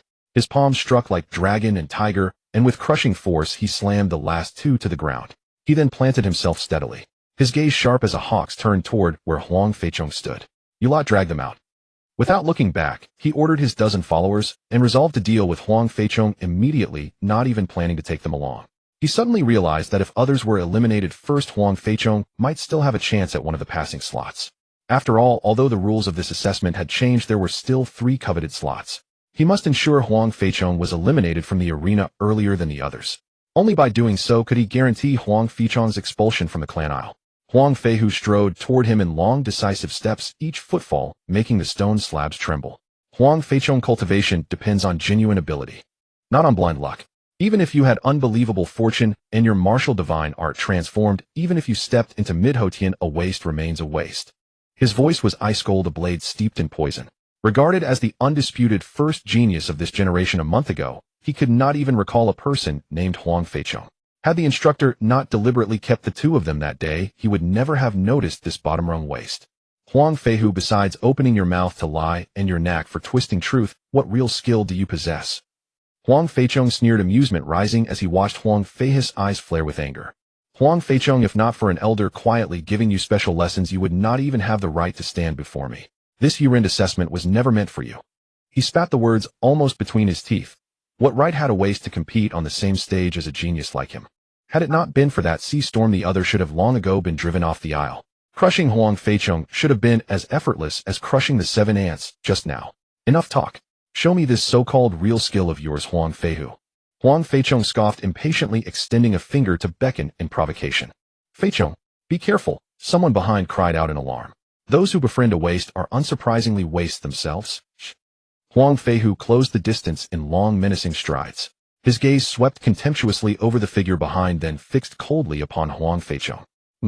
Huang Feichong, watch as I reduce you to your true form and let you taste despair. Before the words had fully left his mouth, his aura detonated. Heaven and earth, primordial energy gathered and coalesced between his palms. A dragon's cry rang bright and high, a tiger's roar thundered low. 2 titanic forces merged in an instant, forming a visible raging torrent. The dragon-tiger coalescent strike took shape, carrying the pressure to annihilate all. Blessed by the primal energy, his silhouette crossed several dozen feet in a heartbeat and arrived before Huang Feichong. His palms slammed together, and every ounce of power was thrust forward without reserve. The air ahead seemed momentarily compressed, then burst apart like vapor. A dragon-shaped phantom reached out to tear the sky, while a tiger apparition lunged with a roar. The terrifying pressure came with gale-force winds, as if to shred steel. It surged straight at Huang Feichong. Adamantine invulnerability, divine skill. Huang Feichong's eyes flared with a brilliant light. With a low cry from his heart, a condensed, dazzling white radiance, like liquid metal armor, instantly enveloped him. Operating at its platinum tier, the adamantine invulnerability, divine skill, surged at full power. He clenched both fists into a standard attacking posture. The stone slab beneath his feet cracked and webbed fissures spread outward. He became a platinum bolt shot from a mighty crossbow, advancing rather than retreating, boldly charging into the roaring dragon tiger apparition. Emitting a blinding white light, his body resembled a legendary godlike titan that could crush anything. The impact was cataclysmic, utterly overwhelming. When the fearsome dragon tiger phantom met the platinum body, it shattered and dissolved like fragile glass. Chi scattered in a wild surge, sending dust flying from the arena's edges. The instant the phantom broke and dissipated, it revealed Huang Fei, his face behind it twisted in utter horror, all in a flash. The godlike titan that had smashed through the illusion bared a savage, feral grin and accelerated forward to ram. Wow, what? This waste. How could he possibly withstand the Dragon Tiger Divine Palm and charge through? The Dragon Tiger Divine Palm is the combination of two supreme martial divine arts. Among superior arts, it stands at the very apex. Huang Fei's pupils shrank to pinpoints as he stared in disbelief, his mind briefly void, driven only by instinct to draw upon heaven and earth chi. Under the aid of primal energy, his arms flailed in rapid succession, hastily forming afterimages of dragon tiger palms in a desperate attempt to stop the charging Huang Feichong. Yet the moment his palm force made contact, an overwhelming, irresistible might swept over him, as if it could overturn mountains. In an instant, destruction reigned. Like a titanic tsunami breaching a dike, like a siege hammer shattering a gate, the fierce, unparalleled force rolled forward without hindrance. As if dozens of furious dragon-blooded steeds thundered and trampled in unison, Huang Feihu had no time to defend and was utterly consumed by this irresistible power. His body was hurled like a sack of rags flung some 20 or 30 meters. When he struck the ground, he rolled ignominiously another 4 or 5 meters before barely stopping. Fortunately, the heaven and earth chi automatically cushioned him like a pliant air mattress, absorbing most of the terrifying impact at the last moment. Otherwise, this collision would have left him grievously wounded. He rose in fury, his eyes as sullen as a dead sea before a storm. Humiliation. A Xiantian prodigy, and against a Hotian waste, he had nearly been grievously hurt by a single blow. Under every watchful gaze, it was nothing less than a blunt public slap. From the high platform, someone called out, "This Xiantian youngster was far too careless." Knowing that close quarters brawling with a heavy-conditioned fighter is a disadvantage, and yet he failed to open distance at once. His combat awareness does not match his talent. The fleet elder saw the scene and could not help but shake his head. One cannot put it so simply. Were you at Xiantian level facing a Hotian opponent, the realm advantage is obvious. It is only natural to hold back at first. Would you immediately strike hard enough to injure a clansman? To possess a superior realm and still exercise restraint, such forbearance is all the more admirable. Elder, who responsible for security, stroked his beard. Though displeased that his grandson had been sent flying since the injury was not severe, he treated it as a minor trial for the boy. Yet he remained deeply offended by his colleague's condescension toward his grandson. Admirable, my foot. Losing and calling it restraint. Pure self-flattery to gild your face. It's only because it's your grandson. Would you defend someone else like this? The fleet elder snorted. Facts speak louder than words. Feihu will surely claim the top of this assessment. Mark my words. Elder, who replied sullenly, his neck stiff. The other elders turned to look with curiosity. On the training ground, the dust had yet to settle completely. Huang Feichong's chest rose and fell slightly as he felt the surging blood and chi within him. With his current mid-stage postnatal cultivation, even though his martial arts had advanced to the second level, it seemed he could only contend against innate realm fighters. Defeating them would not be so easy. He would likely need to employ the means from the Beastmaster Sutra. However, such secret methods should not be revealed lightly and must be used at the right moment to ensure a decisive strike. The gap between the realms is not so easily crossed. If postnatal fighters could easily crush innate fighters, wouldn't the martial arts realm regress with practice? You useless waste with tough skin and thick flesh.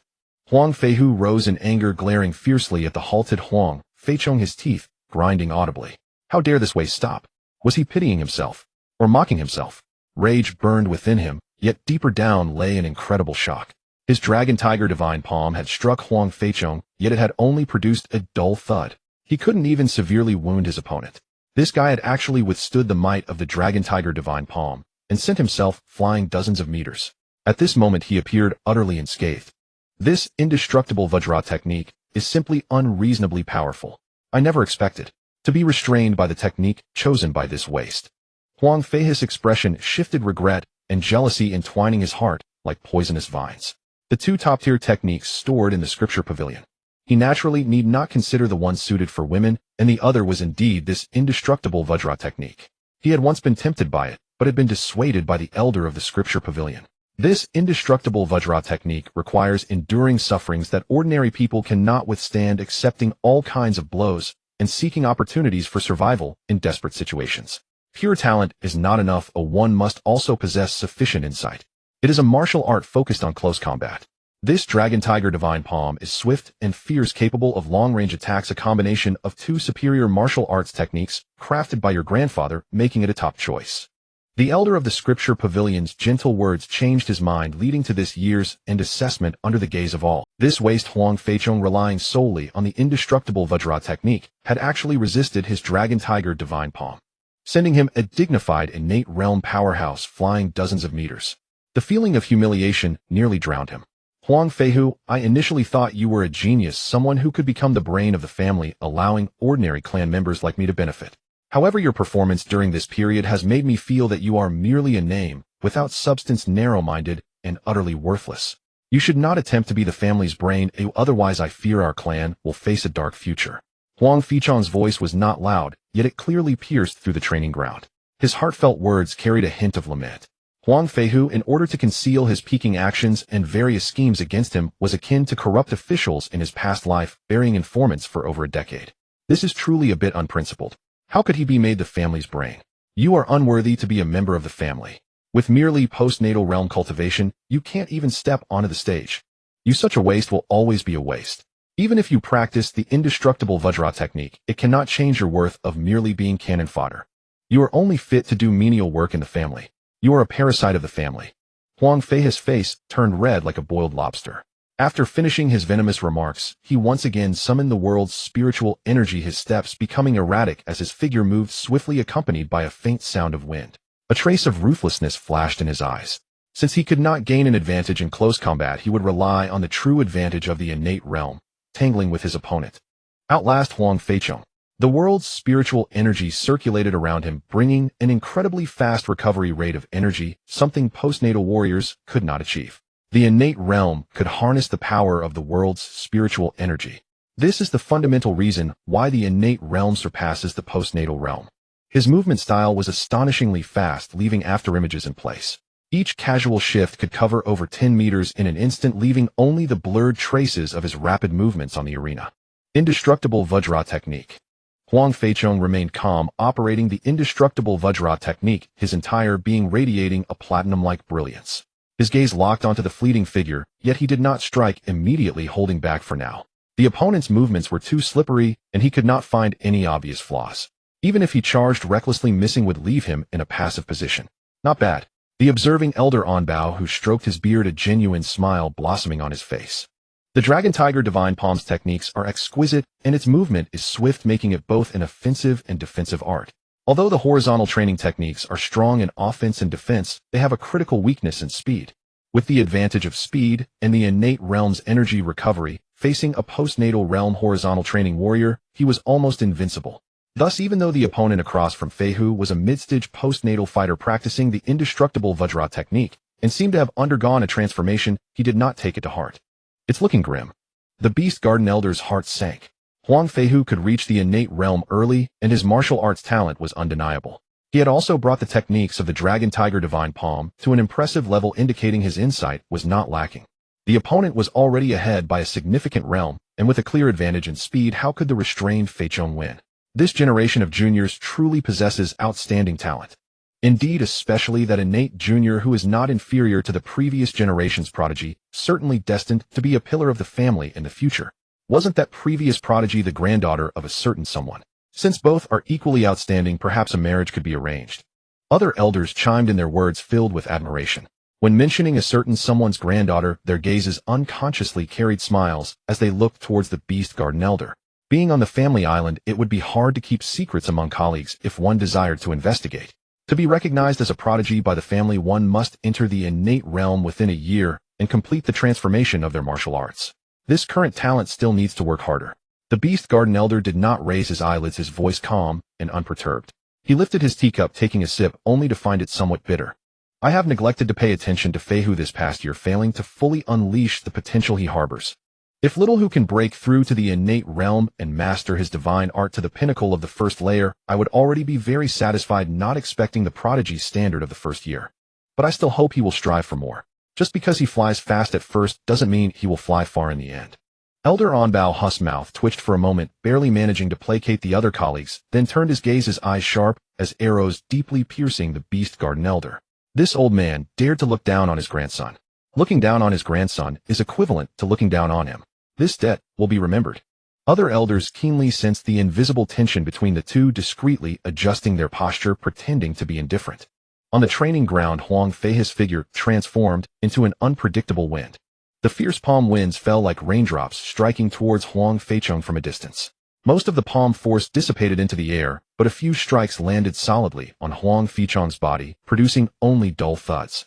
However, under the protection of white light, Huang Feichong remained motionless. The platinum-level indestructible Vajra technique is too powerful in defense. Huang Feichong appeared relaxed. Despite the formidable defense, he would not stand there as a target. He was also diligently seeking opportunities to counterattack, allowing Huang Fei's rapid movements to occur, yet he merely relied on slow to counter fast, searching for the moment to strike back, aiming to launch a fierce counterattack as soon as the opponent could no longer contain their approach. Why is this waste so calm? Huang Feihu, witnessing Huang Feichong's complete composure, felt a surge of suspicion, his offensive becoming hesitant. Could it be that Huang Feichong had a way to break through? Impossible. The movement style restraining horizontal training is a hard rule. Moreover, he also had a significant advantage in realm. His gaze swept over Huang Feichong's back figure, and an idea flashed in his mind. Bait. A cold smile curled at the corners of his mouth. If I were Huang Feichong facing an innate realm fighter, I could not overpower struggling to protect myself. How could I spare the effort to protect a burden? This must be a deliberate pretense exposing a flaw. He aims to lure me into attacking that Huang Feihu, so he can strike me with a fatal blow. If he can take the opportunity to severely injure me, perhaps the elders will declare a draw and end this Endofire assessment early. This waste is quite calculating. He was certain in his heart, deliberately feigning a few steps towards Huang Feihu. Sure enough, Huang Feichong's expression instantly turned serious, his body leaning toward Huang Feihu, as if he was ready to intercept him at the first moment. So it is. A glimmer of understanding flashed in Huang Fei's eyes. Did he see through it? Huang Feichong was not surprised at all. His intention to protect Feihu was hard to conceal. He had long been prepared, ready to confront Huang Feihu, he'd fully intending to win the top spot in the Endofire assessment. Ultimately, one must rely on strength to speak, but once he fully engaged with Huang Feihu, he might have no time to care about Feihu. I wonder if the beast-suppressing technique I recently comprehended can deliver a heavy blow to the innate Huang Feihu. He pondered silently.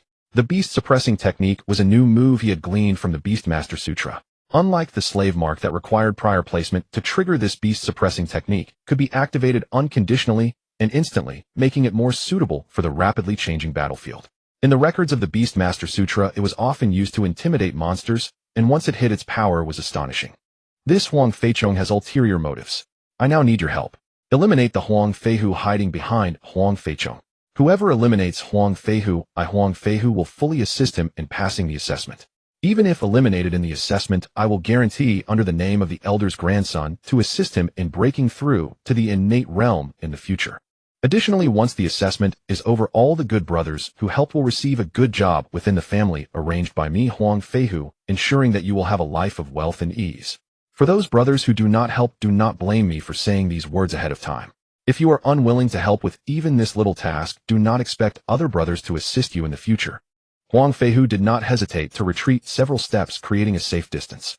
His gaze swept like lightning over those hesitant peers, his voice suddenly rising, his words carrying a stirring quality, his eyes half encouraging, half coldly coercive. Huang Feihu is actually the elder's grandson. No wonder he is so extraordinary. As long as we eliminate that Huang Feihu, we can be arranged a good job by Huang Feihu. How could the elder's grandson be lying? These youths exchanged glances, their expressions tightening. They had long joined Huang Fei's camp, and at this moment there was no escaping. Rather than fleeing, they might as well fight for wealth. After a moment's hesitation, someone took the lead and charged forward. Seeing this, the others gritted their teeth and followed suit, instinctively avoiding the Huang Feichong, which was as solid as a metal fortress. They couldn't help but feel a chill in their hearts, recalling how decisively the latter had eliminated Huang Feibao and others. If they could truly eliminate Huang Feihu, they would rather be fully assisted by him to pass the assessment, even if they could only secure third place. Go. With over a dozen of us against one, he can't stop us. We are all in the postnatal realm, Where could such a huge gap come from? A young man with frenzied eyes was the first to rush towards Huang Feichong, leaping into the air, executing a sweeping. His expression was filled with jealousy, unable to accept the fact that Huang Feichong's strength had surged. If Huang Feihu was a genius, the grandson of an elder, and thus naturally powerful, then Huang Feichong was merely from a remote branch like them. Why should he rise above them? It would be best to rely on Brother Feihu's strength to eliminate Huang Feichong. The others were also stirred, each activating their various martial arts skills with fists howling, shadowy palms flying, and legs striking like whips, but more were still gathering momentum, causing the air to become suddenly hot and chaotic. Whoosh! Huang Feichong's figure appeared before the frenzied youth in the blink of an eye. His fist glowing with a faint white light and accompanied by the sound of breaking air struck the young man without any embellishment, hitting him hard. Bang! A dull thud rang out as the frenzied youth was sent flying like a kite, with a broken string crashing heavily to the ground in the distance, raising a cloud of dust. Huang Feichong transformed into a swift golden phantom, continuously intercepting the approaching crowd, each fierce punch and kick landing with precision.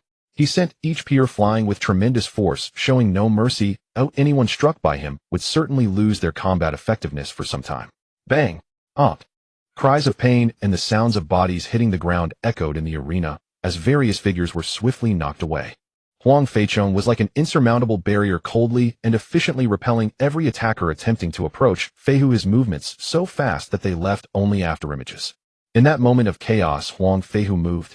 He had been waiting for the opportunity when Huang Feichong was exhausted. He waited for the gap between the old strength fading and new strength not yet rising. His figure quietly transformed into an almost imperceptible phantom. The world's spiritual energy surged wildly beneath his feet, unleashing a fierce speed characteristic of the innate realm. The target seemed to be the isolated and defenseless Huang Feihu, like a deadly bolt of lightning tearing through the air. Feichong, do your best to secure a spot in the top 3, don't worry about me. Huang Feihu's face turned pale, his voice trembling in the fierce wind, his eyes filled with both the longing for rescue and a determination not to drag others down. Don't give up, Feihu. Hold on a bit longer, there is still hope. Huang Feichong shouted fiercely, sweeping his leg again to accurately send 2 peers flying, catching a glimpse of that lethal figure out of the corner of his eye. Without any hesitation, he instantly exerted strength under his feet, the hard stone surface cracking beneath him, his body shooting forward like an arrow intercepting Huang Feihu. Just as I thought. Huang Feihu was ecstatic inside, a victorious smirk blooming on his face. Facing the actively charging Huang Feichong, he suddenly twisted his body at an odd angle, without any warning. The already charged-up Longhu Divine Palm burst forth with all its might. It targeted the approaching Huang Feichong. The timing was exquisite. He had not even considered Huang Feihu as a target. His true target remained Huang Feichong. As long as he eliminated Huang Feichong, getting rid of Huang Feihu would just be a matter of convenience. I was waiting for you. Boom. The deafening roar of dragon and tiger resounded at an extremely close distance. The air seemed to be shattered by an invisible giant hammer, shockwaves visibly rippling outward. The sound was not just a loud noise, it carried a weird force that pierced the soul and shook the mind. The true killing move of the Longhu Divine Palm Mind Shock was pushed to its limit by Huang Feihu at that moment. A phantom dragon with scale-clawed ferocity dived down from the heavens, while a ferocious giant tiger brimming with murderous intent leaped up from the earth. The dragon and tiger intertwined their might astonishing enough to tear their target apart. Good. Elder Onbao, who suddenly sprang up from his seat, his eyes bursting with ecstatic light, unable to hold back from cheering for his grandson. This palm strike from Feihu employs timing and power to perfection. Moreover, it inadvertently activated the special characteristics of the Longhu Divine Palm. At such a close distance, the roar of dragon and tiger was enough to shock the mind, causing the opponent to lose focus and their defenses to crumble. Oh no! The Beast Park Elder's pupils constricted sharply. The characteristic of dragon roar and tiger howl. If the kid Feichong is caught off guard once his mind is shocked, the operation of his indestructible golden body will surely be delayed. This undoubtedly presents a huge flaw. The characteristics of martial arts can often have wonderful uses in actual combat, but typically require the aid of terrain, distance, and other external conditions to truly bring them to fruition.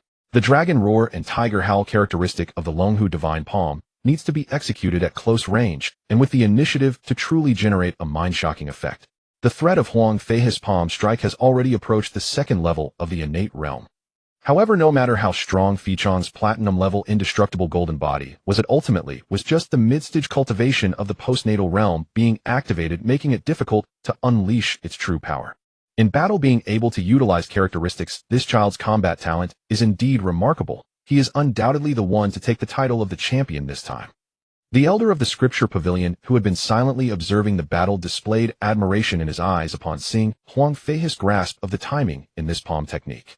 It seems that the champion of this session is indeed this tiger boy of the innate realm.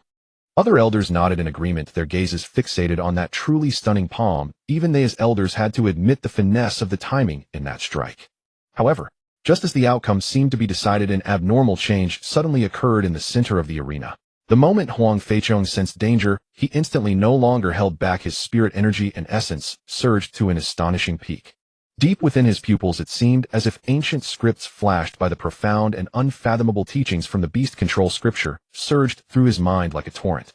Some of the esoteric teachings suddenly illuminated as if breaking free from the constraints of form, transforming into an overwhelmingly powerful beast suppression technique that erupted forth. Beast suppression technique. A silent roar echoed within his heart. Buzz. Time seemed to elongate at that moment, facing the nearly perfectly activated dragon roar and tiger howl characteristic of the Longhu divine palm. The beast suppression technique burst forth like divine light, turning the tables. The two forces collided violently at the intersection where they met. In a moment of daze, a phantom halo emitting dazzling white light suddenly blossomed in front of Huang Feichong. It was like a brilliant sun dropping from the heavens, blindingly radiant. The moment the halo appeared, a terrifying force seemingly capable of devouring all things erupted fiercely. The light seemed to warp. The diving ferocious dragon, with its massive body, suddenly stiffened. No matter how it struggled, it was forcibly pulled upward by that white light halo, unable to control its ascent. The mighty tiger, which had leaped with overwhelming ferocity, also let out a reluctant roar, its four claws clawing frantically, but it was as though it had sunk into an invisible quagmire, forcibly lifted by that overwhelming power. The form of dragon and tiger was completely devoured by that white light halo in midair. In Huang Feichong's vision, the figure of Huang Feichong seemed to be infinitely rising, transforming into a towering being capable of annihilating him with a mere glance. The absolute fear derived from the instinct of life against the unknown threat washed over him like a cold tide, turning his previously twisted smile into sheer terror. It seemed as though a terrifying, oppressive white halo had directly enveloped his soul. His soul wailed, his body succumbed to his cowardly spirit, and before the power of the Longhu divine palm could even reach him, it had already disintegrated. With a thud, his legs weakened, he collapsed onto the cold ground, his hands instinctively grabbing at the gravel, cold sweat pouring from his forehead, temples, and back, instantly soaking his clothes. Like a fish out of water, it felt as though terror surrounded him on all sides. The threat was palpable. His throat emitted a hoarse, unmelodious sound of fear. Huang Feichong's gaze swept over the kneeling Huang Feihu, who had undoubtedly lost his will to fight at this moment. He couldn't help but glance at those peers still chasing Huang Feihu, rushing forward to kick a few of them away, his gaze as calm as a deep lake, plunging the entire arena into a dead silence, with only the wind silently sweeping over the dust on the ground. Brother Feihu has been brought to his knees. A peer, panting heavily, narrowly dodged Huang Feihu's counterattack, secretly cursing the slippery guy. Suddenly felt that the atmosphere was amiss, gulped, nervously turned to look, and found his gaze frozen in the center of the arena, where Huang Feihu was sitting there in a daze. Without a doubt, Huang Feihu's duel with Huang Feichong ended in defeat for Huang Feihu. And Huang Feichong's cold gaze was now like a tangible blade sweeping over each of them. Brother Feichong, we were just passing by. We didn't mean to oppose you. This group of youths trembled as their teeth chattered, their voices shaking uncontrollably under Huang Feichong's indifferent gaze, as if they were being whipped, shaking all over their faces, pale, as they slowly retreated, moving to the edge of the arena, and only after Huang Feichong's gaze left them did they suddenly shudder and breathe a sigh of relief, as if awakening from a nightmare. Did Huang Feichong defeat Brother Feihu? How is that possible? So strong. These peers gazed at the white, glowing figure in the arena, who at this moment seemed like a rising sun radiating brilliance, while they felt as tiny as dust, left with boundless disappointment and disbelief, their previous jealousy and greed turning into despair. The gap was too vast. Damn! A voice containing endless fury suddenly erupted. Elder Anbao Hu's robust figure stood up abruptly, his expression dark as the sky before a storm, his eyes burning with the fire of wrath. How dare you insult my grandson like this? His violent aura erupted like a volcanic eruption. His figure flickered instantaneously, transforming into a shadow, tearing through the air, propelled by a destructive gale, charging straight at the just recovered Huang Feichong before the other elders could react. Huang Feichong's pupils constricted as he saw someone flying towards him from the stands. The airflow above the firmament suddenly turned chaotic, churning and rolling like boiling water. In the blink of an eye, the surging currents coalesced into a colossal tiger over 10 meters tall, suspended menacingly in midair. Lifting its head, it let out a deafening roar that made the very air tremble. Its blood-red tiger eyes locked onto the ground below. Claws as massive as door frames wrapped in a suffocating, dreadful pressure tore through the air and slammed down viciously toward where Huang Feichong stood. Not good. Huang Feichong's pupils shrank to pinpricks. A chill shot from his tailbone to the crown of his head. Alarm bells clanged in his mind.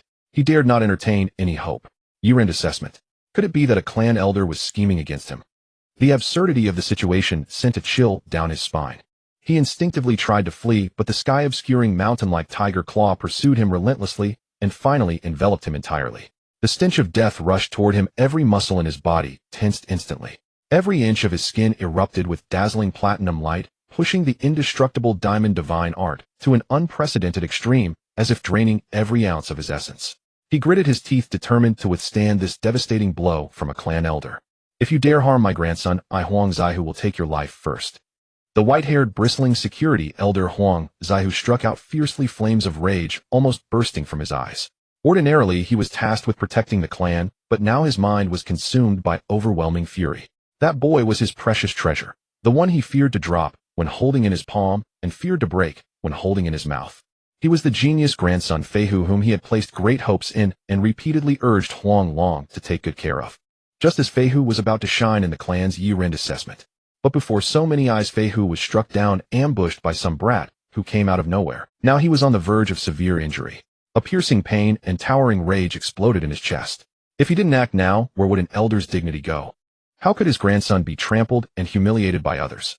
At this moment, Huang Zaihu's vast cultivation at the late stage of Synopsis realm erupted without reserve. The power of the third level of the martial divine art, the manifestation realm, swiftly manifested. The world's primordial energy converged wildly into this huge tiger with a white forehead and red pupils. It let out a sky-shaking roar, swung its claw larger than a door plank, and with a determination to crush everything slammed it down viciously toward the insignificant Huang Feichong on the ground. If this claw landed solidly, even a Synopsis realm cultivator would suffer severe injury or even death. But he showed no mercy. Stomp! The beast garden elder, shocked and furious, moved like lightning to intercept, but was still half a step too late. Boom! A dull, heart-stopping thunder resounded. The very earth seemed to groan. The tiger's paw slammed solidly onto the spot where Huang Feichong had stood. Dust shot up like a raging dragon, rolling and spreading over dozens of meters, completely obscuring whether Huang Feichong was alive or dead. Huang Zaihu, are you mad? The beast garden elder's eyes nearly split. Behind him, primordial energy surged wildly, and the shadow of a massive white-feathered rare bird with a wingspan of over 20 meters instantly condensed. It let out a piercing, clear cry, and its houses-sized wings, with the force of a thunderbolt, fiercely slapped toward the white-browed, reedy tiger's head. Bang! Two violent streams of primordial energy collided and squeezed, producing a piercing screech. The white-browed, reedy tiger was knocked back a step, retreating behind the rising dust, letting out a threatening growl, refusing to yield. Elder Hu, stop immediately. The clan's year-end assessment absolutely forbids private action. The other elders, as if waking from a dream, flew up involuntarily, their faces filled with shock and anxiety, and in a cacophony of voices tried to dissuade Huang Zaihu. My grandson is severely injured, fate unknown. I have only this one grandson. Huang Zaihu's expression was that of a wounded beast. His words brimmed with fury and resentment. Seeing that the anger on his face had not abated one bit, the other elders could only continue their earnest persuasion, trying to douse the out-of-control flames. The smoke and dust in the center of the training ground slowly dissipated, revealing a shocking deep pit. At the bottom, Huang Feichong was drenched in blood, his breath as faint as a candle in the wind. The once brilliant platinum light around him had dimmed almost to extinction. Though he had exerted every ounce of strength running the indestructible diamond divine art to its limit, the chasm in cultivation level was like a heavenly moat. The attacking elder was at least at the third level of Synopsis realm and had launched a martial manifestation attack, while Huang Feichong was merely at the midstage of Huangyan realm. Even with his platinum level indestructible diamond divine art, he could barely touch the combat power of Synopsis realm. How could he possibly withstand it? That he still had a breath left was already a testament to the astonishing defensive power of the platinum-level indestructible diamond divine art. Pain surged through his consciousness like waves of trauma he had never experienced before. The beast garden elder rushed to the edge of the pit and bent down to check hastily. When his fingertips felt Huang Feichong's faint but still present breath, his tense heart relaxed slightly. He quickly took out a medicine bottle from his pocket, retrieved a pill wreathed in medicinal fragrance, and carefully placed it into Huang Feichong's mouth. Swallow it quickly. This medicine can stabilize your injuries. Can't swallow. Hold it in your mouth then. Don't talk. Let me take you away from this place of trouble. His movements were gentle yet swift. Using a soft stream of primordial energy, he lifted Huang Feichong's battered body, turned into a blur, and disappeared swiftly at the edge of the training. Feichong is alive. Thank goodness. Huang Feihu, whose palms were sweaty with tension, saw this, and his hanging heart finally dropped heavily. He ignored everything else and immediately chased after them. Half a day slipped by quietly. In the eastern courtyard, a few withered yellow leaves spun and silently fell onto the bluestone slabs. Huang Feichong lay quietly on the bed, staring blankly at the ceiling. The healing pill given by the elder was remarkably effective, as its medicinal power dispersed it nourished his damaged meridians like a warm stream. His external wounds had mostly healed and scabbed, but his internal injuries were severe and required time to slowly purge. Elder Hu. Huang Zaihu. Huang Feichong's face was filled with anger. A cold glint flashed in his eyes. Whenever he recalled being ambushed by Huang Zaihu and being forced to lie in bed, a nameless fury rushed straight to his crown. How could a dignified clan elder openly attack a junior clan member during the year-end assessment? In front of so many eyes, could he be so lawless, treating clan rules as nothing? How many vile deeds must he do in private? The clan's generation names are Tianzai Long Fei, changing about every 25 years. The last 20 years have been the Fei generation. This Huang Zaihu has at least 45 years more cultivation than me. At most, he has 70 years more cultivation than me. He calculated silently in his heart, trying to steady his breathing and calm the surging anger. He was still at a disadvantage because his cultivation time was too short. If he could train for 45 more years, even if he didn't become an immortal, defeating this Huang Zaihu would be effortless. But time has never been fair. How many swindlers in his past life targeted children caring about their age? After Huang Zaihu saw Huang Feihu defeated, he completely lost his face, blatantly broke clan rules, bullied the younger with his seniority, and attacked him, relying on longer cultivation and higher cultivation. This showed his usual tyranny. By ruining his grandson's chance to win first place, Huang Feichong would likely face revenge in the future, and trouble would come endlessly. A dignified cultivation clan in the martial stage assessment can't even treat the younger generation of warriors fairly. A sense of absurdity choked Huang Feichong's chest. He was speechless, could only sigh inwardly. Where there are people, there is the Jianghu, the world of human relationships and self-interest.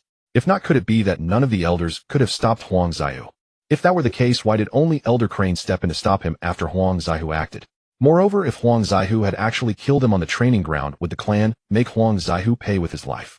99% chance no, and the remaining 1% chance is they would reward Huang Zaihu. Feichong, the medicine the elder ordered to be brewed, I've finished. Huang Feihu carried a steaming pot of medicine into the room, carefully set it on the table, and a strong, bitter medicinal aroma instantly filled the entire room. He'll drink it in a bit. Huang Feichong responded reluctantly. In truth, though his internal injuries were severe, if he could bear the pain, his body, tempered by the indestructible diamond divine art, could still manage to move. But the Beast Garden elder had strictly ordered him to rest in bed, and was currently negotiating for compensation on his behalf. Cousin, are you feeling better? Grandfather has already gone to the clan to seek justice for you.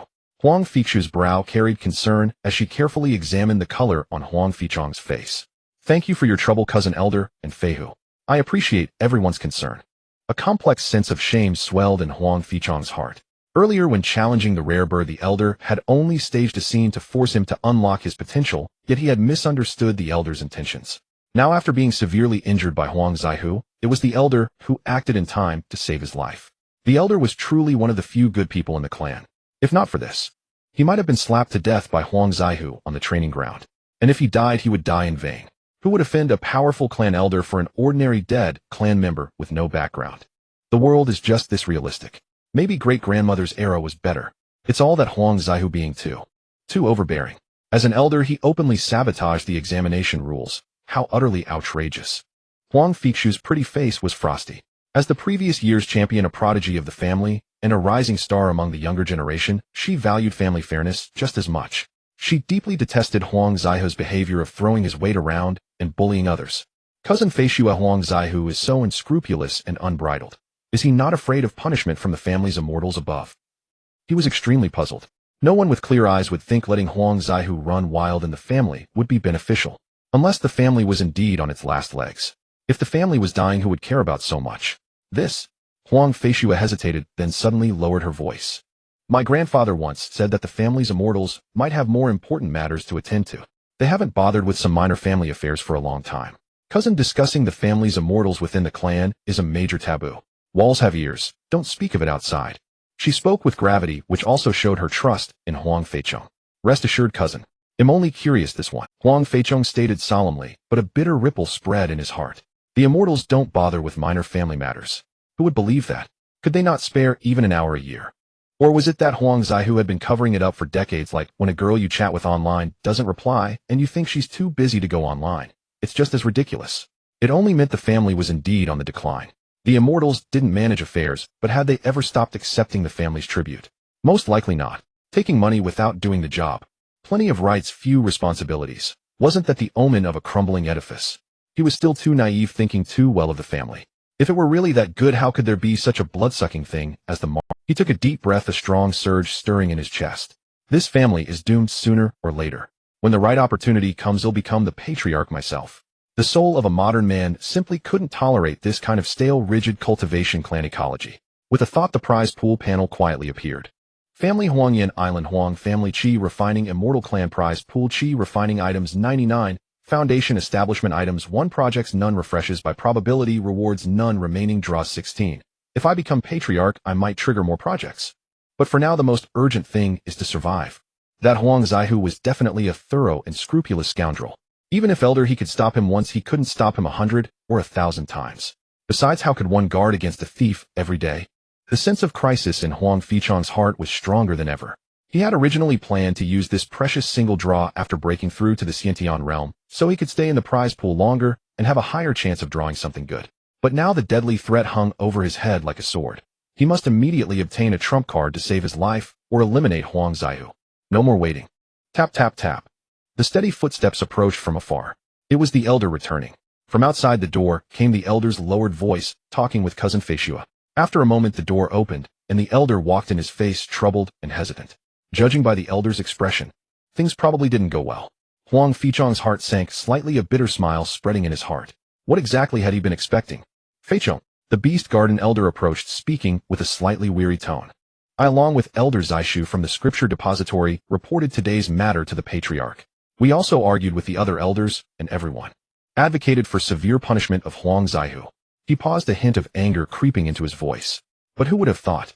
That old bastard's face is thicker than a city wall. He actually brought his grandson, who was only slightly injured, to the council area to make a huge scene, rolling and shouting, claiming his dear grandson was at death's door and his immortal path was ruined. To quell the disturbance and for the greater good, the Patriarch eventually compromised. He decided to award the champion honor of this year-end assessment to Huang Zaihu's grandson, Huang Feihu. As the elder spoke, his words were filled with helplessness and indignation. Huang Feihu is at the Synopsis realm. Feichong is at the Huangyan realm.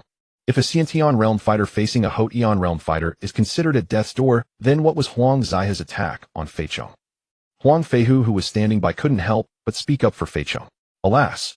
The Beast Garden elder let out a heavy sigh, his face full of helplessness. After all, Huang Zaihu is an elder, and the injured party was his own grandson. The Patriarch also had to consider the bigger picture and save face for Huang Zaihu. Regardless, the Patriarch's decision was made and the champion's title was settled. Although Huang Feichong had defeated Huang Feihu fairly and squarely in the arena, Huang Feihu, being the elder's grandson and seriously injured, deserved to be appeased. Elder, I understand. Kinship and distance are only human nature. Huang Feichong forced a smile. The outcome was fixed, though arguing further would be meaningless. The Beast Garden elder nodded, but his face grew even more strained, as if the next words were even harder to. As for the divine weapon rewards, according to the rules, the top 3 in the assessment were each to receive a low-grade divine weapon. But after this incident with Huang Zaihu, the Patriarch was in a dilemma. In the end, he decided to combine the 3 low-grade divine weapons meant for the top 3 and exchange them for a mid-grade divine weapon from the family treasury to be given to Huang Feihu as compensation. Elder, if there's any more bad news, you might as well tell me all at once. I've trained in the indestructible diamond divine art. I can withstand any storm. Huang Feichong suddenly laughed, a laugh filled with icy sarcasm. What a fine Huang Feihu. What a fine elder's grandson. Suffering a little injury. What a sensational affair. Compensation for the champion. Compensation of a mid-grade Synopsis divine weapon. And it was bought with the resources meant for. All the benefits fell into Huang Feihu's pocket. And what about him? He had endured a deadly strike from Huang Zaihu, consumed a precious healing pill from elder, he barely survived, and lay here recovering only to be treated like a complete outsider. Not even a shadow of compensation. Truly, though the victim lost a cheap life, the perpetrator lost a precious reputation. But it's not all bad news. The Beast Garden Elder quickly added. Huang Zaihu, though shameless, assaulted a clansman and violated clan rules during the assessment. That's an irrefutable fact. The Patriarch ultimately decided to swap his position with Elder Zaiyu, who is in charge of the family fleet. From now on, Elder Zaiyu will take over as the island's security elder. It's also been decided that in this year-end assessment, you Feichong are ranked 2nd and Feihu is 3rd. Both of you have earned the right to remain on the island for continued cultivation. Having said this, the Beast Garden Elder's expression eased a little. Although Feichong's rewards had been stripped, the greatest threat, Huang Zaihu, had been transferred away, ensuring Feichong's safety for the short term. Moreover, being able to stay on the resource-rich family island would greatly benefit Feichong's future development. Thank you, Elder, for your hard work and efforts on my behalf. Huang Feichong expressed his heartfelt gratitude. He knew the Elder had done his best. Without him, the situation would have been far worse. After all, Huang Zaihu was also an elder with even greater power and influence. The family was rife with factions, the main and branch lines deeply intertwined, and there were immortals perched high above taking tribute, but not meddling in mundane affairs. To say there was no favoritism would be strange. If not for the elder's forceful arguments, Huang Zaihu's blatant undermining of the assessment and assault on a disciple, such a serious crime, would likely have gone unpunished. Otherwise, how could he have been so reckless? Attacking openly without a second thought. These are minor matters. The most urgent thing now is for you Feichong to break through to the Synopsis realm as soon as possible. Only when your own strength is substantial will your words carry weight in the family. Huang Zaihu is narrow-minded and vengeful. I suspect he will not let this go easily. Only by breaking through to the Synopsis realm can you have a certain ability to protect yourself. Elder, he analyzed, Feichong, you have a transformation-level martial divine art as your foundation. Once you break through to the Synopsis realm and stabilize, you will soon possess second-tier combat power. Huang Zaihu's cultivation is at the 3rd tier of the Synopsis realm, which is also the combat level of most of our elders. By then, the gap in strength between you and Huang Zaihu will be greatly reduced, and you will have the ability to protect yourself and take your fate into your own hands. Elder, rest assured, I will give my all to break through to the Synopsis realm as soon as possible. Huang Feichong felt the heavy pressure, but his gaze was exceptionally resolute. Relying solely on the enemy's negligence or the protection of others was undoubtedly foolish. Only by becoming strong oneself could one truly be protected. Good. That's the spirit. The Beast Garden Elder, seeing Huang Feichong's clear eyes and improved spirit, nodded with satisfaction. One more thing. Elder Zaishu of the Scripture Depository wants to see you. But there's no rush. Oh well, talk about it after Huang Zaihu leaves the family island. Elder Zaishu of the Scripture Depository. Huang Feichong was slightly taken aback. Back when he chose the indestructible diamond divine art, Elder Zaishu seemed to try every way to dissuade him, almost to the point of physically stopping him. At the top of the sutra library, even if Huang Zaihu has a celestial being backing him and openly breaks the rules of the family assessment, the clan leader can do nothing about it. Is the gap between a celestial and a martial artist truly so vast? One must learn to accept reality. Since even the clan leader is powerless, what can I possibly do? Huang Zaishu stood by the railing, his hands clasped behind his back. His face bore a solemn and contemplative expression, yet a trace of dejection lingered in his eyes. As the elder in charge of the sutra library, he was tasked with overseeing the family's martial arts inheritance. During each generation's selection of supreme martial arts techniques, he would be present to offer guidance. His advice was straightforward. He would not recommend overly difficult techniques to juniors without a background if they insisted the consequences were theirs to bear. This approach was seldom flawed. After all, juniors with connections could afford private tutors to break down even the most complex techniques, while those without could barely afford any instruction. Could they truly comprehend the painstaking wisdom of their predecessors, relying solely on their own insight? Perhaps only a mutation like that of a sea beast could make it possible. Come to think of it, the only exception in the past decade was that Huang Feichong, but he likely received guidance from Zaya. Huang Zaishu shook his head.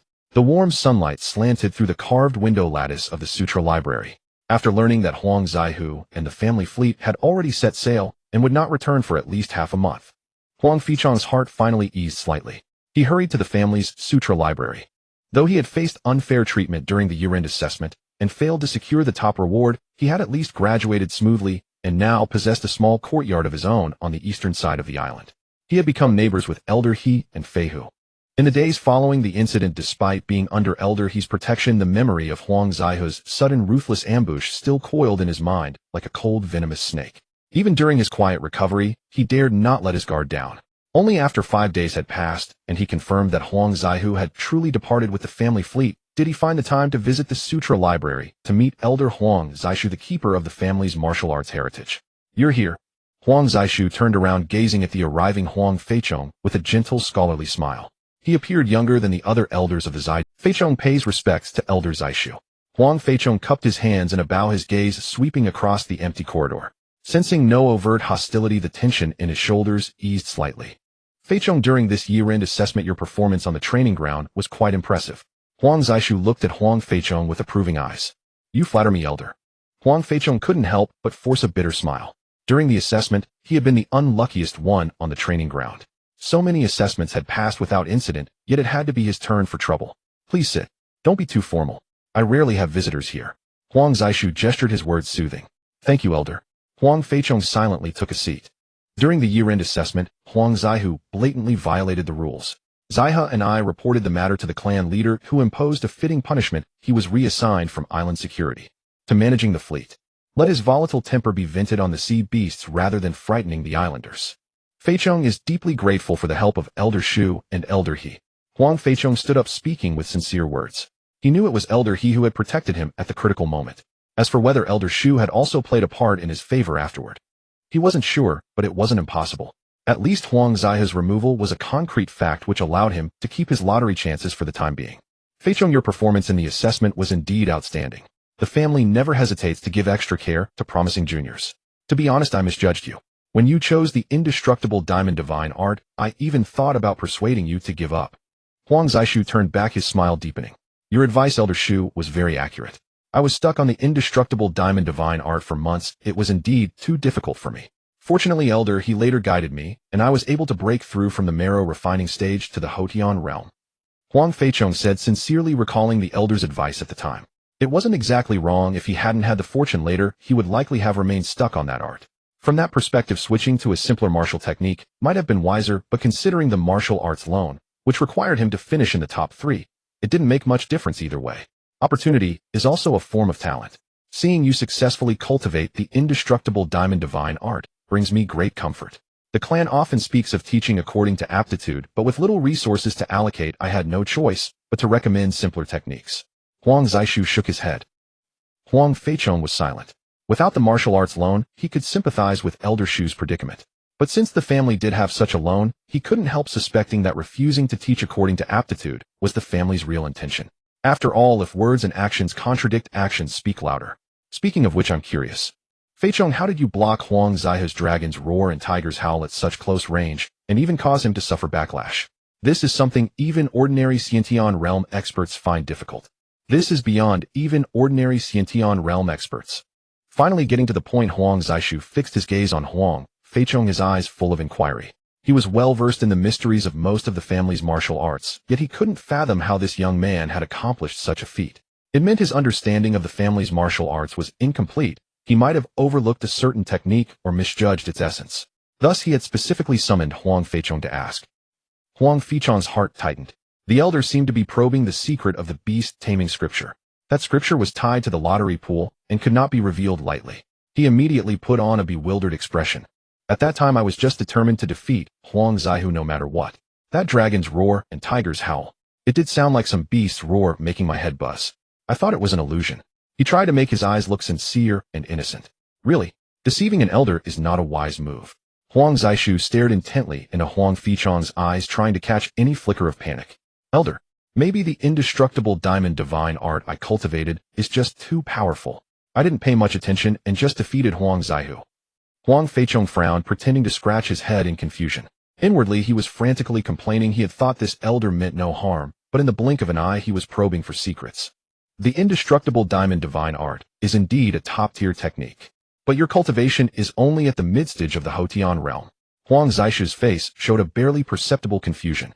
With such a low cultivation level, how could he unleash the true power of the indestructible diamond divine art? Using mid-stage Huangyan to crush a Synopsis realm opponent. Even the family's history records no such feat. Unless... Huang Zaishu's eyes lit up as he looked at Huang Feichong expectantly. You have grasped the characteristic of the indestructible diamond divine art. Diamond. May I ask, Elder, what is this diamond characteristic you speak of? Huang Feichong was genuinely surprised, having never heard of such a concept in martial arts techniques. Every martial art has its own characteristic, sometimes more than one. Discovering and utilizing these characteristics can greatly accelerate the comprehension of the art's essence. The characteristic of the indestructible diamond divine art is diamond said to protect a martial artist's spirit, making their will as indestructible as diamond. Its value far surpasses the dragon's roar and tiger's howl characteristic of the dragon tiger divine palm. Only with such a trait could you at the mid-stage Huangyan realm withstand the spiritual impact of that technique. Huang Zishu's expression was deliberately casual, as if discussing something trivial. Yet he knew well that the family's sutra library contained no specific methods for cultivating such characteristics. This was a domain only accessible to those who passed the year-end assessment, where elders could give their disciples special training. Huang Zaihu had taught his grandson the characteristic early, relying on his elder status. How could this ordinary-born youth have grasped it?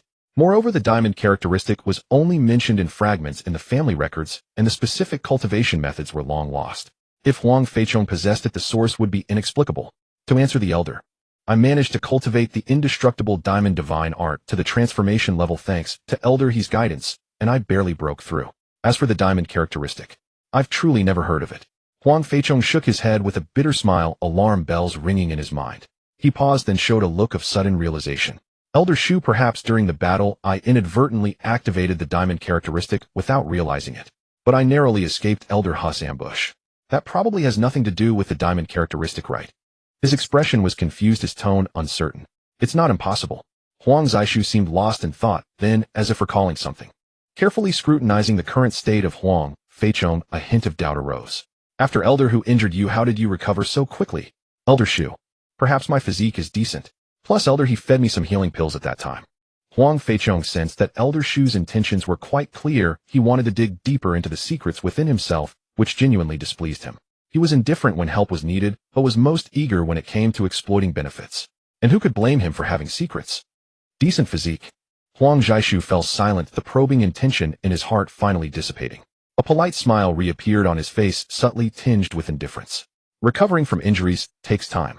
Feichong, you must pay attention to your rest. Your health is paramount. Make sure to recuperate well when you return, and don't run around. Do not let Elder He and the family down with their concern for you. Thank you for your guidance, Elder Shu. Huang Feichong felt as if he had been granted amnesty and hurriedly bowed in respect. I will take my leave then. He hesitated just enough to reveal a hint of uncertainty on his face. Seeing that Elder Shu showed no reaction, he quickly left the stifling atmosphere of the scripture pavilion. If Elder He truly spent resources, that medicine must not be cheap, used on a junior. Huang Zishu rose and moved to the window, watching the hurried figure below, his gaze deep and muttering to himself. This kid may not have cracked the dragon roar and tiger howl. Perhaps his injuries were not apparent at the time, and he was struck by Huang Zhe Tiger's attack. The double injuries left him on the brink of death, and then he was saved by Elder He's miraculous medicine. Indeed fortunate. If it were someone else, they would have lost their life 10 times over. He had indeed seen Elder He feeding Huang Feichong medicine that day. Coupled with today's inquiries and tests, he could not reach the expected conclusion and decided not to delve deeper. He had originally thought this young man's talent was extraordinary, or that he had encountered some fortuitous event, and that was why Elder He had sent word for him to come. He intended to guide and cultivate him, but it turned out he was mistaken. This kid may possess some comprehension, but he relies more on Elder He's nurturing. With sufficient rare animal meat provided, he has only reached the mid-stage of foundation establishment, so his inherent potential is likely not high. A gentle breeze blew as Huang Feichong quickly exited the grand entrance of the scripture pavilion. Sensing a subtle gaze upon him, he forcibly resisted the urge to look back. Upon arrival, the majestic scripture pavilion had appeared solemn and dignified in the sunlight. Now it left him with a small shock and considerable shadow. The subsequent probing and scheming of this elder from the scripture pavilion left him feeling no goodwill whatsoever. Including Huang Zetiger, who had made a move during the assessment, this was already the second elder with clear ill intentions towards him. A bitter smile involuntarily twisted at the corners of his mouth. This reputable Kaya-finding sect filled with such intrigue truly reflects the saying, a small temple breeds great demons, and a shallow pool has many turtles. He murmured softly, feeling lost about the family's future and his own prospects. Shaking his head, he just wanted to return to his small courtyard to rest. Hey, is that you, kid? A booming voice suddenly rang out along the relatively spacious roadside.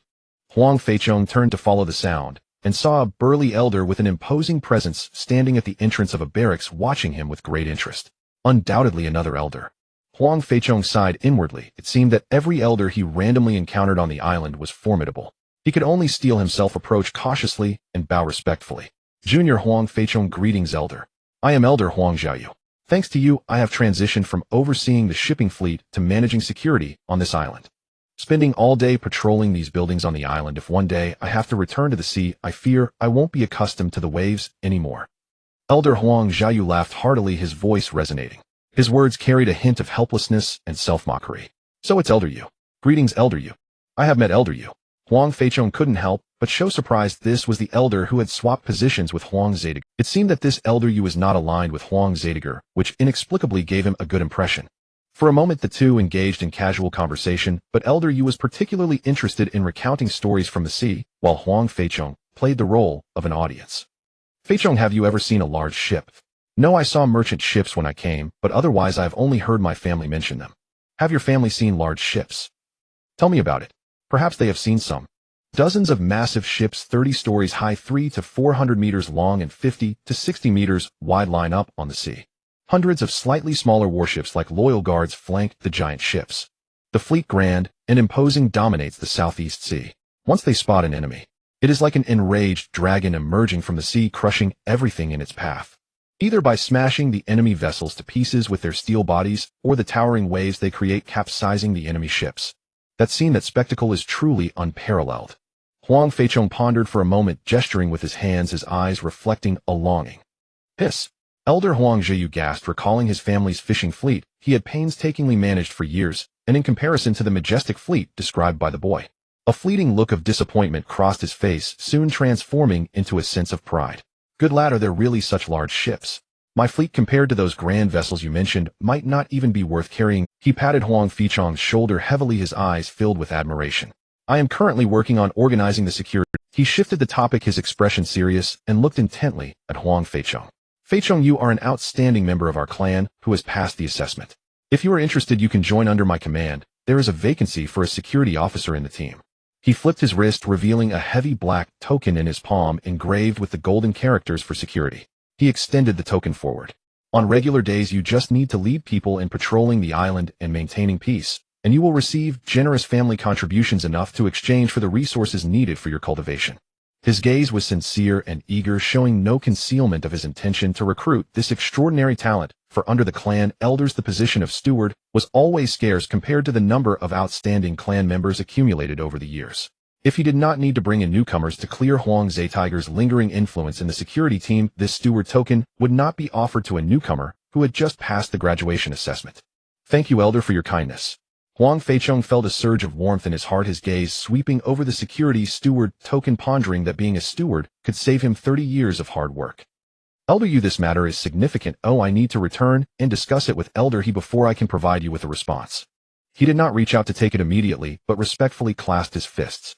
He understood that a sincere invitation would not be concerned with immediate acceptance. If it were a casual remark, and he hastily accepted, it would only lead to awkwardness. Good lad. Elder Huang Xiaoyu saw that the boy was not blinded by immediate benefits and maintained a cautious attitude.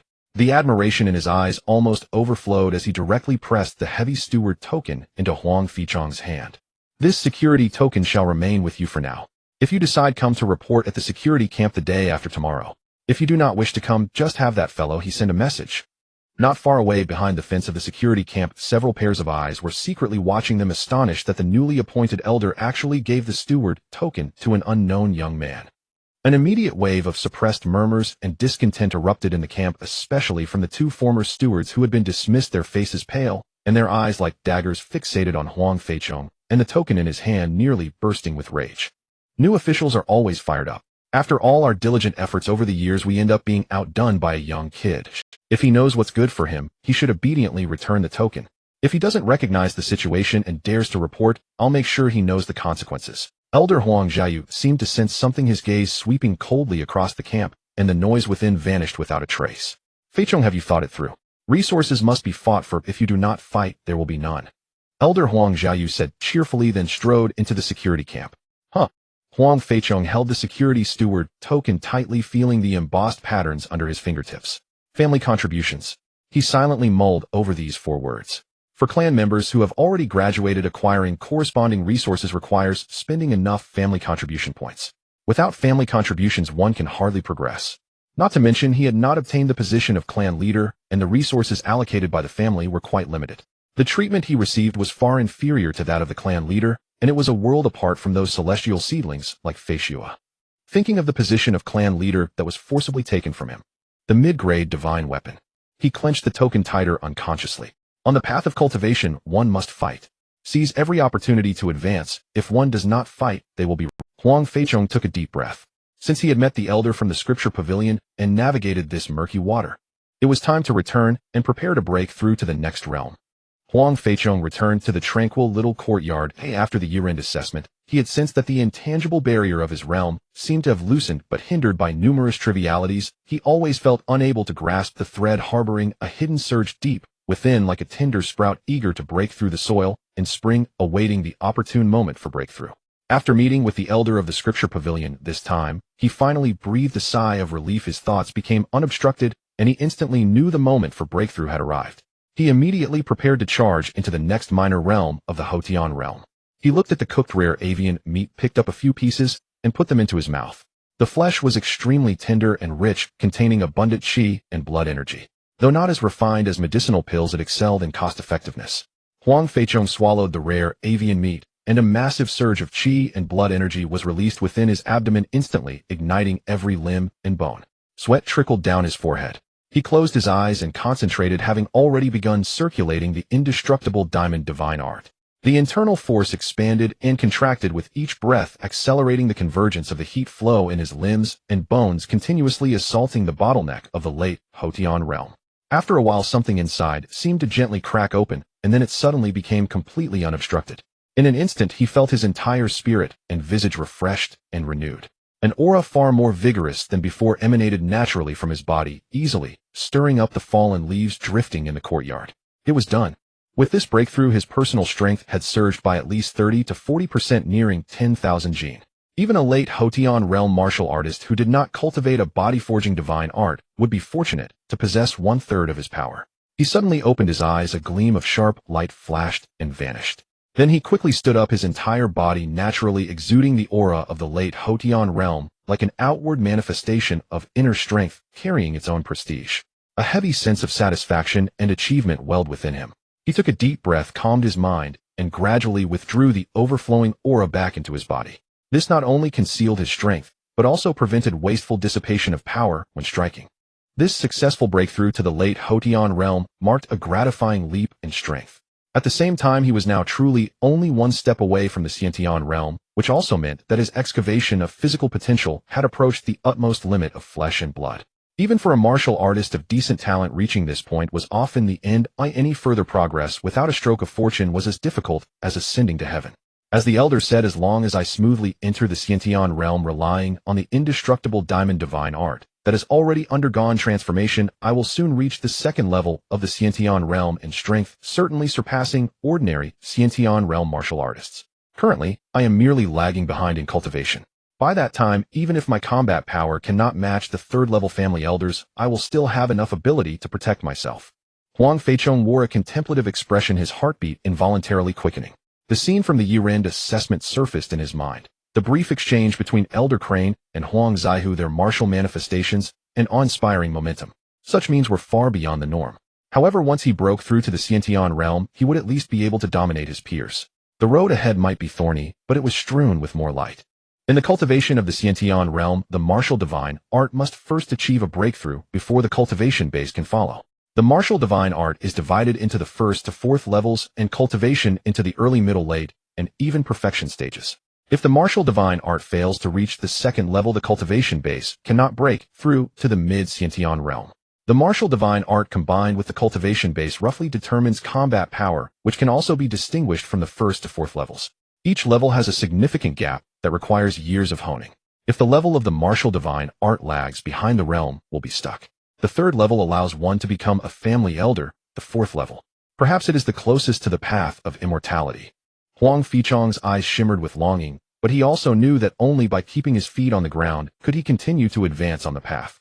Perhaps a pie might fall from the sky, but it would most likely not land on his head. What a prize pool. That is merely the golden finger that all transmigrators enjoy. Don't you have one? Since my cultivation has already broken through, it's just the right time to go and check out the core area. As soon as this thought arose, he immediately stood up and walked briskly toward the adjacent small courtyard. After walking about 2 li, he found Fei's small courtyard. Go check out the core area. The two exchanged a tacit glance and quickly headed toward the family's core region. Feichong, you've already reached the late Huangyan. This is too fast, isn't it? I remember last month you were still stuck at the Marrow Refining bottleneck. In the blink of an eye you've caught up to me. On the way, Huang Feihu learned of Huang Feichong's breakthrough, his expression and voice filled with astonishment. He himself was also at this realm and deeply understood the difficulty of breaking through. He couldn't help but size up Huang Feichong, trying to find some secret. This is called accumulating thickly and bursting forth thinly.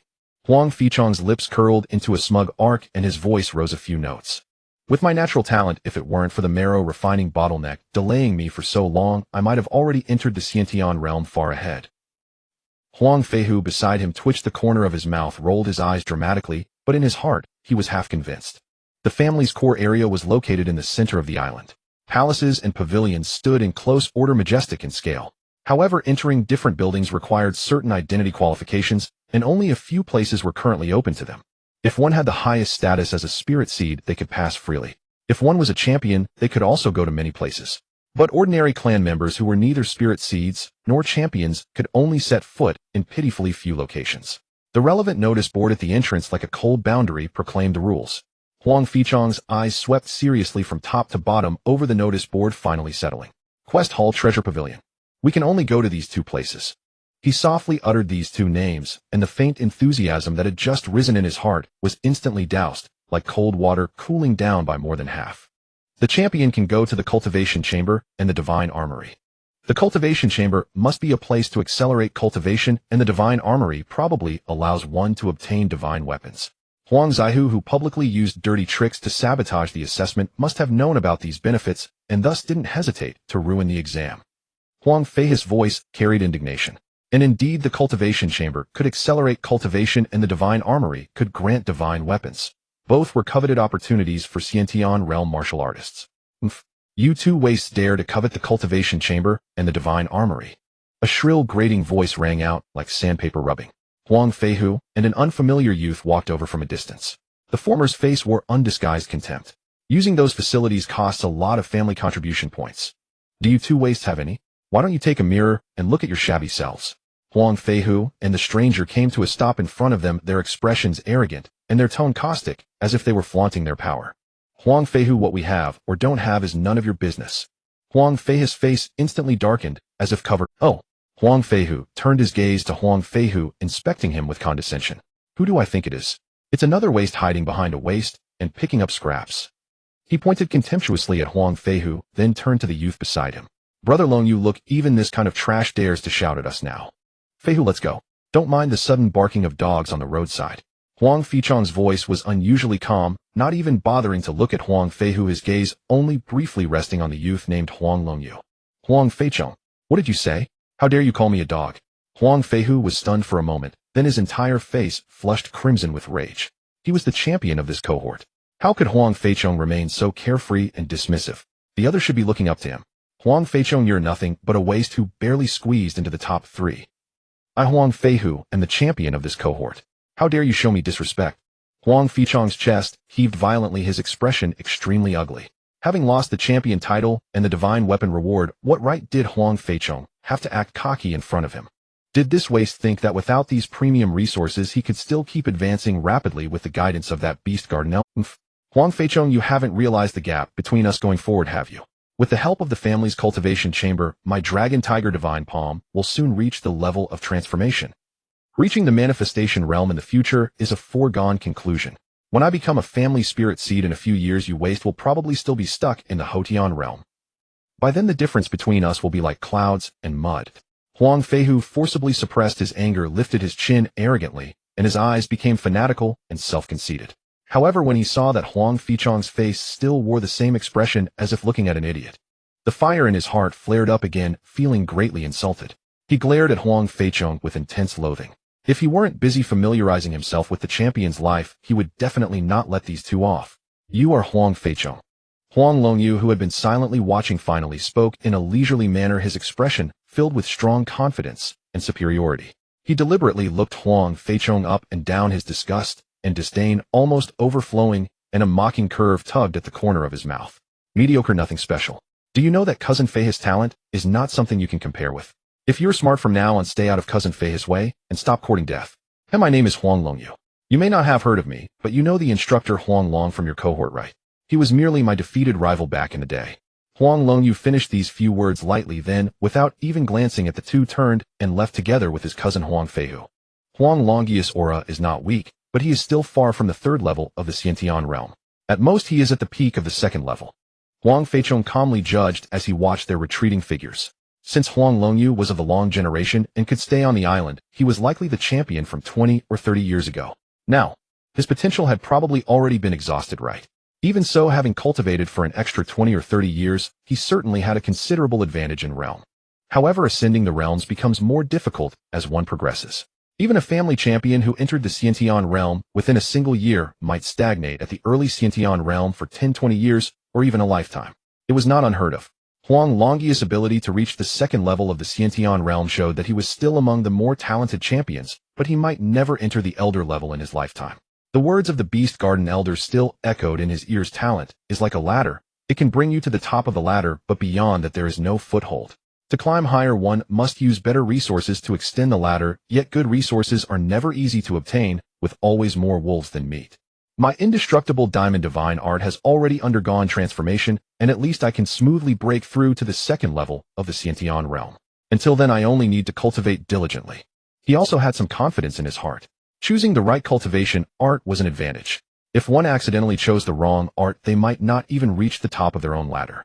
As for stepping into the Xiantian manifestation realm later, that was not something to be hoped for in the short term. Thinking too much was useless. Probably only the family's spirit seeds could easily achieve such a breakthrough. This Huang Feihu is too bullying. Feihu beside him clenched his fists and couldn't help but look at Feichong. He is just too bullying. But the path of cultivation is inherently about striving. If one does not strive, others may praise you on the surface, but secretly mock you. Huang Feihu strives with his mouth, his grandfather strives with his seniority, so we.